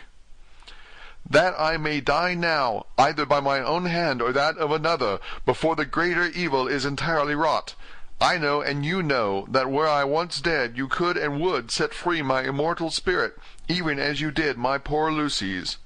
Were death or the fear of death the only thing that stood in the way, I would not shrink to die here now, amidst the friends who love me. But death is not all. I cannot believe that to die in such a case, when there is hope before us and a bitter task to be done, is God's will. Therefore I, on my part, give up here the certainty of eternal rest, and go out into the dark, where may be the blackest things that the world or the netherworld holds." We were all silent, for we knew instinctively that this was only a prelude. The faces of the others were set, and Harker's grew ashen gray. Perhaps he guessed better than any of us what was coming. She continued, "This is what I can give into the hotchpot." I could not but note the quaint legal phrase which she used in such a place, and with all seriousness. "What will each of you give? Your lives I know," she went on quickly. "That is easy for brave men. Your lives are God's, and you can give them back to him. But what will you give to me?" She looked again questioningly, but this time avoided her husband's face. Quincy seemed to understand. He nodded, and her face lit up. "Then I shall tell you plainly what I want, for there must be no doubtful matter in this connection between us now. You must promise me, one and all, even you, my beloved husband, that should the time come, you will kill me." "What is that time?" The voice was Quincy's, but it was low and strained. "When you shall be convinced that I am so changed that it is better that I die that I may live. When I am thus dead in the flesh, then you will, without a moment's delay, drive a stake through me and cut off my head, or do whatever else may be wanting to give me rest." Quincy was the first to rise after the pause. He knelt down before her, and taking her hand in his, said solemnly, "I'm only a rough fellow, who hasn't perhaps lived as a man should to win such a distinction. But I swear to you by all that I hold sacred and dear that, should the time ever come, I shall not flinch from the duty that you have set us. And I promise you, too, that I shall make all certain, for if I am only doubtful, I shall take it that the time has come." "My true friend," was all she could say, amid her fast-falling tears, as bending over she kissed his hand. "I swear the same, my dear Madam Mina," said Van Helsing. "And I," said Lord Godalming, each of them in turn kneeling to her to take the oath. I followed myself. Then her husband turned to her wan-eyed, and with a greenish pallor which subdued the snowy whiteness of his hair, and asked, "And must I, too, make such a promise, O my wife?" "You too, my dearest," she said, with infinite yearning of pity in her voice and eyes. "You must not shrink. You are nearest and dearest and all the world to me. Our souls are knit into one for all life and all time. Think, dear, that there have been times when brave men have killed their wives and their womenkind to keep them from falling into the hands of the enemy. Their hands did not falter any the more because those that they love implored them to slay them. It is men's duty towards those whom they love in such times of sore trial. And oh, my dear, if it is to be that I must meet death at any hand, let it be at the hand of him that loves me best. Dr. Van Helsing, I have not forgotten your mercy in poor Lucy's case to him who loved. She stopped with a flying blush and changed her phrase. To him who had best right to give her peace. If that time shall come again, I look to you to make it a happy memory of my husband's life that it was his loving hand which set me free from the awful thrall upon me. Again, I swear, came the professor's resonant voice. Mrs. Harker smiled, positively smiled, as with a sigh of relief she leaned back and said, "And now one word of warning. A warning which you must never forget. This time, if it ever come, may come quickly and unexpectedly, and in such case you must lose no time in using your opportunity. At such a time I myself might be, nay, if the time ever comes, shall be, leagued with your enemy against you. One more request." She became very solemn as she said this. "It is not vital and necessary like the other, but I want you to do one thing for me, if you will." We all acquiesced, but no one spoke. There was no need to speak. "I want you to read the burial service." She was interrupted by a deep groan from her husband. Taking his hand in hers, she held it over her heart and continued, "You must read it over me some day. Whatever may be the issue of all this fearful state of things, it will be a sweet thought to all or some of us. You, my dearest, will I hope read it, for then it will be in your voice in my memory forever, come what may." "But oh, my dear one," he pleaded, "death is afar off from you." "Nay," she said, holding up a warning hand, "I am deeper in death at this moment than if the weight of an earthly grave lay heavy upon me." "Oh, my wife, must I read it?" he said, before he began. "It would comfort me, my husband," was all she said, and he began to read when she had got the book ready. How could anyone, tell of that strange scene, its solemnity, its gloom, its sadness, its horror, and withal its sweetness? Even a skeptic, who can see nothing but a travesty of bitter truth in anything holy or emotional, would have been melted to the heart had he seen that little group of loving and devoted friends kneeling round that stricken and sorrowing lady, or heard the tender passion of her husband's voice, as in tones so broken and emotional that often he had to pause, he read the simple and beautiful service from the burial of the dead. I cannot go on. Words and voices fail me. She was right in her instinct. Strange as it was, bizarre as it may hereafter seem, even to us who felt its potent influence at the time, it comforted us much. And the silence, which showed Mrs. Harker's coming relapse from her freedom of soul, did not seem so full of despair to any of us as we had dreaded. Jonathan Harker's Journal, 15 October, Varna. We left Charing Cross on the morning of the 12th, got to Paris the same night, and took the places secured for us in the Orient Express. We travelled night and day, arriving here at about 5 o'clock. Lord Godalming went to Consulate to see if any telegram had arrived for him, while the rest of us came on to this hotel, the Odysseus.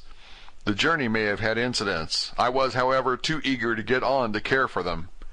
Until the Tsarina Catherine comes into port, there will be no interest for me in anything in the wide world. Thank God, Mina is well and looks to be getting stronger. Her color is coming back. She sleeps a great deal. Throughout the journey she slept nearly all the time. Before sunrise and sunset, however, she is very wakeful and alert, and it has become a habit for Van Helsing to hypnotize her at such times. At first some effort was needed, and he had to make many passes. But now she seems to yield at once, as if by habit, and scarcely any action is needed. He seems to have power at those particular moments to simply will, and her thoughts obey him. He always asks her what she can see and hear.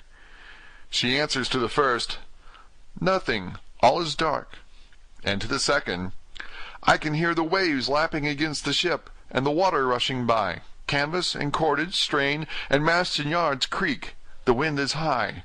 I can hear it in the shrouds, and the bow throws back the foam. It is evident that the Tsarina Catherine is still at sea, hastening on her way to Varna. Lord Godalming has just returned. He had 4 telegrams, one each day since we started, and all to the same effect, that the Tsarina Catherine had not been reported to Lloyd's from anywhere. He had arranged before leaving London that his agent should send him every day a telegram saying if the ship had been reported. He was to have a message even if she were not reported, so that he might be sure that there was a watch being kept at the other end of the wire. We had dinner and went to bed early. Tomorrow we are to see the vice-consul, and to arrange, if we can, about getting on board the ship as soon as she arrives. Van Helsing says that our chance will be to get on the boat between sunrise and sunset. The Count, even if he takes the form of a bat, cannot cross the running water of his own volition, and so cannot leave the ship. As he dare not change to man's form without suspicion, which he evidently wishes to avoid, he must remain in the box. If, then, we can come on board after sunrise, he is at our mercy, for we can open the box and make sure of him, as we did of poor Lucy, before he wakes. What mercy he shall get from us all will not count for much. We think that we shall not have much trouble with officials or the seamen. Thank God, this is the country where bribery can do anything, and we are well supplied with money. We have only to make sure that the ship cannot come into port between sunset and sunrise without our being warned, and we shall be safe. Judge Moneybag will settle this case, I think. 16th October. Mina's report still the same. Lapping waves and rushing water, darkness and favoring winds. We are evidently in good time, and when we hear of the Tsarina Catherine we shall be ready. As she must pass the Dardanelles, we are sure to have some report. 17th October. Everything is pretty well fixed now, I think, to welcome the Count on his return from his tour. Godalming told the shippers that he fancied that the box sent aboard might contain something stolen from a friend of his, and got a half consent that he might open it at his own risk. The owner gave him a paper telling the captain to give him every facility in doing whatever he chose on board the ship, and also a similar authorization to his agent at Varna. We have seen the agent, who is much impressed with Godalming's kindly manner to him, and we are all satisfied that whatever he can do to aid our wishes will be done.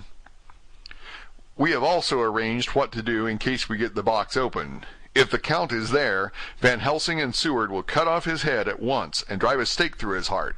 Morris and Godalming and I shall prevent interference, even if we have to use the arms which we shall have ready. The professor says that if we can so treat the Count's body, it will soon after fall into dust. In such case there would be no evidence against us, in case any suspicion of murder were aroused.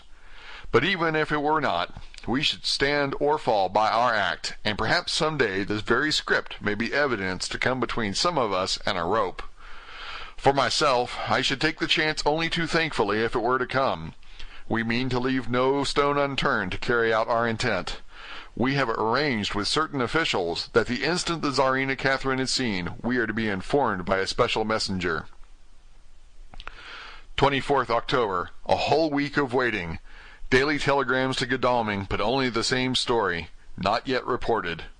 Mina's morning and evening hypnotic answer is unvaried. Lapping waves, rushing water, and creaking masts. Telegram, October 24th, Rufus Smith, Lloyd's, London, to Lord Godalming, care of H.B.M. Vice-Consul Varna. Tsarina Catherine reported this morning from Dardanelles. Dr. Seward's Diary, 25th October. How I miss my phonograph. To write a diary with a pen is irksome to me, but Van Helsing says I must. We were all wild with excitement yesterday when Godalming got his telegram from Lloyd's. I know now what men feel in battle when the call to action is heard. Mrs. Harker, alone of our party, did not show any signs of emotion. After all, it is not strange that she did not, for we took special care not to let her know anything about it, and we all tried not to show any excitement when we were in her presence. In old days she would, I am sure, have noticed, no matter how we might have tried to conceal it. But in this way she is greatly changed during the past 3 weeks. The lethargy grows upon her. and though she seems strong and well, and is getting back some of her color, Van Helsing and I are not satisfied. We talk of her often.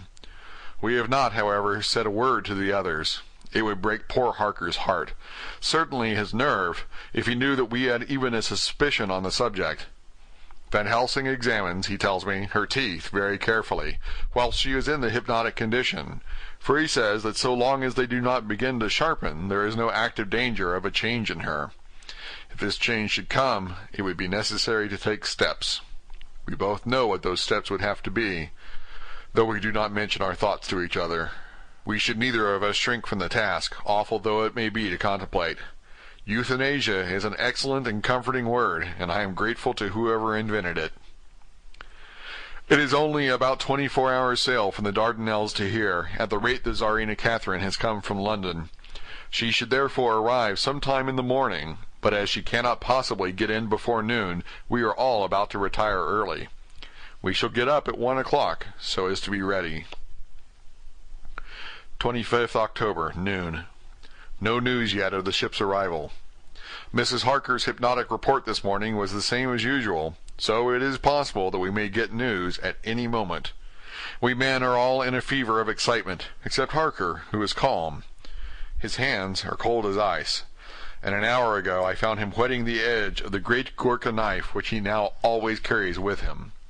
It will be a bad lookout for the Count if the edge of that kukri ever touches his throat, driven by that stern, ice-cold hand. Van Helsing and I were a little alarmed about Mrs. Harker today. About noon she got into a sort of lethargy which we did not like. Although we kept silence to the others, we were neither of us happy about it.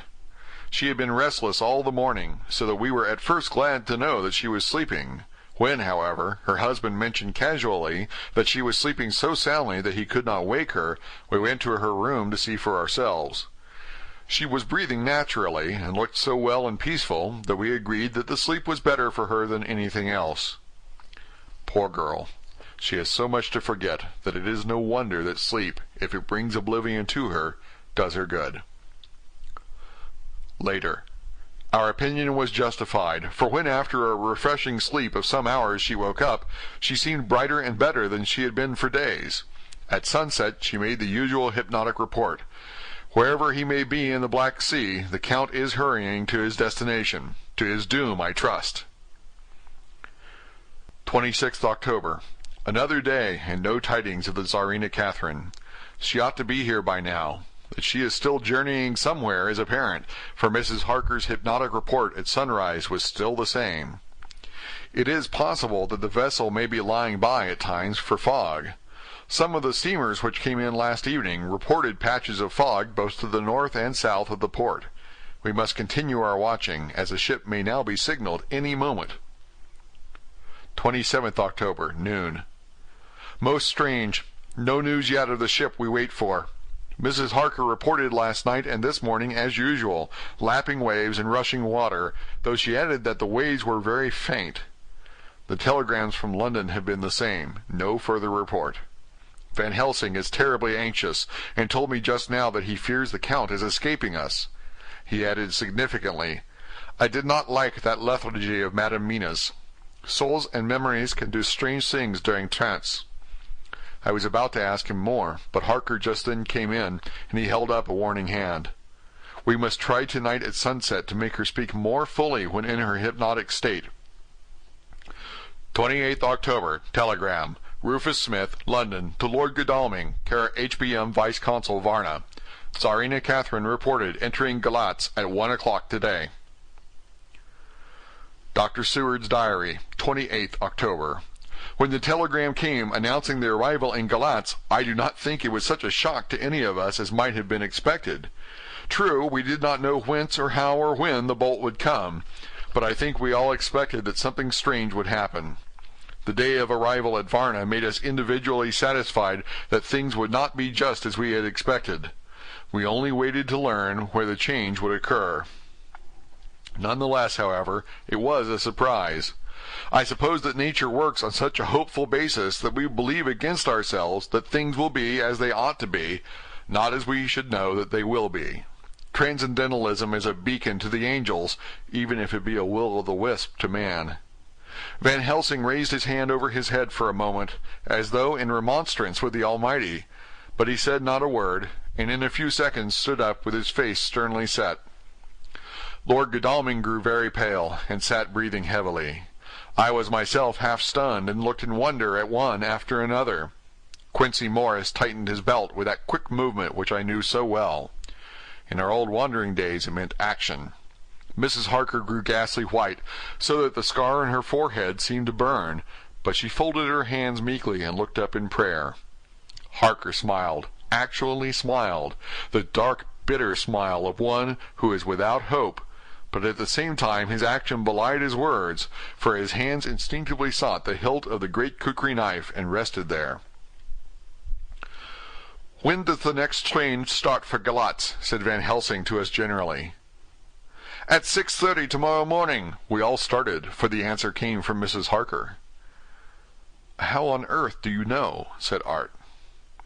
"You forget, or perhaps you do not know, though Jonathan does, and so does Dr. Van Helsing, that I am the train fiend. At home in Exeter I always used to make up the timetables, so as to be helpful to my husband. I found it so useful sometimes, that I always make a study of the timetables now. I knew that if anything were to take us to Castle Dracula, we should go by Galatz, or at any rate through Bucharest, so I learned the times very carefully. Unhappily, there are not many to learn, as the only train tomorrow leaves as I say." "Wonderful woman," murmured the professor. "Can't we get a special?" asked Lord Godalming. Van Helsing shook his head. "I fear not. This land is very different from yours or mine. Even if we did have a special, it would probably not arrive as soon as our regular train. Moreover, we have something to prepare. We must think. Now let us organize. Your friend Arthur, go to the train and get the tickets and arrange that all be ready for us to go in the morning.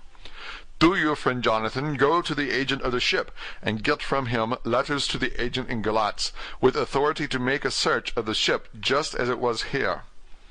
Quincey Morris, you see the vice-consul, and get his aid with his fellow in Galatz, and all he can do to make our way smooth, so that no times be lost when over the Danube. John will stay with Madam Mina and me, and we shall consult. For so, if time be long, you may be delayed, and it will not matter when the sun set, since I am here with Madam to make report." "And I," said Mrs. Harker brightly, and more like her old self than she had been for many a long day, "shall try to be of use in all ways, and shall think and write for you as I used to do. Something is shifting from me in some strange way, and I feel freer than I have been of late." The three younger men looked happier at the moment as they seemed to realize the significance of her words. But Van Helsing and I, turning to each other, met each a grave and troubled glance. We said nothing at the time, however. When the three men had gone out to their tasks, Van Helsing asked Mrs. Harker to look up the copy of the diaries and find him the part of Harker's journal at the castle. She went away to get it. When the door was shut upon her, he said to me, "We mean the same. Speak out."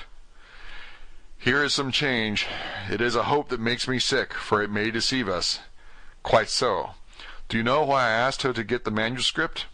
"No," said I, "unless it was to get an opportunity of seeing me alone." "You are in part right, friend John, but only in part. I want to tell you something, and oh, my friend, I am taking a terrible risk. But I believe it is right. In the moment when Madam Mina said those words that arrest both our understanding, an inspiration came to me. In the trance of 3 days ago, the Count sent her his spirit to read her mind. Or more like he took her to see him in his earth box in the ship with water rushing, just as it got free at rise and set of sun. He learned then that we are here, for she have more to tell in her open life, with eyes to see, ears to hear, than he, shut as he is, in his coffin box. Now he make his most effort to escape us. At present he want her not. He is sure with his so great knowledge that she will come at his call, but he cut her off, take her, as he can do, out of his own power, that so she come not to him. Ah, there I have hoped that our man-brains that have been of man so long, and that have not lost the grace of God, will come higher than his child-brain that lie in his tomb for centuries, that grow not yet to our stature, and that do only work selfish and therefore small. Here comes Madam Mina, not a word to her of her trance. She knows it not, and it would overwhelm her and make despair just when we want all her hope, all her courage, when most we want all her great brain, which is trained like man's brain, but is a sweet woman, and have a special power which the Count give her, and which he may not take away altogether, though he think not so. Hush, let me speak, and you shall learn. John, my friend, we are in awful straits. I fear as I never feared before. We can only trust the good God. Silence! Here she comes." I thought that the professor was going to break down and have hysterics, just as he had when Lucy died, but with a great effort he controlled himself, and was at perfect nervous poise when Mrs. Harker tripped into the room, bright and happy-looking, and in the doing of work seemingly forgetful of her misery. As she came in, she handed a number of sheets of typewriting to Van Helsing. He looked over them gravely, his face brightening up as he read. Then, holding the pages between his finger and thumb, he said, "Friend John, to you with so much experience already, and you too, dear Madam Mina, that are young, here is a lesson. Do not fear ever to think. A half-thought has been buzzing often in my brain, but I fear to let him loose his wings. Here now, with more knowledge, I go back to where that half-thought come from, and I find that he be no half-thought at all.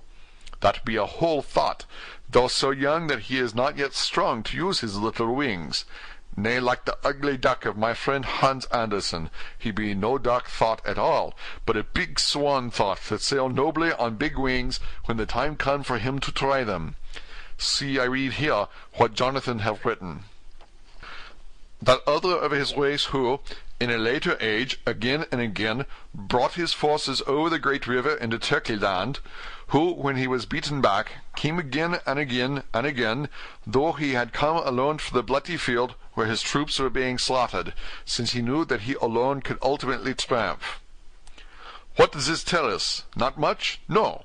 The Count's child thought see nothing, therefore he speaks so free. Your man thought see nothing. My man thought see nothing, till just now. No, but there comes another word from someone who speak without thought, because she too know not what it mean, what it might mean. Just as there are elements which rest, yet when in nature's course they move on their way, and they touch the poof, and there comes a flash of light, heaven-wide, that blind and kill and destroy some, but that show up all earth below for leagues and leagues. Is it not so? Well, I shall explain. To begin, have you ever studied the philosophy of crime? Yes and no. You, John, yes, for it is a study of insanity. You, no, Madam Mina, for crime touch you not but once. Still, your mind works true, and argues not a particulari ad universal.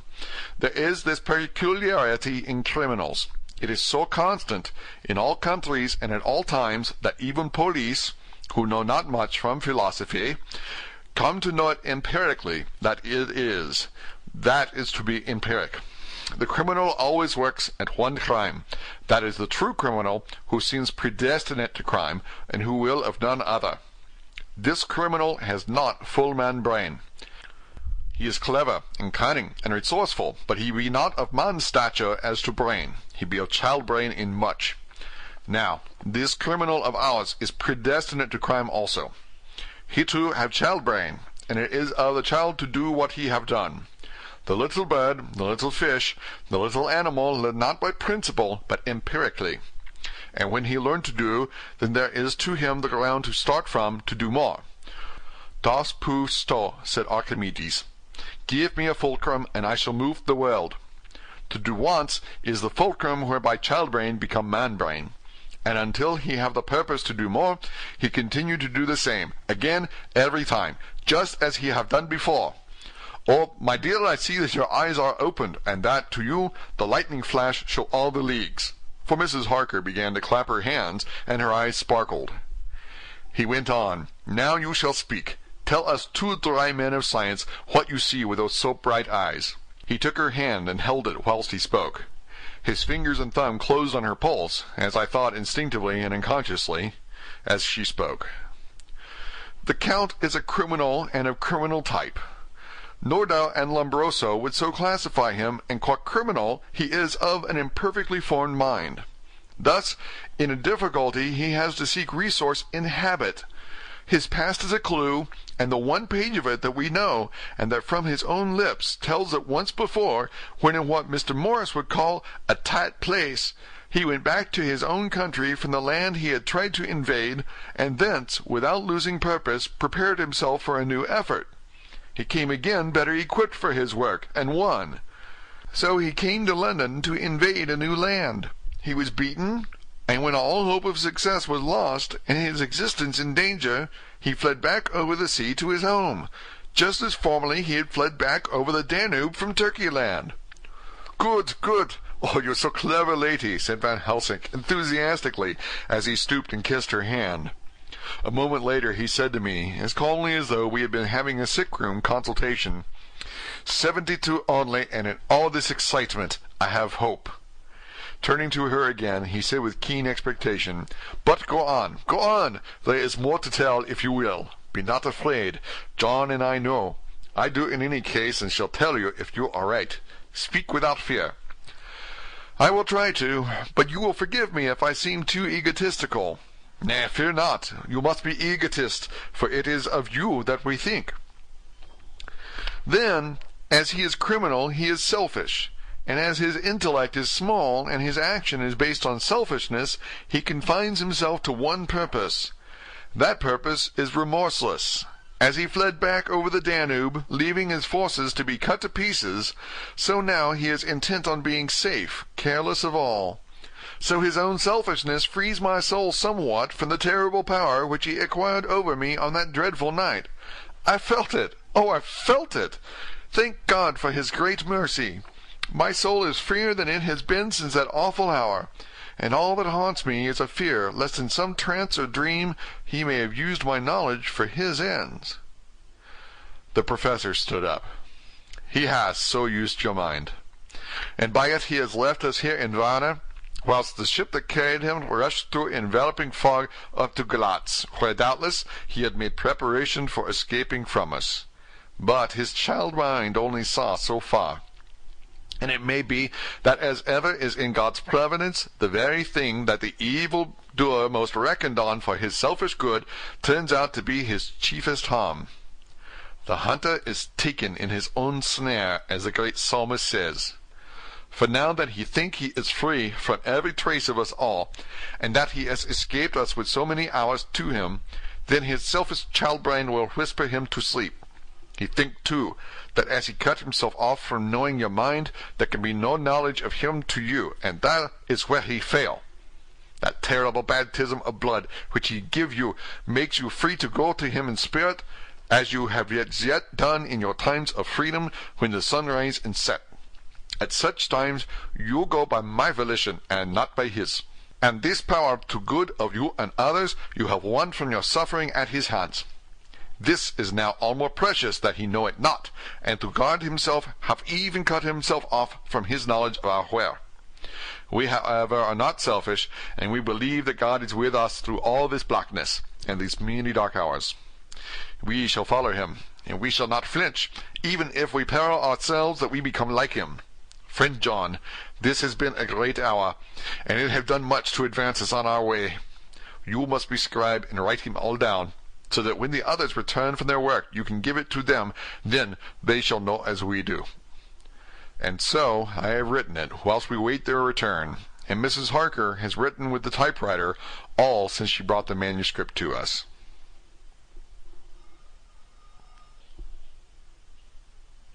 End of chapter 25.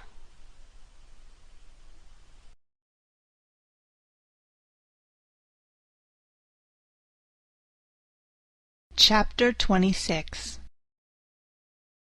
Dr. Seward's Diary, 29 October. This is written in the train from Varna to Galatz. Last night we all assembled a little before the time of sunset. Each of us has done his work as well as he could, as far as thought and endeavor and opportunity go. We are prepared for the whole of our journey, and for our work when we get to Galatz. When the usual time came round, Mrs. Harker prepared herself for her hypnotic effort, and after a longer and more serious effort on the part of Van Helsing than had been usually necessary, she sank into the trance. Usually she speaks on a hint, but this time the professor had to ask her questions, and had to ask them pretty resolutely before we could learn anything. At last her answer came. "I can see nothing. We are still. There are no waves lapping, but only a steady swirl of water running softly against the hawser. I can hear men's voices calling, near and far, and the roll and creak of oars in the rowlocks. A gun is fired somewhere. The echo of it seems far away. There is trampling of feet overhead, and ropes and chains are dragged along. What is this? There is a gleam of light. I can feel the air blowing upon me." Here she stopped. She had risen, as if impulsively, from where she lay on the sofa, and raised both her hands, palms upwards, as if lifting a weight. Van Helsing and I looked at each other with understanding. Quincy raised his eyebrows slightly and looked at her intently, whilst Harker's hand instinctively closed round the hilt of his kukri. There was a long pause. We all knew that the time when she could speak was passing, but we felt that it was useless to say anything. Suddenly she sat up, and as she opened her eyes said sweetly, "Would none of you like a cup of tea? You must all be so tired." We could only make her happy, and so acquiesced. She bustled off to get tea. When she had gone, Van Helsing said, "You see, my friends, he is close to land. He has left his earth chest, but he has yet to get on shore. In the night he may lie hidden somewhere, but if he be not carried on shore, or if the ship do not touch it, he cannot achieve the land. In such case he can, if it be in the night, change his form, and jump or fly on shore. Then, unless he be carried, he cannot escape. And if he be carried, then the customs men may discover what the box contain. Thus, in fine, if he escape not on shore tonight, or before dawn, there will be the whole day lost to him. We may then arrive in time, for he escape not at night, we shall come on him in daytime, boxed up and at our mercy, for he dare not be his true self, awake and visible, lest he be discovered." There was no more to be said, so we waited in patience until the dawn, at which time we might learn more from Mrs. Harker. Early this morning we listened with breathless anxiety for her response in her trance. The hypnotic stage was even longer in coming than before, and when it came the time remaining until full sunrise was so short that we began to despair. Van Helsing seemed to throw his whole soul into the effort. At last, in obedience to his will, she made reply. "All is dark. I hear lapping water, level with me, and some creaking as of wood on wood." She paused, and the red sun shot up. We must wait till tonight. And so it is that we are travelling towards Galatz in an agony of expectation. We are due to arrive between 2 and 3 in the morning, but already, at Bucharest, we are 3 hours late, so we cannot possibly get in till well after sun-up. Thus we shall have 2 more hypnotic messages from Mrs. Harker. Either or both may possibly throw some light on what is happening. Later. Sunset is come and gone. Fortunately it came at a time when there was no distraction, for had it occurred whilst we were in the station we might not have secured the necessary calm and isolation.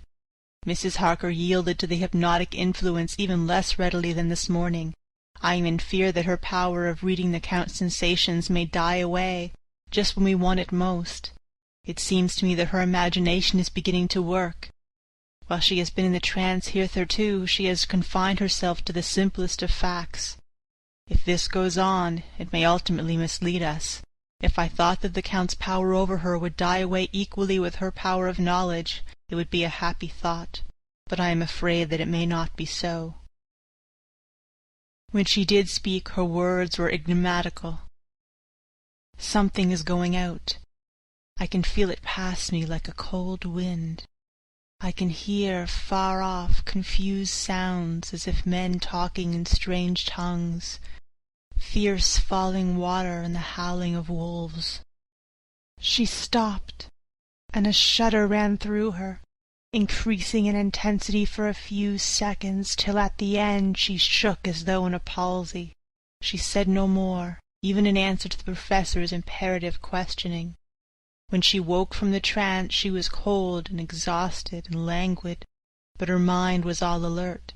She could not remember anything, but asked what she had said. When she was told, she pondered over it deeply for a long time and in silence. 30 October, 7 a.m. We are near Galatz now, and I may not have time to write later.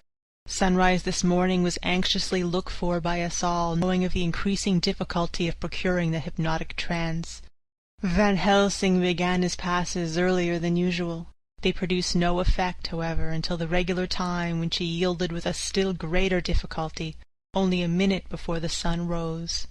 The professor lost no time in his questioning. Her answer came with equal quickness. "All is dark. I hear water swirling by, level with my ears, and the creaking of wood on wood. Cattle low far off.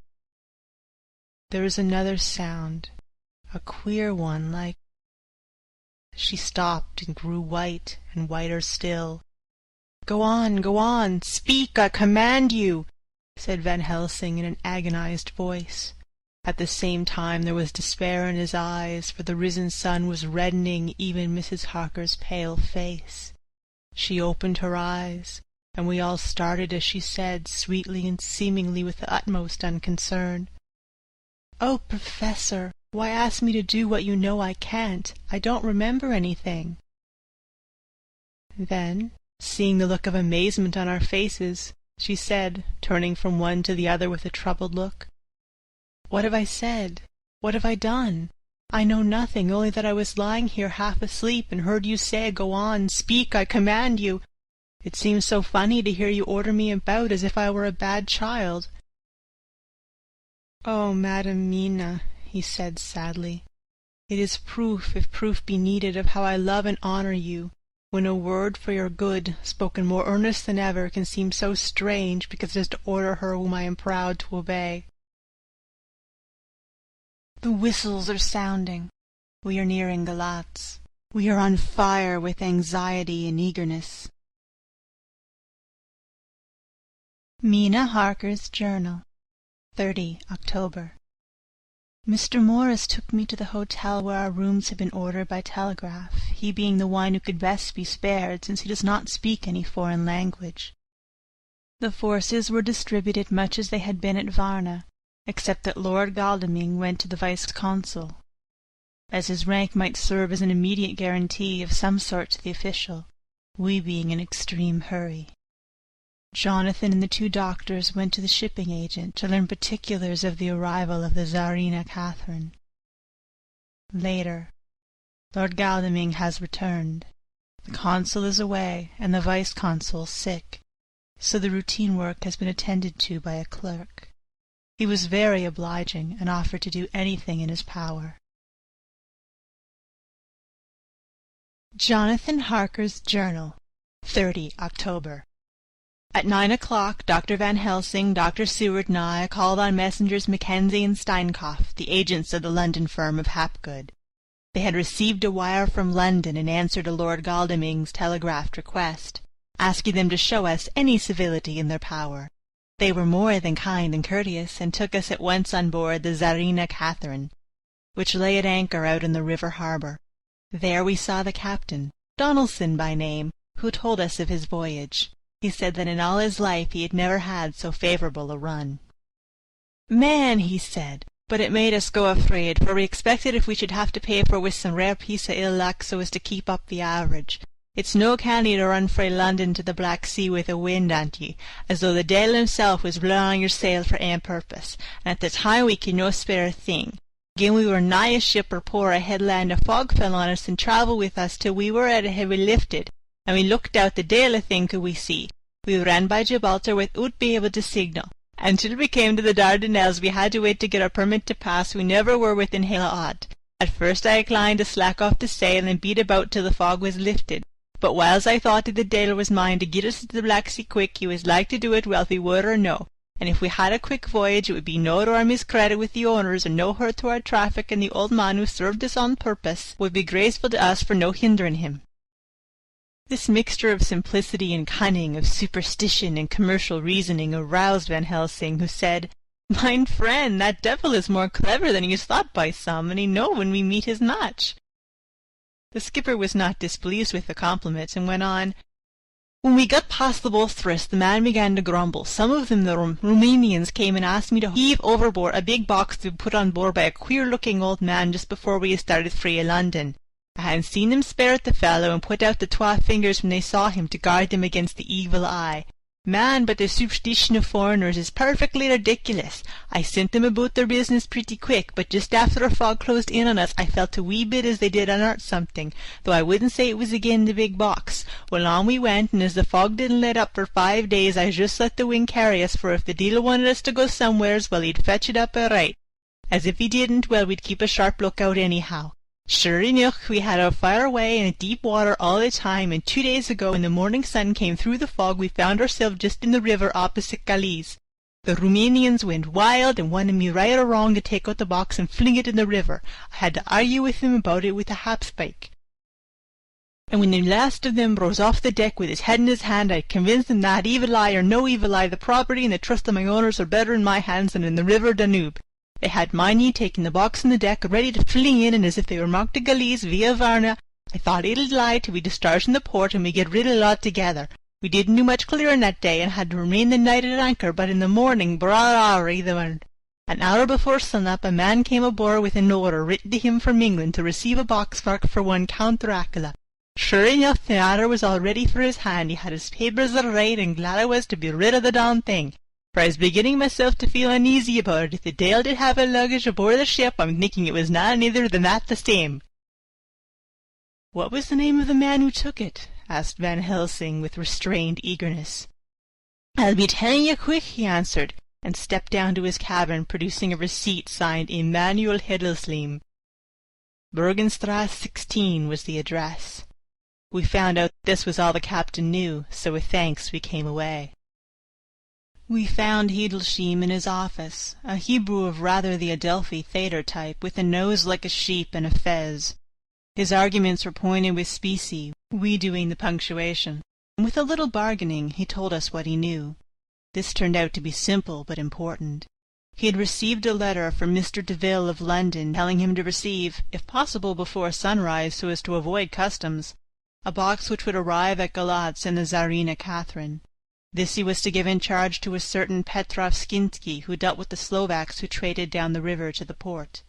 He had been paid for his work by an English bank-note, which had been duly cashed for gold at the Danube International Bank. When Skinsky had come to him, he had taken him to the ship and handed over the box so as to save porterage. That was all he knew. We then sought for Skinsky, but were unable to find him. One of his neighbours, who did not seem to bear him any affection, said that he had gone away 2 days before, no one knew whither. This was corroborated by his landlord, who had received by messenger the key of the house, together with the rent due, in English money. This had been between 10 and 11 o'clock last night. We were at a standstill again. Whilst we were talking, one came running and breathlessly gasped out that the body of Skinsky had been found inside the well of the churchyard of St. Peter, and that the throat had been torn open as if by some wild animal. Those we had been speaking with ran off to see the horror, the women crying out, "This is the work of a Slovak!" We hurried away, lest we should have been in some way drawn into the affair and so detained. As we came home we could arrive at no definite conclusion. We were all convinced that the box was on its way by water to somewhere, but where that might be we would have to discover. With heavy hearts we came home to the hotel, to Mina. When we met together, the first thing was to consult as to taking Mina again into our confidence. Things are getting desperate, and it is at least a chance, though a hazardous one. As a preliminary step, I was released from my promise to her. Mina Harker's Journal, 30 October, evening. They were so tired and worn out and dispirited that there was nothing to be done till they had some rest. So I asked them all to lie down for a half-hour whilst I should enter everything up to the moment. I feel so grateful to the man who invented the traveller's typewriter, and to Mr. Morris for getting this one for me. I should have felt quite astray doing the work if I had to write with a pen. It is all done. Poor, dear, dear Jonathan, what he must have suffered, what he must be suffering now. He lies on the sofa, hardly seeming to breathe, and his whole body appears in collapse. His brows are knit, his face is drawn with pain. Poor fellow! Maybe he is thinking, and I can see his face all wrinkled up with the concentration of his thoughts. Oh, if only I could help at all! I shall do what I can. I have asked Dr. Van Helsing, and he has got me all the papers that I have not yet seen. Whilst they are resting, I shall go over all carefully, and perhaps I may arrive at some conclusion. I shall try to follow the professor's example and think without prejudice on the facts before me. I do believe that under God's providence I shall have made a discovery. I shall get the maps and look over them. I am more than ever sure that I am right. My new conclusion is ready, so I shall get our party together and read it. They can judge it. It is well to be accurate, and every minute is precious. Mina Harker's memorandum, entered in her journal. Ground of inquiry. Count Dracula's problem is to get back to his own place. A. He must be brought back by someone. This is evident, for he had power to move himself as he wished. He could go either as man or wolf or bat, or in some other way. He evidently fears discovery or interference in the state of helplessness in which he must be, confined as he is between dawn and sunset in his wooden box. B. How is he to be taken? Here a process of exclusions may help us, by road, by rail, by water. 1. By road. There are endless difficulties, especially in leaving the city. X. There are people, and people are curious, and investigate. A hint, a surmise, a doubt as to what might be in the box would destroy him. Y. There are, or there may be, customs and octroi officers to pass. Z. His pursuers might follow. This is his highest fear, and in order to prevent his being betrayed he has repelled, so far as he can, even his victim, me. 2. By rail. There is no one in charge of the box. It would have to take its chance of being delayed, and delay would be fatal with enemies on the track. True, he might escape at night, but what would he be if left in a strange place with no refuge that he could fly to? This is not what he intends, and he does not mean to risk it. 3. By water. Here is the safest way in one respect, but with most danger in another. On the water he is powerless, except at night. Even then he can only summon fog and storm and snow and his wolves. But were he wrecked, the living water would engulf him, helpless, and he would indeed be lost. He could have the vessel drive to land, but if it were unfriendly land, wherein he was not free to move, his position would still be desperate. We know from the record that he was on the water, so what we have to do is to ascertain what water. The first thing is to realize exactly what he has done as yet. We may, then, get a light on what his task is to be. Firstly, we must differentiate between what he did in London as part of his general plan of action, when he was pressed for moments and had to arrange as best he could. Secondly, we must see, as well as we can surmise it from the facts we know of, what he has done here. As to the first, he evidently intended to arrive at Galatz, and sent envoys to Varna to deceive us, lest we should ascertain his means of exit from England. His immediate and sole purpose then was to escape. The proof of this is the letter of instructions sent to Emanuel Heldeshim to clear and take away the box before sunrise. There is also the instruction to Petrov Skinsky. These we must only guess at. But there must have been some letter or message, since Skinsky came to Hedelshim. That, so far, his plans were successful, we know. The Tsarina Catherine made a phenomenally quick journey, so much, though, that Captain Donelson's suspicions were aroused. But his superstition, united with his canniness, played the Count's game for him, and he ran with his favouring wind through fogs and all, till he brought up blindfold at Galatz.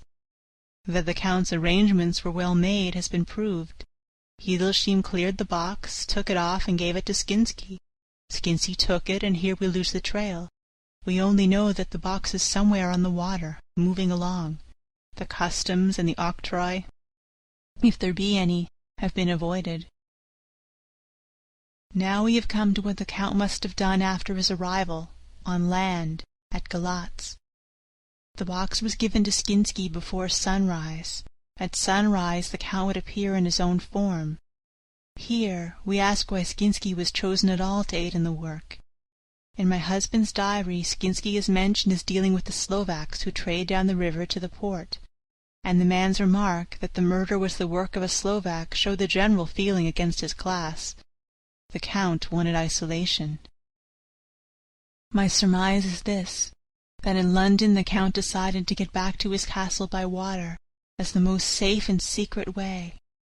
He was brought from the Kanskil by Skizgani, and probably they delivered their cargo to Slovaks, who took the boxes to Varna, for there they were shipped to London.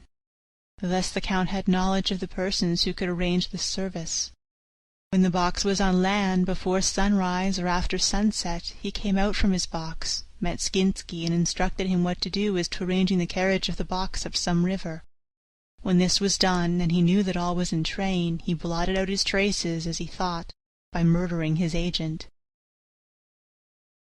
I have examined the map, and find that the river most suitable for the Slovaks to have ascended is either the Pruth or the Sareth. I read in the typescript that in my trance I heard cows low and water swirling level with my ears and the creaking of wood. The Count, in his box then, was on a river in an open boat, propelled probably either by oars or poles, for the banks are near and is working it against stream. There would be no such if floating downstream. Of course, it may not be either the Sareth or the Pruth, but we may possibly investigate further. Now of these two, the Pruth is the most easily navigated, but the Sareth is, at Fundu, joined by the Bistritza, which runs up round the Borgo Pass. The loop it makes is manifestly as close to Dracula's castle as can be got by water.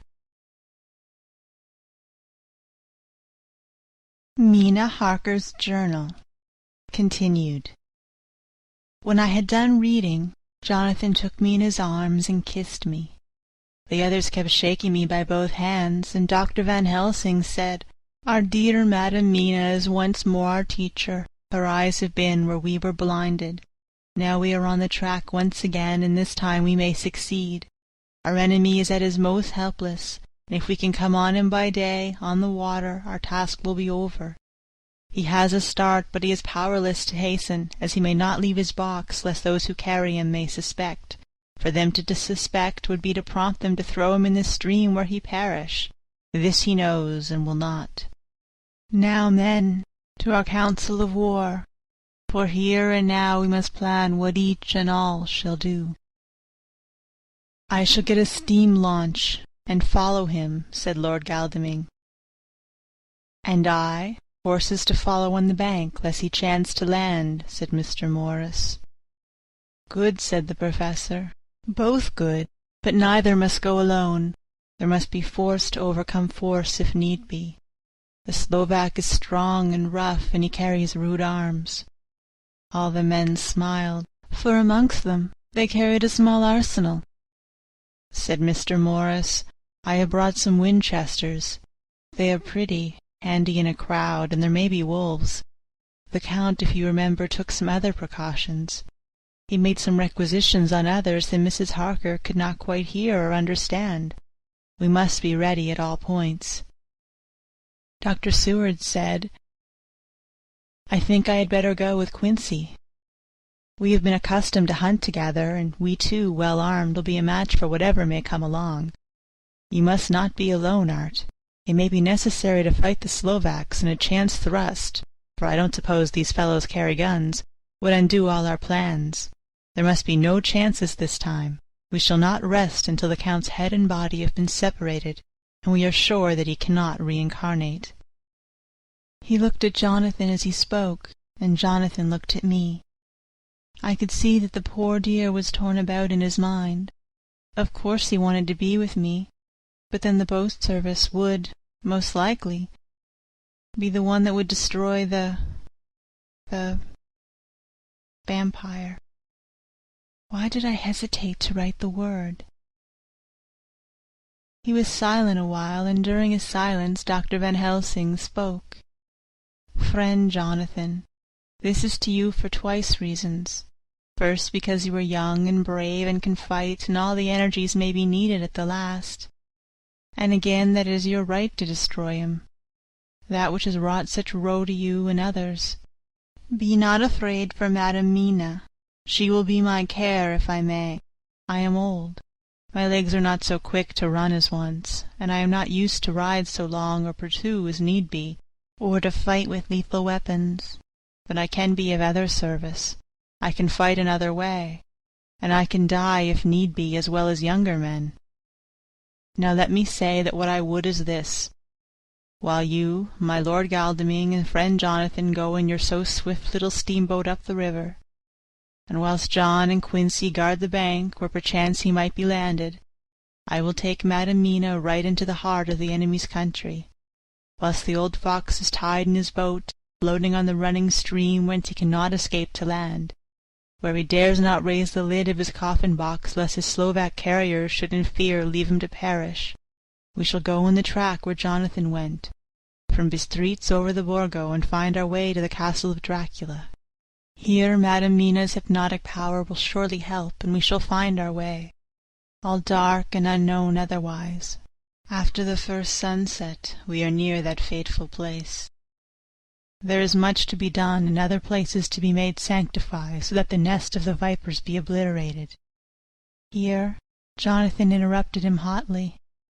"Do you mean to say, Professor Van Helsing, that you would bring Mina, in her sad case, and tainted as she is with the devil's illness, right into the jaws of his death-trap? Not for the world, not for heaven or hell." He became almost speechless for a minute, and then went on. "Do you know what that place is? Have you seen that awful den of hellish infamy, with the very moonlight alive with grisly shapes, and every speck of dust that whirls in the wind a devouring monster in embryo? Have you felt the vampire's lips upon your throat?"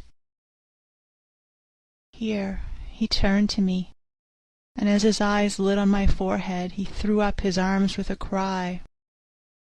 "Oh, my God! What have we done to have this terror upon us?" And he sank down on the sofa in a collapse of misery. The Professor's voice, as he spoke in clear, sweet tones which seemed to vibrate in the air, calmed us all. "Oh, my friend, it is because I would save Madam Mina from this awful place that I would go. God forbid that I should take her into that place. There is work, wild work, to be done before that place can be purified. Remember that we are in terrible straits.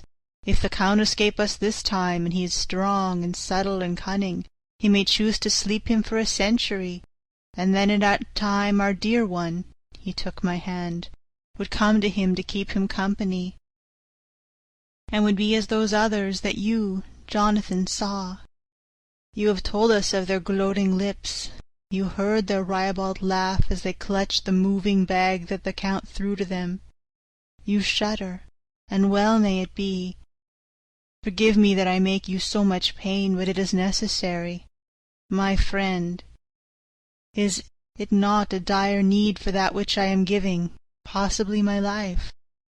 If it were that any one went into that place to stay, it is I who would have to go to keep them company." "Do as you will," said Jonathan, with a sob that shook him all over. "We are in the hands of God." Later. Oh, it did me good to see the way that these brave men worked. How can women help loving men when they were so earnest and so true and so brave? And too, it made me think of the wonderful power of money. What can it not do when basely used? I felt so thankful that Lord Godalming is rich, and both he and Mr. Morris, who also has plenty of money, are willing to spend it so freely. For if they did not, our little expedition could not start, either so promptly or so well equipped as it will within another hour. It is not 3 hours since it was arranged what part each of us was to do, and now Lord Godalming and Jonathan have a lovely steam launch, with steam up ready to start at a moment's notice. Dr. Seward and Mr. Morris have 6 good horses, well appointed. We all have the maps and appliances of various kinds that can be had. Professor Van Helsing and I are to leave by the 11:40 train tonight for Veresti, where we are to get a carriage to drive to the Borgo Pass. We are bringing a great deal of ready money, as we are to buy a carriage and horses. We shall drive ourselves, for we have no one whom we can trust in the matter. The professor knows something of a great many languages, so we shall get on all right. We have all got arms, even for me a large-bore revolver. Jonathan would not be happy unless I was armed like the rest. Alas! I cannot carry one arm that the rest do. The scar on my forehead forbids that. Dear Dr. Van Helsing comforts me by telling me that I am fully armed, as there may be wolves. The weather is getting colder every hour, and there are snow flurries which come and go as warnings. Later. It took all my courage to say good-bye to my darling. We may never meet again. Courage, Mina. The professor is looking at you keenly. His look is a warning. There must be no tears now, unless it may be that God will let them fall in gladness. Jonathan Harker's Journal, 30 October, Night. I am writing this in the light from the furnace door of the steam launch. Lord Godalming is firing up. He is an experienced hand at the work, as he has had for years a launch of his own on the Thames and another on the Norfolk Broads. Regarding our plans, we finally decided that Mina's guess was correct, and that if any waterway was chosen for the Count's escape back to his castle, the Sareth, and then the Bistritza at its junction, would be the one. We took it, that somewhere about the 47th degree north latitude would be the place chosen for the crossing, the country between the river and the Carpathians. We have no fear in running at good speed up the river at night. There is plenty of water, and the banks are wide enough apart to make steaming, even in the dark, easy enough. Lord Godalming tells me to sleep for a while, as it is enough for the present for one to be on watch. But I cannot sleep. How can I, with the terrible danger hanging over my darling, and her going out into that awful place? My only comfort is that we are in the hands of God. Only for that faith it would be easier to die than to live, and so be quit of all the trouble. Mr. Morris and Dr. Seward were off on their long ride before we started. They are to keep up the right bank, far enough off to get on higher lands where they can see a good stretch of river and avoid the following of its curves. They have, for the first stages, 2 men to ride and lead their spare horses, 4 in all, so as not to excite curiosity. When they dismiss the men, which shall be shortly, they shall themselves look after the horses. It may be necessary for us to join forces. If so, they can mount our whole party. One of the saddles has a movable horn and can be easily adapted for Mina, if required. It is a wild adventure we are on. Here, as we are rushing on through the darkness, with the cold from the river seeming to rise up and strike us, with all the mysterious voices of the night around us, it all comes home. We seem to be drifting into unknown places and unknown ways, into a whole world of dark and dreadful things. Godalming is shutting the furnace door. 31 October. Still hurrying along. The day is come, and Godalming is sleeping. I am on watch. The morning is bitterly cold. The furnace heat is grateful, though we have heavy fur coats. As yet we have passed only a few open boats, but none of them had on board any box or package of anything like the size of the one we seek. The men were scared every time we turned our electric lamp on them, and fell on their knees and prayed. 1 November, evening. No news all day.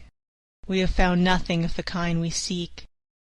We have now passed into the Bistritza, and if we are wrong in our surmise, our chance is gone. We have overhauled every boat, big and little. Early this morning one crew took us for a government boat and treated us accordingly. We saw in this a way of smoothing matters, so at Fundu, where the Bistritza runs into the Sareth, we got a Roumanian flag which we now fly conspicuously. With every boat which we have overhauled since then, this trick has succeeded. We have had every deference shown to us, and not once any objection to whatever we chose to ask or do. Some of the Slovaks tell us that a big boat passed them, going at more than usual speed, as she had a double crew on board. This was before they came to Fundu, so they could not tell us whether the boat turned into the Bistritza or continued up on the Sareth. At Fundu we could not hear of any such boat, so she must have passed there in the night. I am feeling very sleepy. The cold is perhaps beginning to tell upon me, and nature must have rest some time. Godalming insists that he shall keep the first watch. God bless him for all his goodness to poor dear Mina and me. 2 November, morning. It is broad daylight. That good fellow would not wake me. He says it would have been a sin too, for I slept peacefully and was forgetting my trouble. It seems brutally selfish to me to have slept so long and let him watch all night, but he was quite right. I am a new man this morning. And as I sit here and watch him sleeping, I can do all that is necessary, both as to minding the engine, steering, and keeping watch. I can feel that my strength and energy are coming back to me. I wonder where Mina is now, and Van Helsing. They should have got to Varetzi about noon on Wednesday. It would take them some time to get the carriage and the horses, so if they had started and travelled hard, they would be about now at the Borgo Pass. God guide and help them. I am afraid to think what may happen. If we could only go faster, but we cannot. The engines are throbbing and doing their utmost.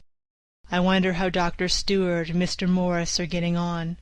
There seem to be endless streams running down the mountains into this river, but as none of them are very large, at present, at all events, though they are doubtless terrible in winter and when the snow melts, the horsemen may not have met much obstruction.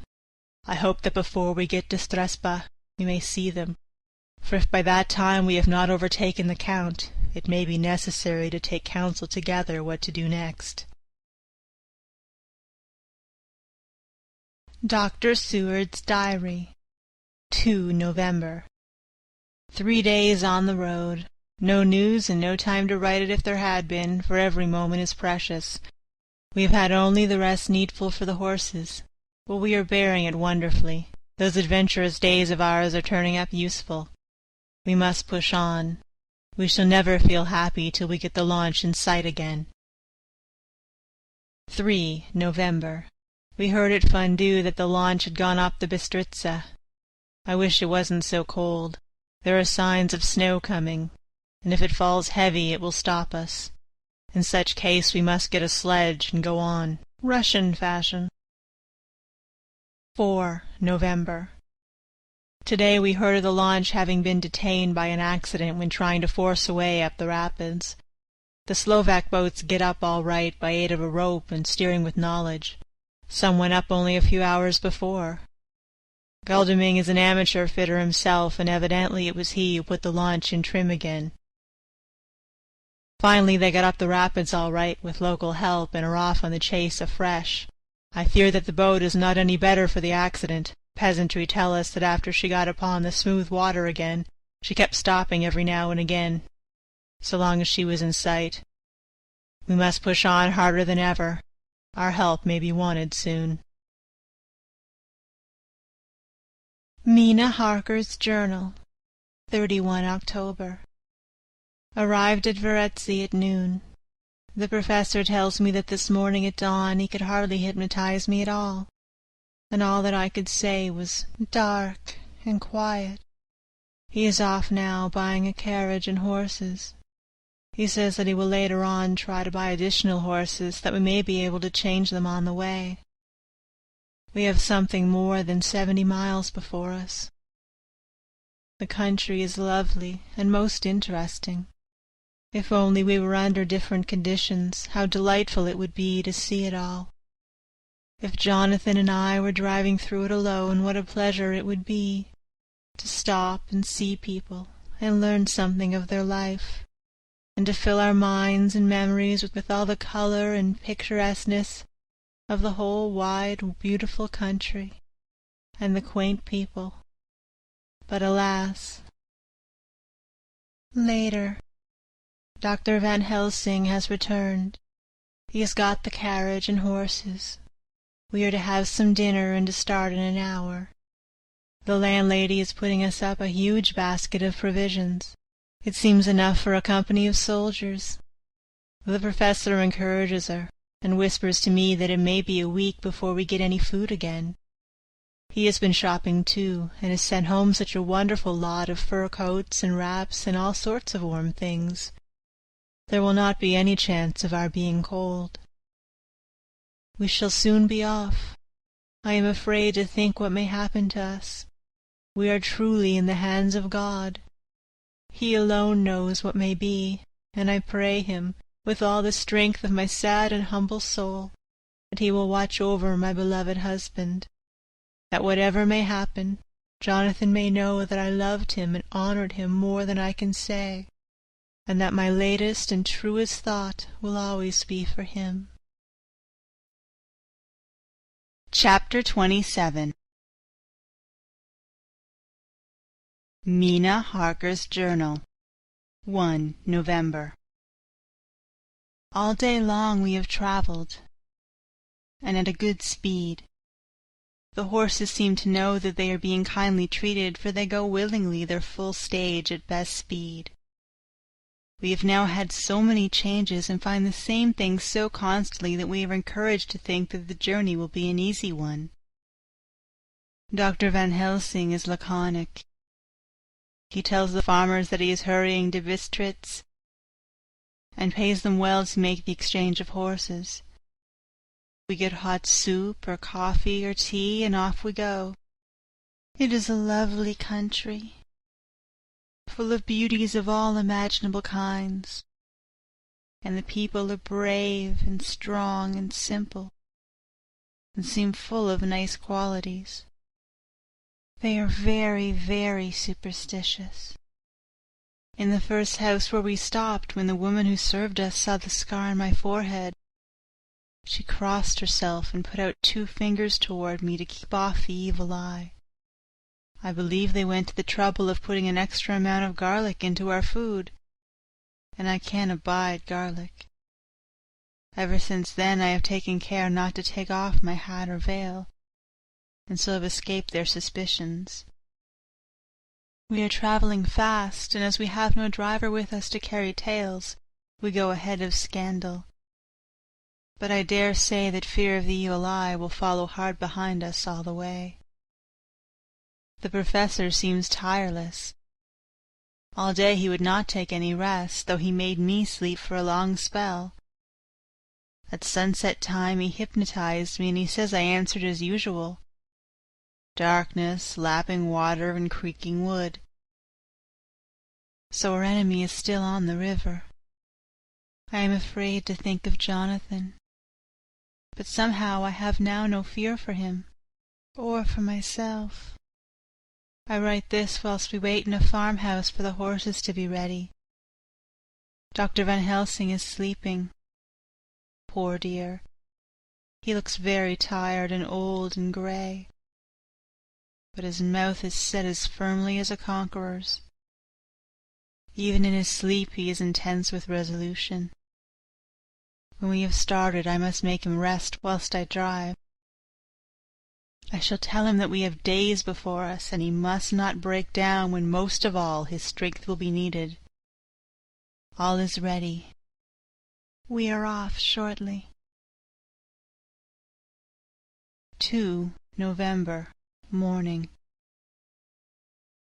I was successful, and we took turns driving all night. Now the day is on us, bright though cold. There is a strange heaviness in the air. I say heaviness for want of a better word. I mean that it oppresses us both. It is very cold, and only our warm furs keep us comfortable. At dawn, Van Helsing hypnotized me. He says I answered, "Darkness, creaking wood, and roaring water." So the river is changing as they ascend. I do hope that my darling will not run any chance of danger, more than need be, but we are in God's hands. 2 November, night. All day long driving. The country gets wilder as we go, and the great spurs of the Carpathians, which at Varetzi seemed so far from us and so low on the horizon, now seem to gather round us and tower in front. We both seem in good spirits. I think we make an effort to cheer the other. In the doing so, we cheer ourselves. Dr. Van Helsing says that by morning we shall reach the Borgo Pass. The houses are very few here now, and the professor says that the last horse we got will have to go on with us, as we may not be able to change. He got 2 in addition to the 2 we changed, so that now we have a rude 4 in hand. The dear horses are patient and good, and give us no trouble. We are not worried with other travellers, and so even I can drive. We shall get to the pass in daylight. We do not want to arrive before. So we take it easy and have each a long rest in turn. Oh, what will tomorrow bring us? We go to seek the place where my poor darling suffered so much. God grant that we may be guided aright, and He will deign to watch over my husband and those dear to us both, and who are in such deadly peril. As for me, I am not worthy in His sight. Alas! I am unclean to His eyes, and shall be until He may deign to let me stand forth in His sight, as one of those who have not incurred His wrath.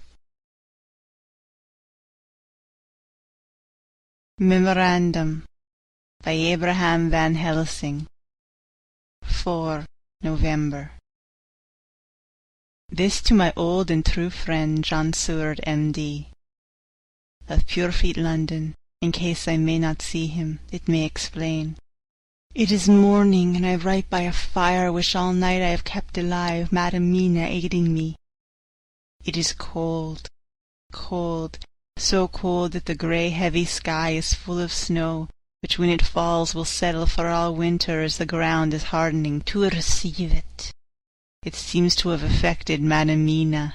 She has been so heavy of head all day. She is not like herself. She sleeps and sleeps and sleeps. She who is usual so alert have done literally nothing all the day. She even have lost her appetite. She make no entry into her little diary. She who writes so faithful at every pause. Something whisper to me that all is not well. However, tonight she is more vif. Her long sleep all day have refreshed and restore her, for now she is all sweet and bright as ever.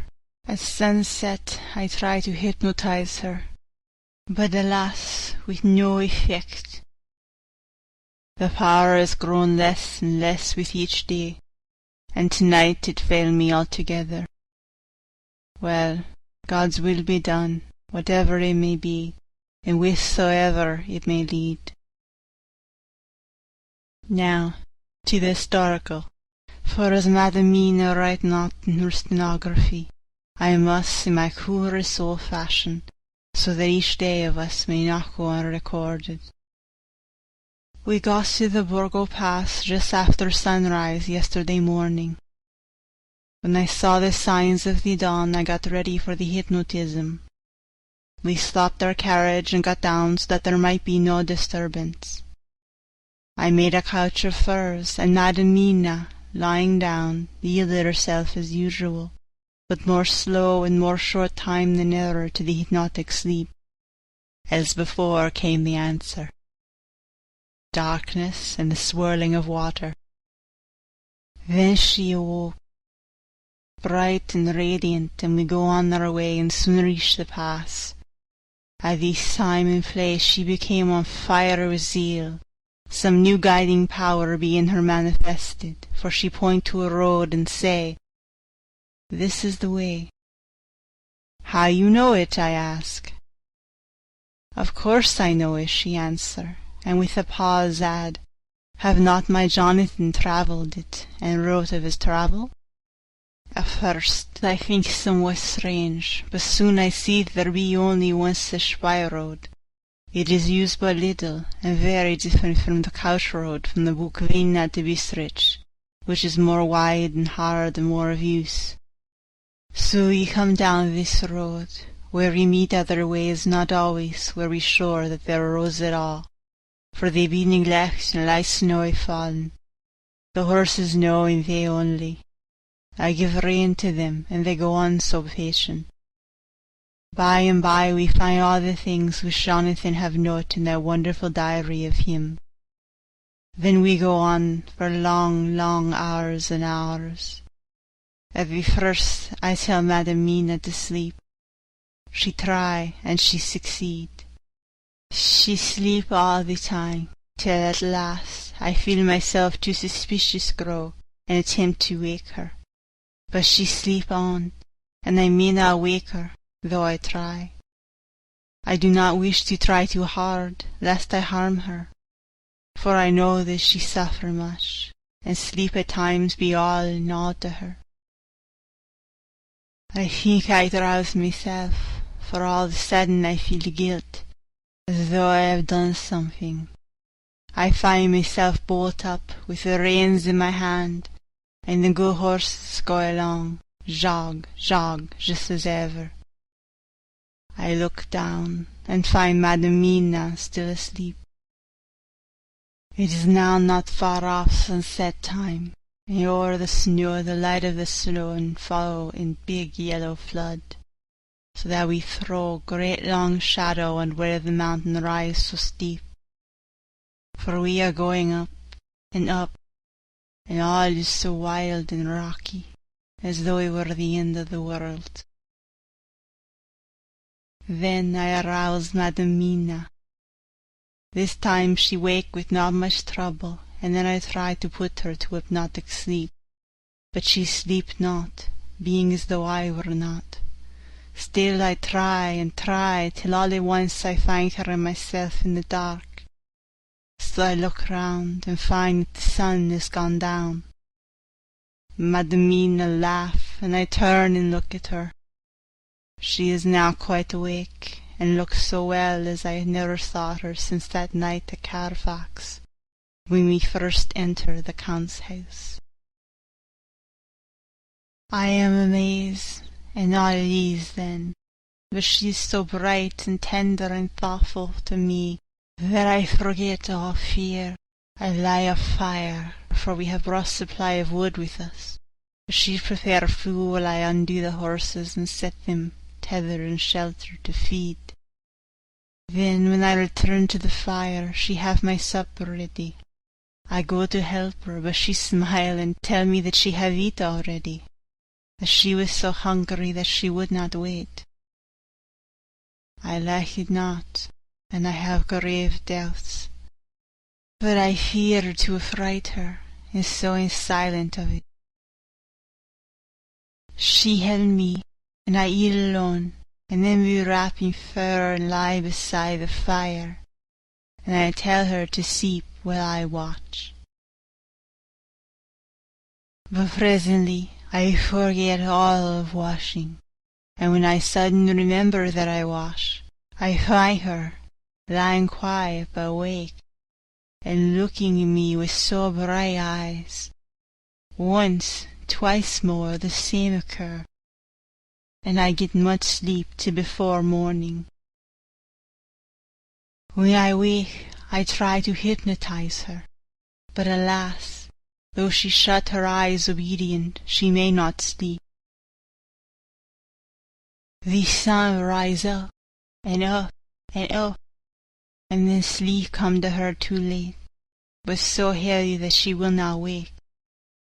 I have to lift her up, and face her sleeping in the carriage where I've harnessed the horses and made all ready. Madam still sleep, and she look in her sleep more healthy and more redder than before, and I like it not. And I am afraid, afraid, afraid. I am afraid of all the things, even to think that I must go on my way. The stake we play for is life and death, or more than these, and we must not flinch. 5 November, morning. Let me be accurate in everything, for though you and I have seen strange things together, you may at first think that I, Van Helsing, am mad, that the many horrors and the so long strain on nerves had at last turned my brain. All yesterday we travelled, always getting closer to the mountains, and moving into a more and more wild and desert land. There are great frowning precipices, and much falling water, and nature seemed to have held some time her carnival. Madam Mina still sleep, and though I did not have hunger and appeased it, I could not wake her, even for food.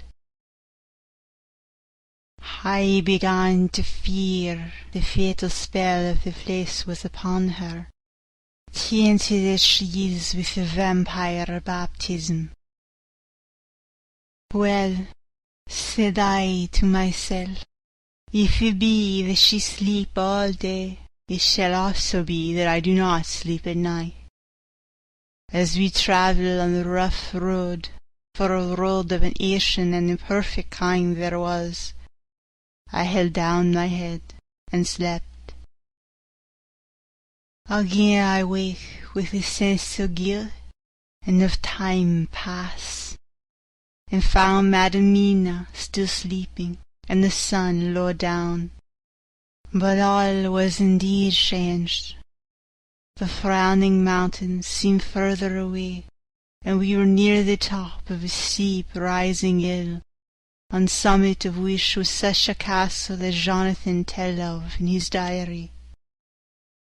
At once I exhausted and feared, for now, for good or ill, the end was near. I woke Madam Mina and again tried to hypnotize her, but alas, unavailing till too late.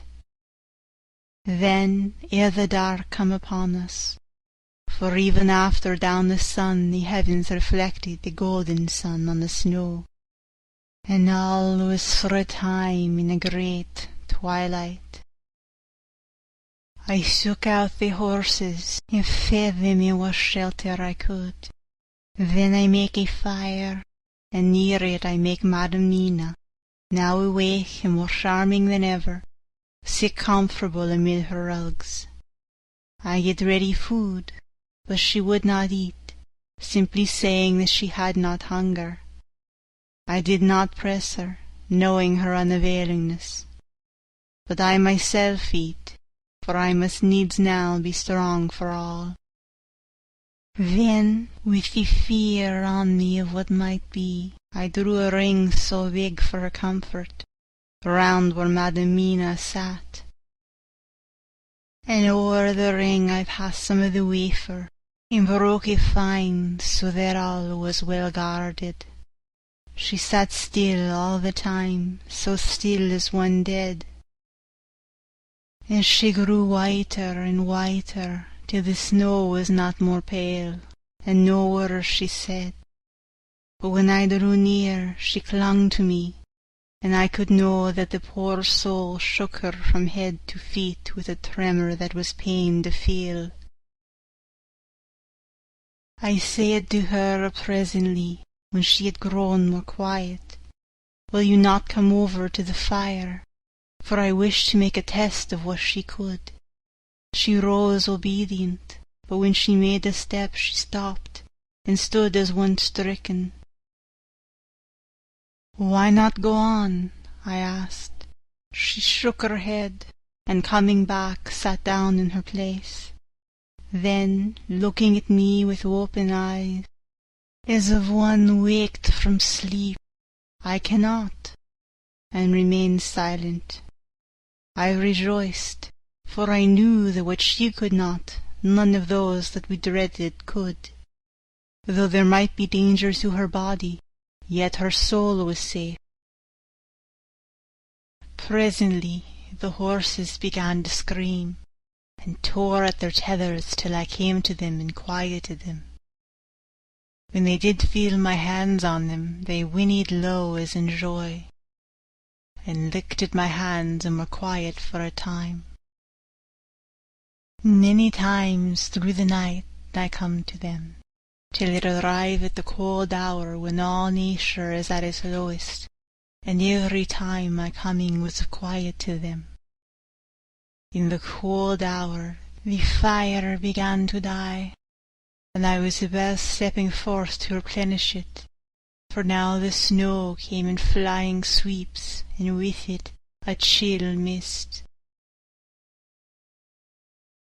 Even in the dark there was light of some kind, as there ever is over snow, and it seemed as though the snow flurries and the wreaths of mist took shape as of women with trailing garments. All was in dead grim silence, only that the horses whinnied and cowered as if in terror of the worst. I began to fear, horrible fears, but then came to me the sense of safety in the ring wherein I stood. I began, too, to think that my imaginings were of the night and the gloom and the unrest that I had gone through, and all the terrible anxiety. It was as though my memories of all of Jonathan's horrid experience were befooling me. For the snowflakes and the mists began to wheel and circle round, till I could get as though a shadowy glimpse of those women that would have kissed him. And then the horses cowered lower and moaned in terror as men do in pain. Even the madness of fright was not to them, so they could not break away. I feared for my dear Madam Mina when these weird figures drew near and circled round. I looked at her, but she sat calm and smiled at me. When I would have stepped to the fire to replenish it, she caught me and held me back, and whispered, like a voice that one hears in a dream, so low it was, "No, no, do not go without. Here you are safe." I turned to her, and looking in her eyes said, "But you, it is for you that I fear."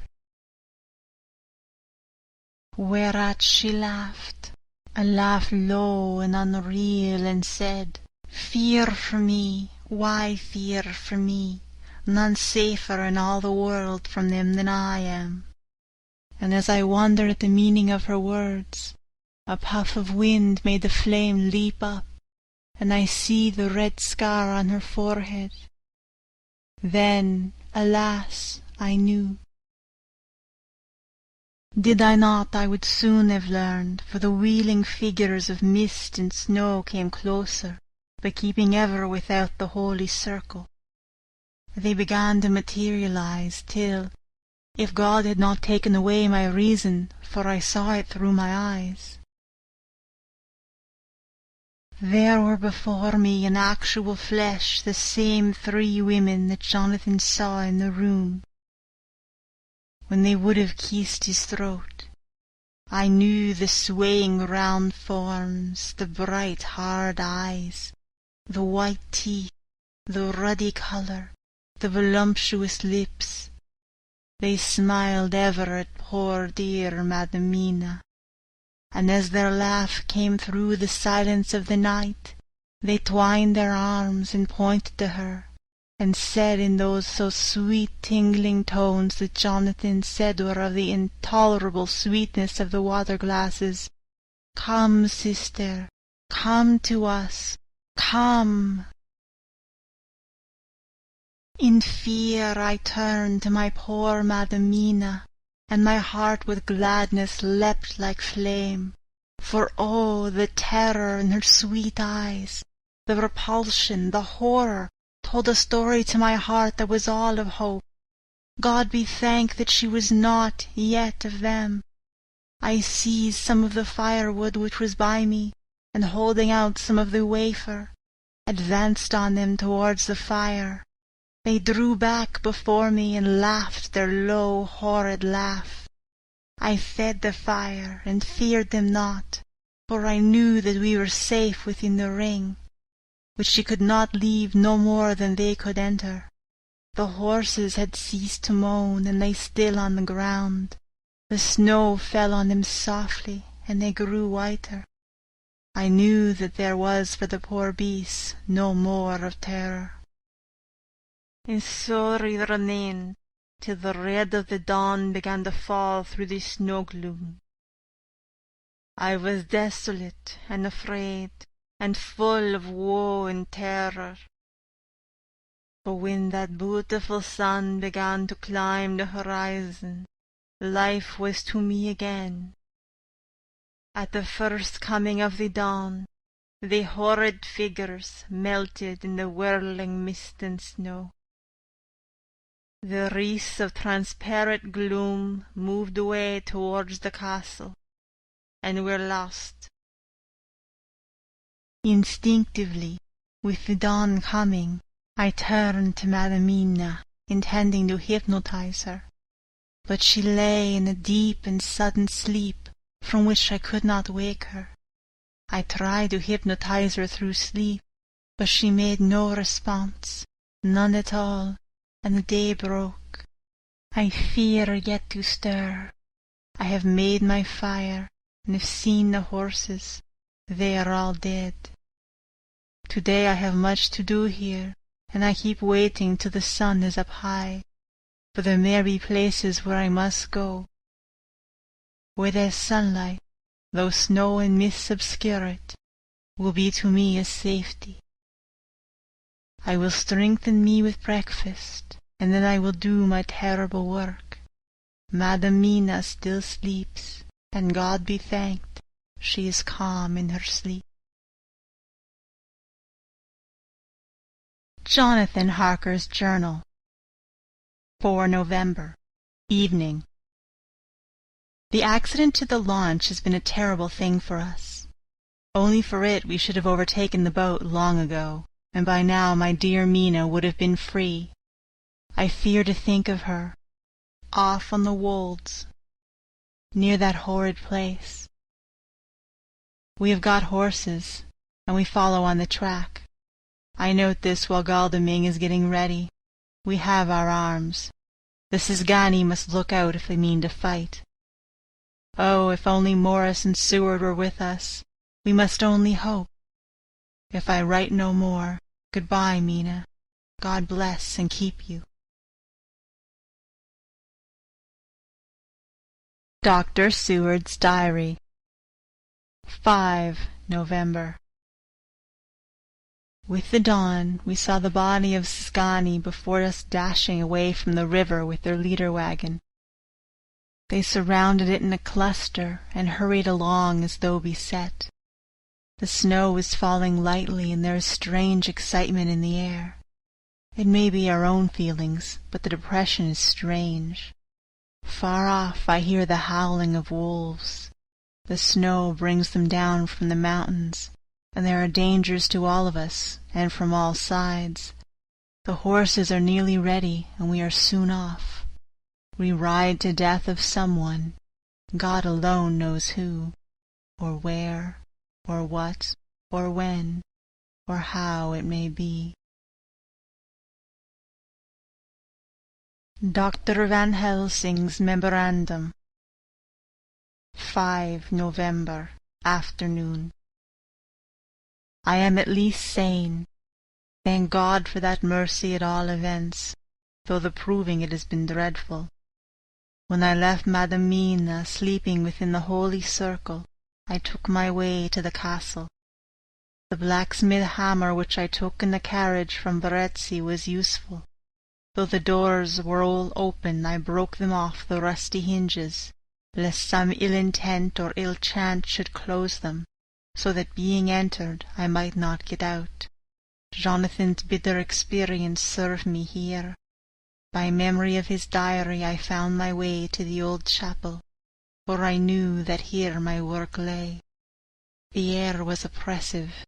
It seemed as if there were some sulphurous fume, which at times made me dizzy.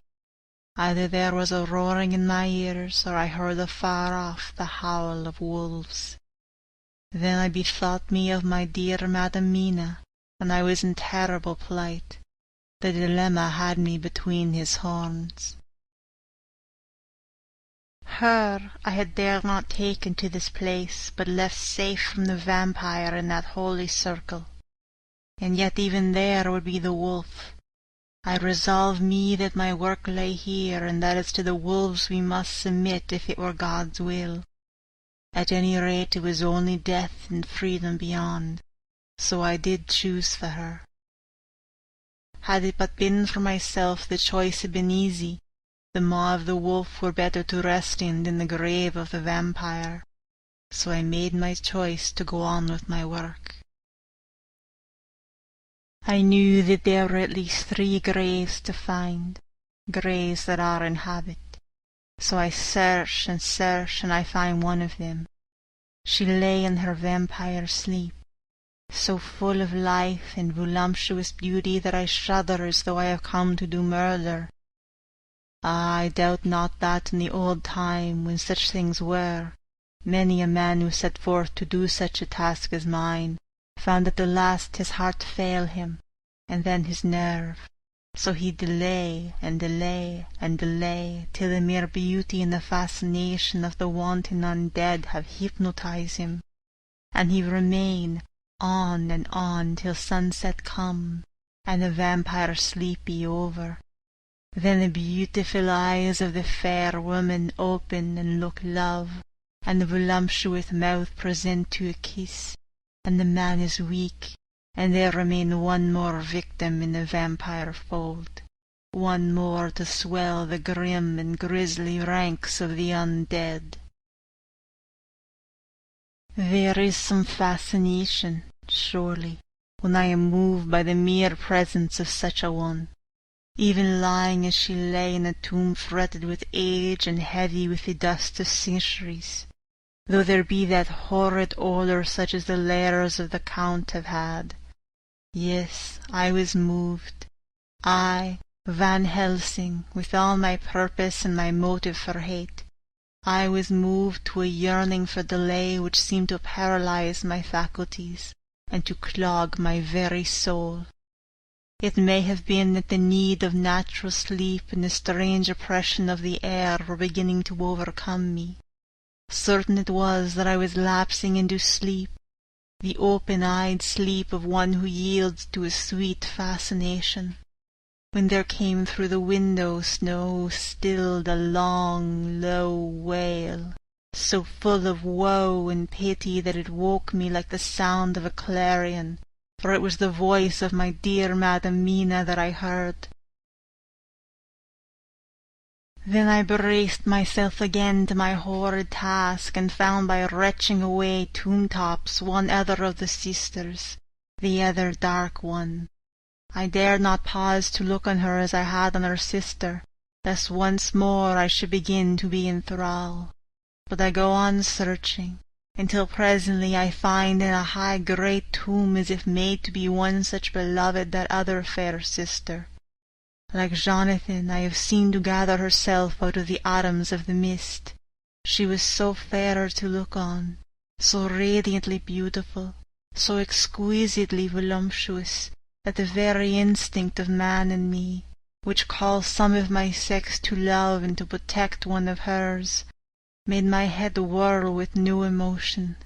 But God be thanked, that sole wail of my dear Madam Mina had not died out of my ears, and before the spell could be wrought further upon me, I had nerved myself to my wild work.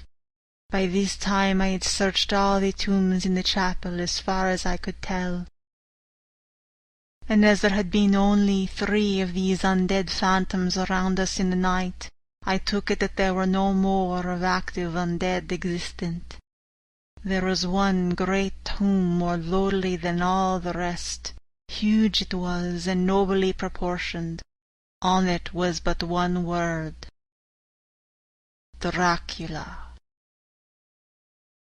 This, then, was the undead home of the king vampire, to whom so many more were due.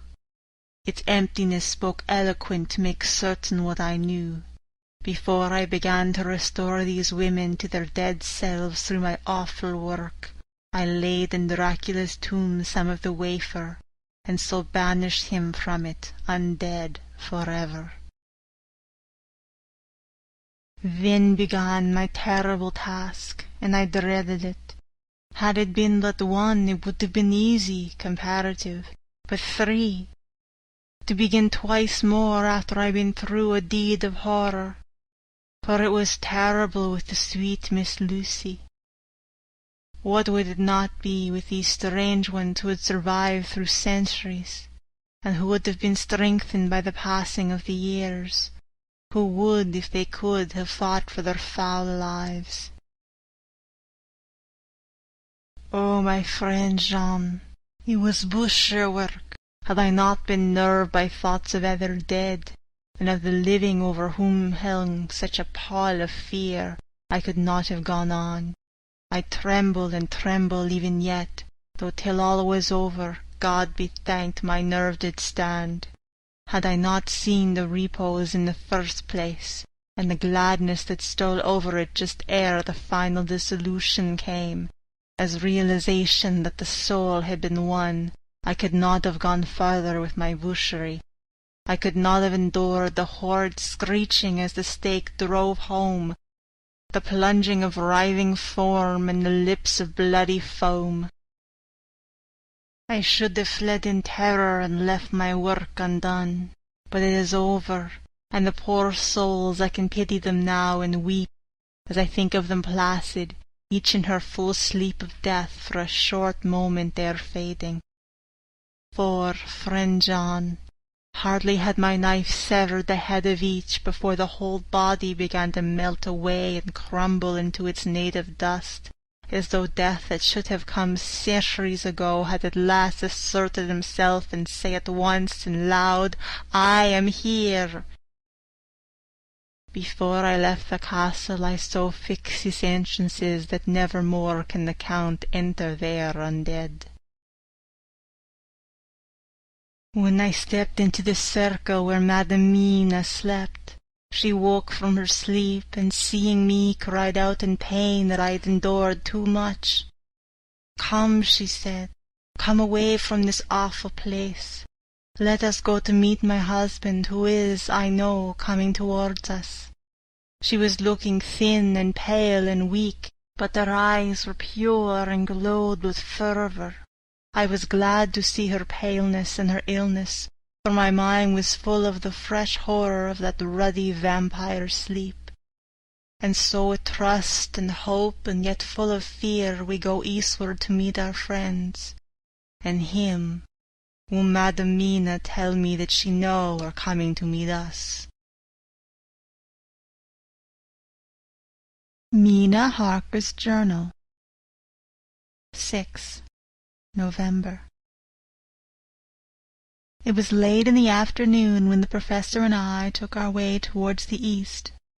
whence I knew Jonathan was coming. We did not go fast, though the way was steeply downhill, for we had to take heavy rugs and wraps with us. We dare not face the possibility of being left without warmth in the cold and the snow. We had to take some of our provisions, too, for we were in perfect desolation, and as far as we could see through the snowfall, there was not even the sign of habitation. When we had gone about a mile, I was tired with the heavy walking and sat down to rest. Then we looked back and saw where the clear line of Dracula's castle cut the sky, for we were so deep under the hill whereon it was set, that the angle of perspective of the Carpathian mountains was far below it. We saw it in all its grandeur, perched 1,000 feet on the summit of a sheer precipice, and with seemingly a great gap between it and the steep of the adjacent mountain on any side. There was something wild and uncanny about the place. We could hear the distant howling of wolves. They were far off, but the sound, even though coming muffled through the deadening snowfall, was full of terror. I knew from the way Dr. Van Helsing was searching about that he was trying to seek some strategic point where we'd be less exposed in case of attack. The rough roadway still led downwards. We could trace it through the drifted snow. In a little while, the professor signaled to me, so I got up and joined him.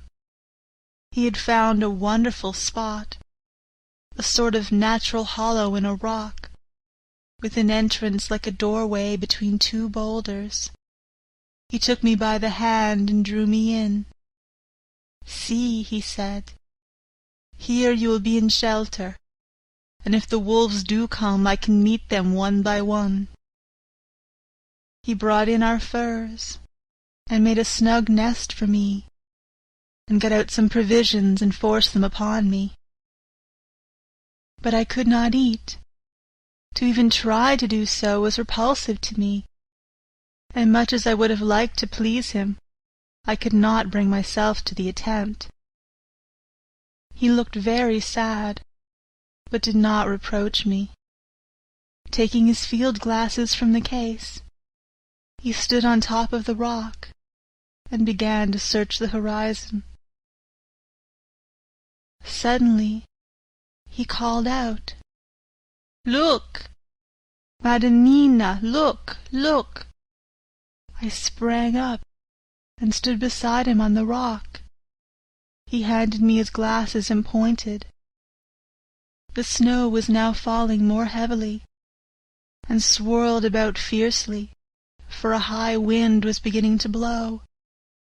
However, there were times when there were pauses between the snow flurries, and I could see a long way round.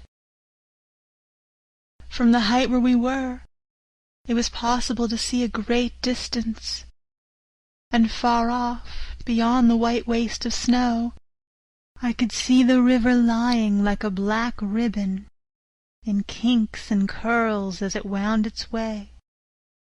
Straight in front of us, and not far off, in fact so near that I wondered we had not noticed before, came a group of mounted men hurrying along.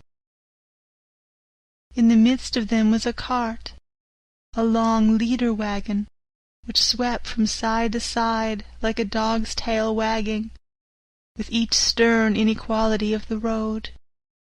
Outlined against the snow as they were, I could see from the men's clothes that they were peasants or gypsies of some kind. On the cart was a great square chest. My heart leaped as I saw it, for I felt that the end was coming. The evening was now drawing close, and well I knew that at sunset the thing, which was till then imprisoned there, would take new freedom, and could in any of many forms elude pursuit. In fear, I turned to the professor. To my consternation, however, he was not there. An instant later, I saw him below me. Round the rock he had drawn a circle, such as we had found shelter in last night. When he had completed it, he stood beside me again, saying, "At least you shall be safe from him." He took the glasses from me, and at the next lull of the snow swept the whole space below us. "See," he said, "they come quickly. They are flogging the horses and galloping as hard as they can." He paused, and went on in a hollow voice, "They are racing for the sunset. We may be too late. God's will be done." Down came another blinding rush of driving snow, and the whole landscape was blotted out. It soon passed, however, and once more his glasses were fixed on the plain. Then came a sudden cry, "Look! Look! Look! See! 2 horsemen follow fast, coming up from the south. It must be Quincy and John. Take the glass. Look before the snow blots it all out." I took it and looked. The 2 men might be Dr. Seward and Mr. Morris. I knew at all events that neither of them was Jonathan. At the same time, I knew that Jonathan was not far off. Looking around, I saw on the north side of the coming party 2 other men, riding at breakneck speed. One of them, I knew, was Jonathan, and the other I took, of course, to be Lord Godalming. They too were pursuing the party with the cart.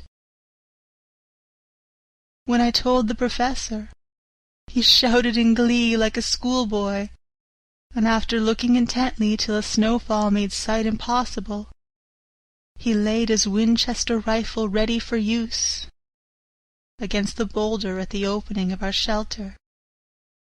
"They are all converging," he said. "When the time comes we shall have gypsies on all sides."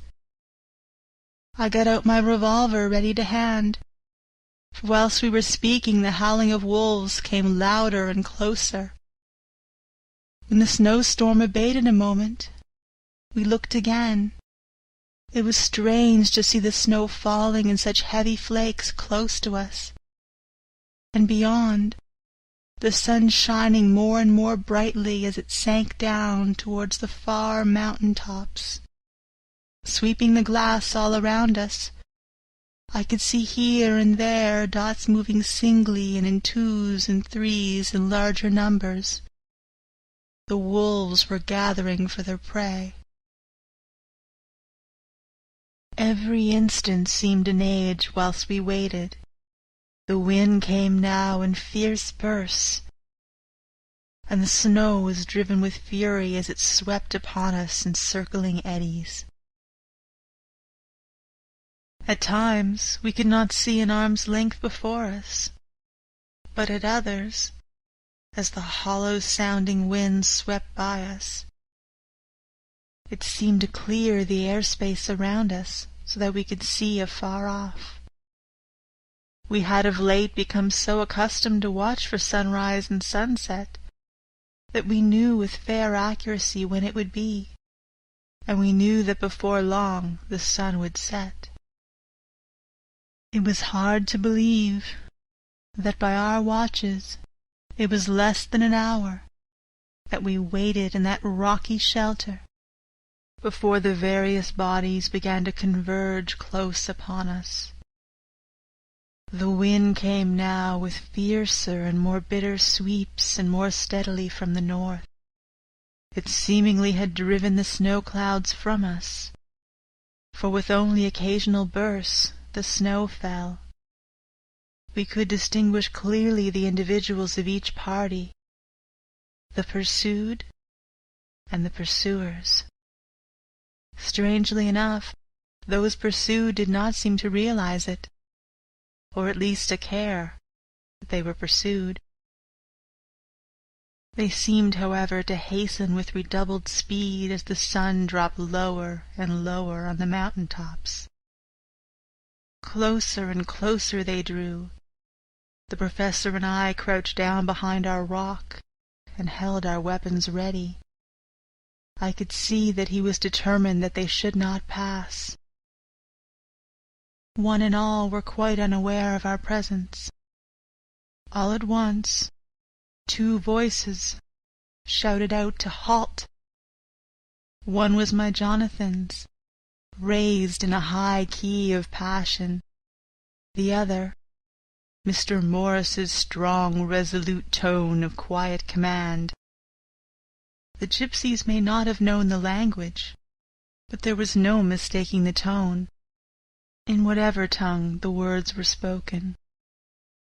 Instinctively they reined in, and at the instant Lord Godalming and Jonathan dashed up at one side, and Dr. Seward and Mr. Morris on the other.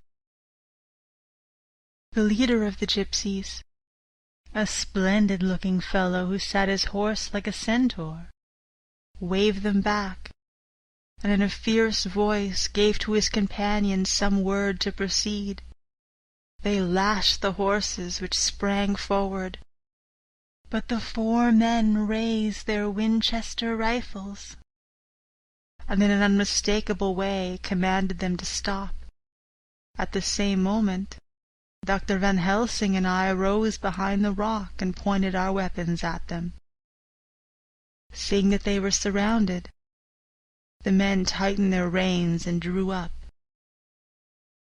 The leader turned to them and gave a word, at which every man of the gypsy party drew what weapon he carried, knife or pistol, and held himself in readiness to attack. Issue was joined in an instant.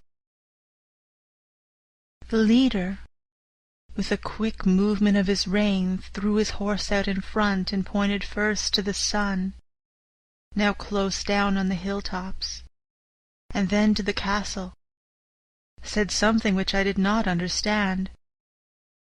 For answer, all 4 men of our party threw themselves from their horses and dashed towards the cart. I should have felt terrible fear at seeing Jonathan in such danger, but that the ardor of battle must have been upon me as well as the rest of them. I felt no fear, but only a wild, surging desire to do something. Seeing the quick movement of our parties, the leader of the gypsies gave a command. His men instantly formed round the cart in a sort of undisciplined endeavor, each one shouldering and pushing the other in his eagerness to carry out the order. In the midst of this, I could see that Jonathan on one side of the ring of men, and Quincy on the other, were forcing a way to the cart. It was evident that they were bent on finishing their task before the sun should set. Nothing seemed to stop or even to hinder them. Neither the levelled weapons, nor the flashing knives of the gypsies in front, nor the howling of the wolves behind, appeared to even attract their attention. Jonathan's impetuosity, and the manifest signalness of his purpose, seemed to overawe those in front of him. Instinctively, they cowered aside and let him pass. In an instant, he had jumped upon the cart, and with a strength which seemed incredible, raised the great box and flung it over the wheel to the ground. In the meantime, Mr. Morris had had to use force to pass through his side of the ring of Sitzgani. All the time, I had been breathlessly watching Jonathan. I had, with the tail of my eye, seen him pressing desperately forward, and had seen the knives of the gypsies flash as he won a way through them, and they cut at him. He had parried with his great Bowie knife, and at first I thought that he too had come through in safety. but as he sprang beside Jonathan, who had by now jumped from the cart, I could see that his left hand he was clutching at his side, and that the blood was spurting through his fingers. He did not delay, notwithstanding this, for as Jonathan, with desperate energy, attacked one end of the chest, attempting to prise off the lid with his great kukri knife, he attacked the other frantically with his bowie. Under the efforts of both men, the lid began to yield. The nails drew with a screeching sound, and the top of the box was thrown back. By this time, the gypsies, seeing themselves covered by the Winchesters and at the mercy of Lord Godalming and Dr. Seward, had given in and made no farther resistance. The sun was almost down on the mountain tops, and the shadows of the whole group fell upon the snow. I saw the Count lying within the box upon the earth, some of which the rude falling from the cart had scattered over him. He was deathly pale, just like a waxen image, and the red eyes glared with the horrible vindictive look which I knew so well. As I looked, the eyes saw the sinking sun, and the look of hate in them turned to triumph. But, on the instant, came the sweep and flash of Jonathan's great knife. I shrieked as I saw it shear through the throat, whilst at the same moment Mr. Morris's bowie knife plunged into the heart.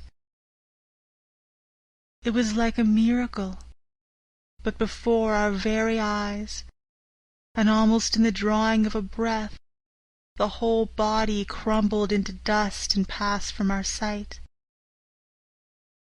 I shall be glad as long as I live, that even in that moment of final dissolution, there was in that face a look of peace, such as I never could have imagined might have rested there. The castle of Dracula now stood out against the red sky, and every stone of its broken battlements was articulated against the light of the setting sun. The gypsies, taking us in some way the cause of the extraordinary disappearance of the dead man, turned, without a word, and rode away as if for their lives. Those who were unmounted jumped upon the leader wagon, and shouted to the horsemen not to desert them.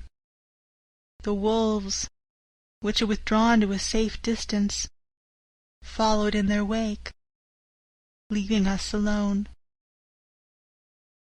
Mr. Morris, who had sunk to the ground, leaned on his elbow, holding his hand pressed to his side.